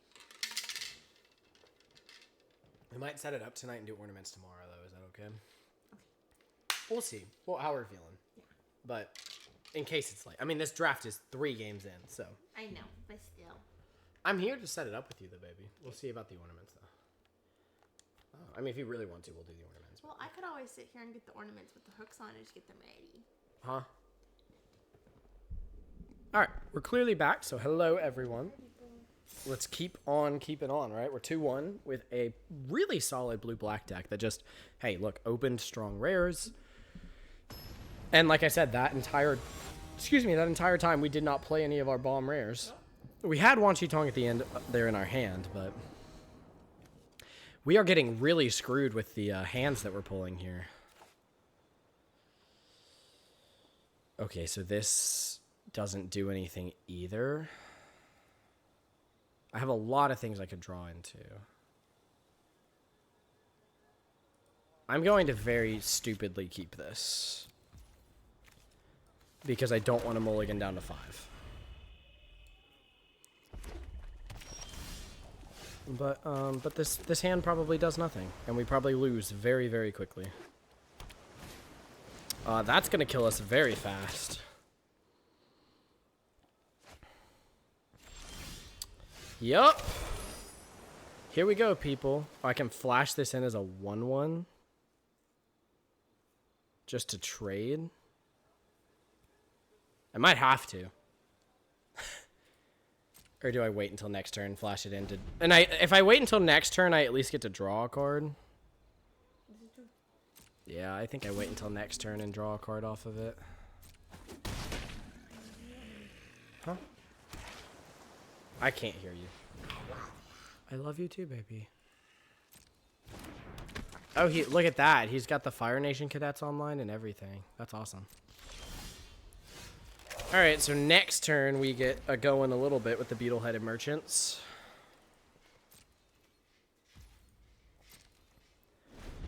Well, we sure are turn 4ing our very first play, so that's crappy.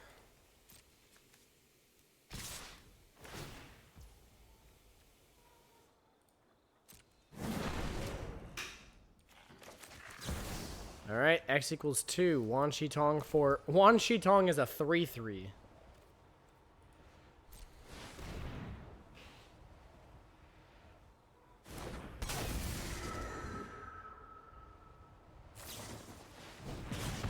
That's fine. I just want to draw the card. I'm not worried about it, my friend. Oh my god, we've literally only drawn lands. Literally only lands. That is the only thing we have drawn. And we drew another land. You cannot make this up.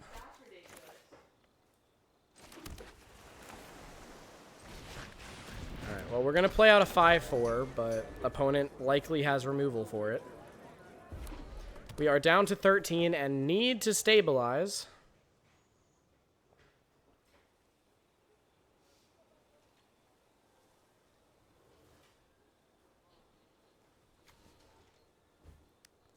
Opponent went to second main phase. Opponent passed. Okay, well now we're on to something here. We can Azula with enough mana to hold up for Quench. Great.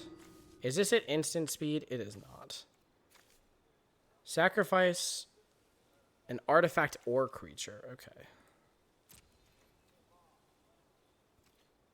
No. Intern. We are stabilizing, my dear friend. Well, that's annoying. Bro just played out a 6-5. Like it's nothing.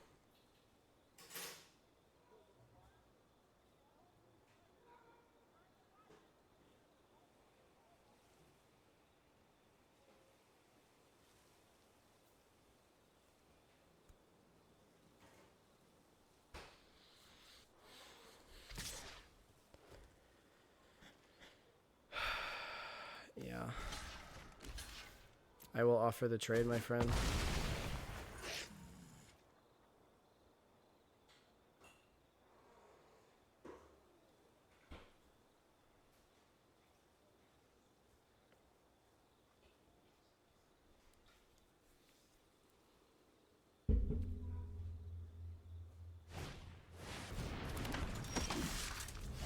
A 4/4 copy of Fire Nation Cadets is crazy.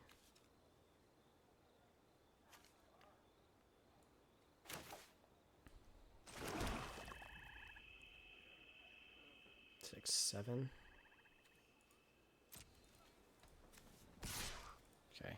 Attack. Done. Next.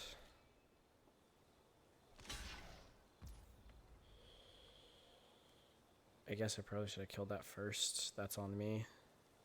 So I should have started with Deadly Precision, but it's fine. Should we board trade here?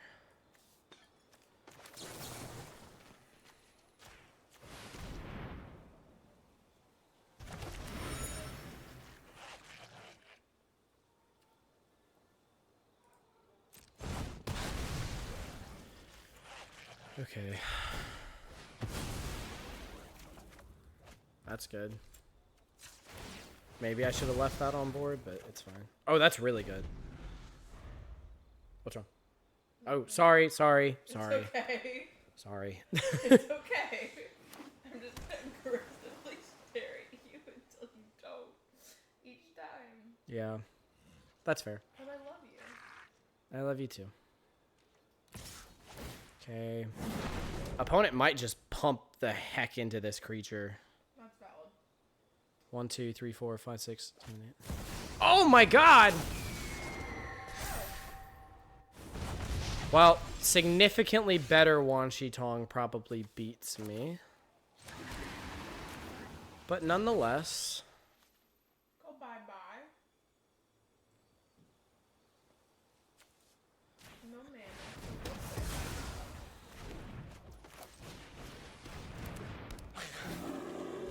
He did draw like 17 freaking lands, so. Or not 17, but he did draw like 17 cards, so I imagine we do not win here, but it is what it is.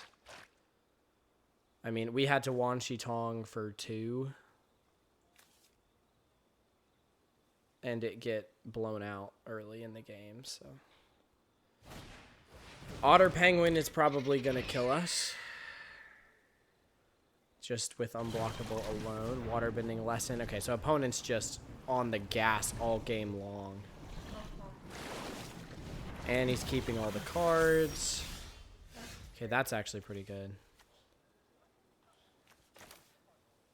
I mean, this probably draws us into something good, right? Yes, it does. What could I take from Hama here?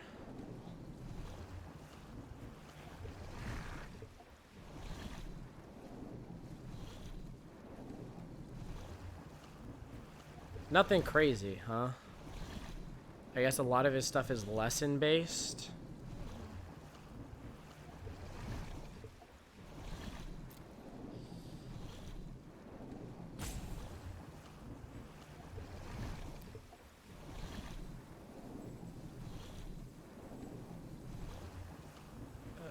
Yeah, Hama doesn't get me a whole lot.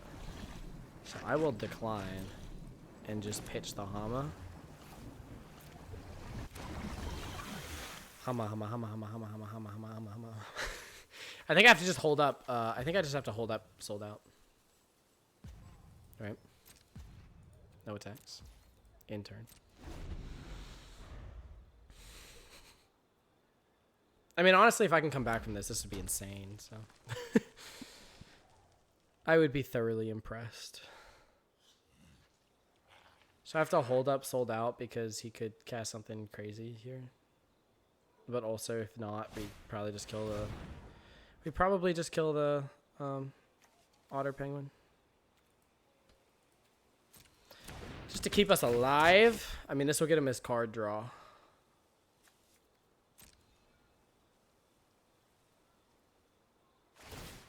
Yep. Otter penguin gets in as a 3/3. Which, like I said, I will sold out if need be. Pass. Alright. We will attempt the sold out, my friend. Does he have the protection spell? If he does, he chooses not to play it. Messenger Hawk will also get through and be a problem.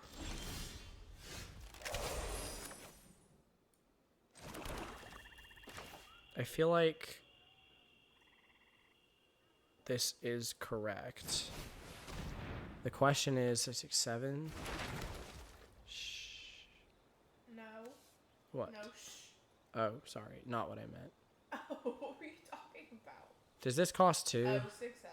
Yeah, so this costs 2, and then I can still play Azula. Azula doesn't care about my second card, does it? No. Although I'm just gonna play out Azula. I can draw this whenever.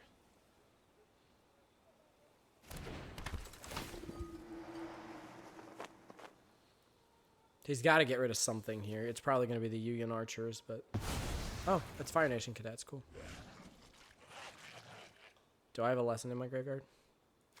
I think I do, right? I have Waterbending lesson. And then something from his graveyard.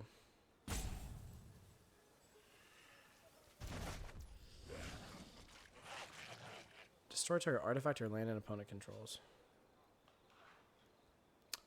Don't love that. I do get to draw a card. Do I destroy his clue? He gets a land, but he doesn't get to do the draw an extra card trigger on the messenger. I think I destroy his clue.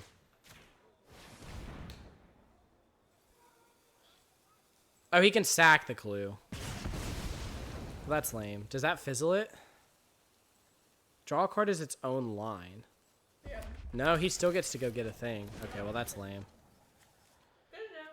Yeah, I mean, I could have drawn a card off of Waterbending Scroll anyways. What did he hit? A first-time flyer? So now it's 3 in the air? Okay, this seems a little ridiculous. I don't know. Seems a little crazy.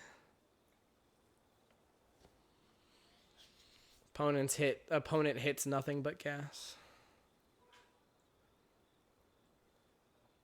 Oh, man.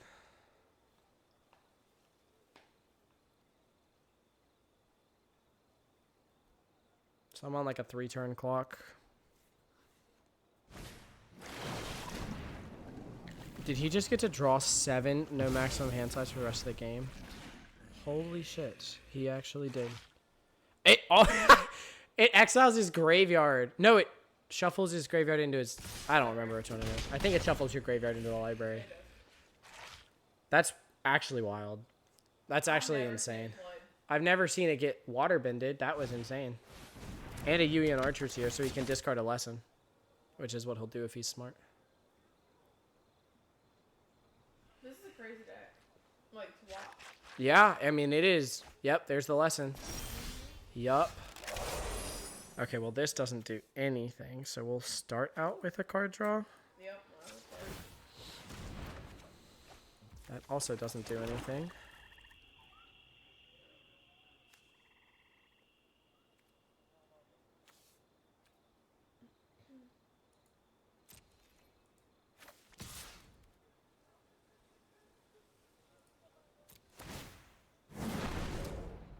Next.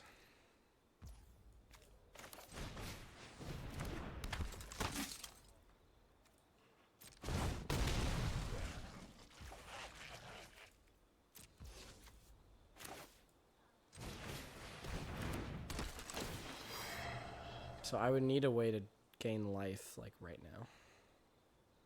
Because I'm on a 2-turn clock from him. Yep. Yikes, my yikes. Yeah, Otter Penguin's actually really good in our deck. We didn't pull any of them because I don't think about it, but because of the second draw synergy, I mean, it's almost like 3 of those spirit things. Yeah, no, truly. And, like, you just don't think about it because, like, oh, well, it's a 1-2. I mean, if that didn't shuffle it, draw 2. If this was instead, shuffle your graveyard into your library, draw 7 cards, and you have no maximum hand size for the rest of the game. It also just makes it hard to, deck them, right? Like, Yep. because of that. Exile cards from the top of your library. Okay, well that didn't take long. No. What did he hit? Oh, Serpent of the Past. Okay. I'm not too worried about that. I mean, maybe I should be, but...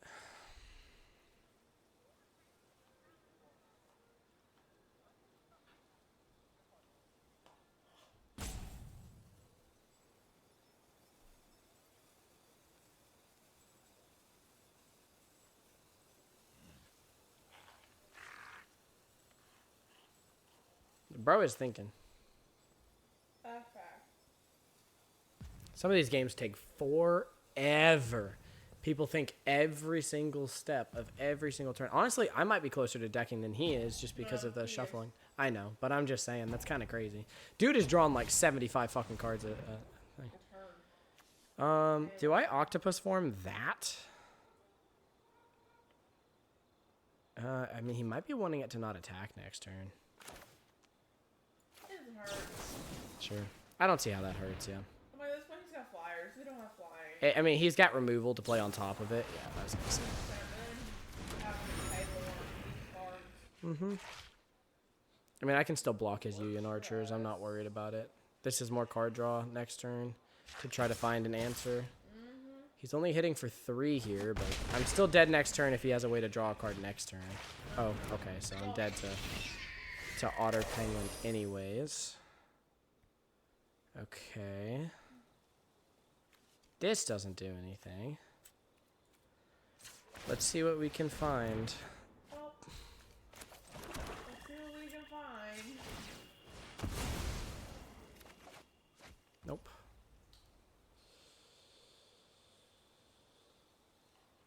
Okay.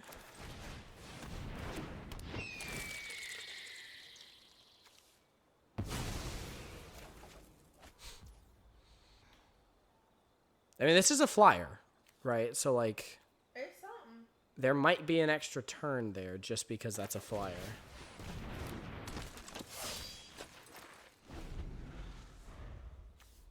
He could also just Lightning Strike to face twice or something like that. I mean, who knows what's in his deck.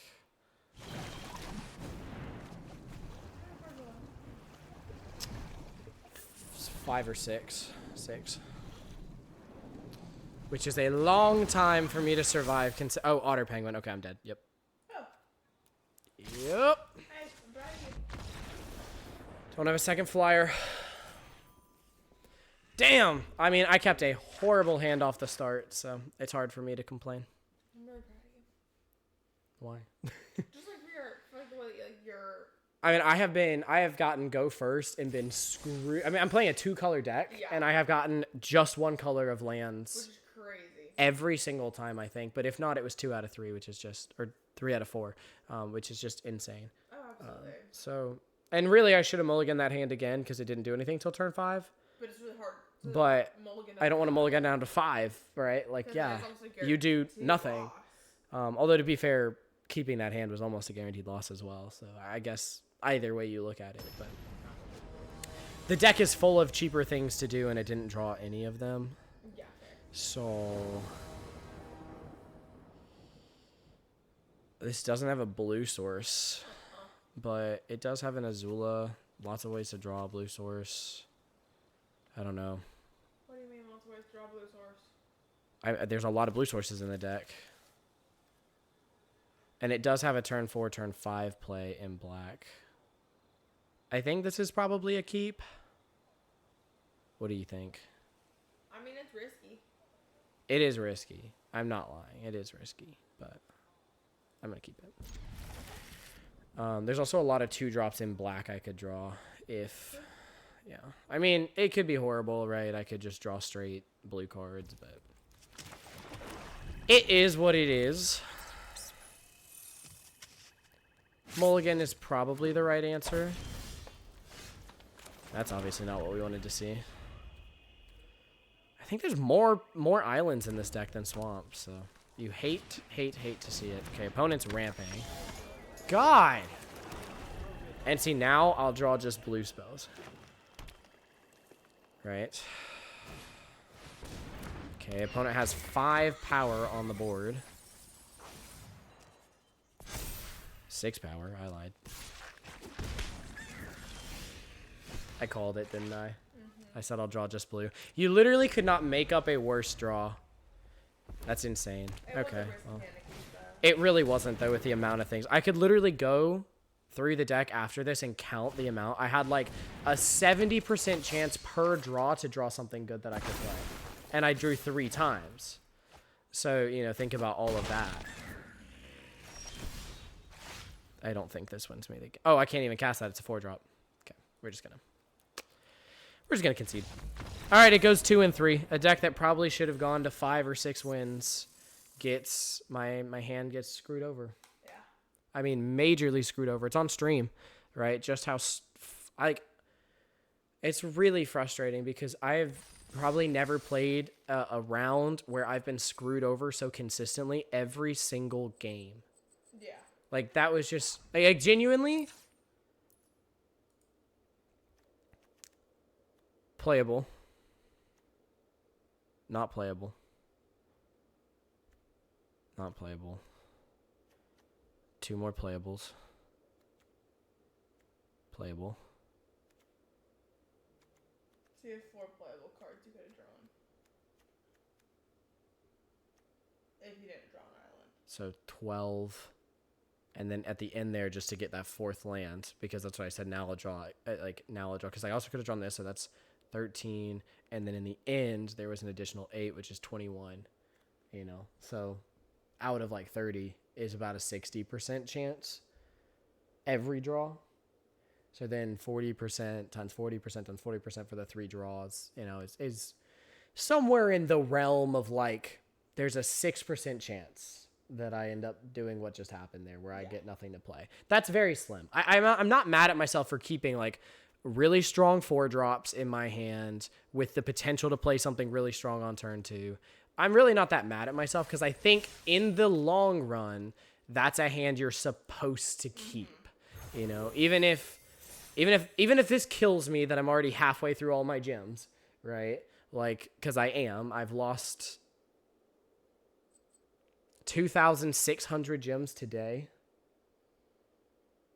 You know, that's like $20 worth of gems today. That hurts. No, of course. But at the same time, I think the United Front deck that I just played last time has the potential to go, like, all of these really should have gotten to 3 wins, I think. No, I agree. And they just got screwed over in different ways, which is really frustrating. I mean, the 4-3 that I started out with, I don't even think was that strong of a deck, and it managed to go 4-3. But this deck definitely, I think, should have gone further. So that is really disappointing. I mean, maybe not a 7, but I think this was easily a 4-5. And it didn't even see 3, which is very disappointing. That's very valid.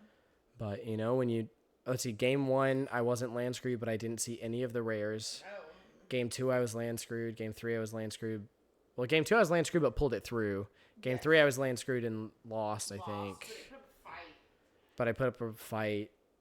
Game 4, I managed to win. And then Game 5, Game 4, I managed to win while also being land screwed. No, Game 4, I lost because that's when I went 2-2. While being land screwed. And then Game 5, I got land screwed, so. Very disappointing because you could see it all play out. And I feel like the deck had a lot of promise to it. It felt like a very strong constructed deck, but it is what it is. All right, well, that's the stream, people. We hope you enjoyed it. I know it wasn't a lot of crazy... Why are you unplugging things? This is my charger. That worried me so much. I was like, darling, you cannot unplug things while we're streaming. I unplugged my phone.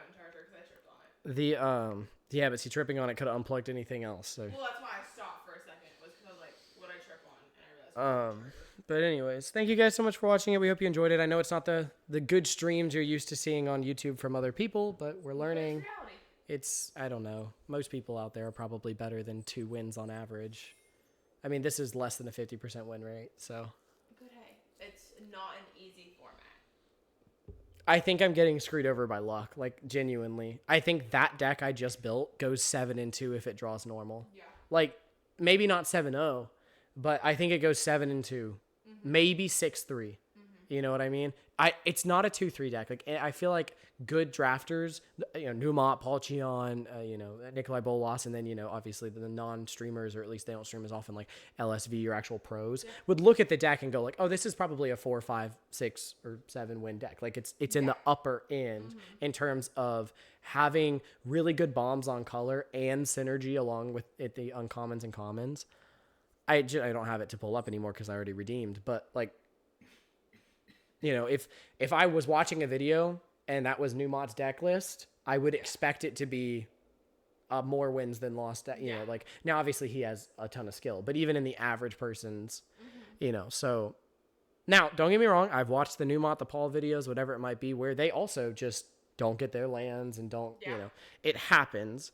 But you see, the last deck that went 2-3 had some good bombs in it and had almost no synergy and everything else. True. I'm not surprised that went 2-3. Yeah. I would have loved the third win, but I'm not surprised it went 2-3. This deck, very surprised that it went 2-3 because it had a ton of synergy in its commons and uncommons, and it had a pretty good curve. So it's really unfortunate. But probably did better if I mulliganed that last hand, but. You live and you learn, right? Oh, yeah. How many packs did you get to? Like 45 or something. Oh, crazy. Look at that. I did look at it beforehand. You'll let yourself open them? So technically, I get it next. I get the draft token next, if that's what you were saying. Yeah. And I'm almost there. Like, I mean, the XP ends like there, so it's like, see, I'm over halfway. 650 out of 1,000, and I'm there. But I've done all my challenges, so I won't earn it until tomorrow. And we still have, what is this, like 4 days?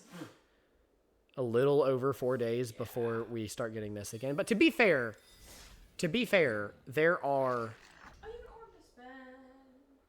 I think, one. There are 55 days left in this, and only 46 levels left. Yeah, we're killing it. So I'm doing very good in terms of getting through the Mastery Pass.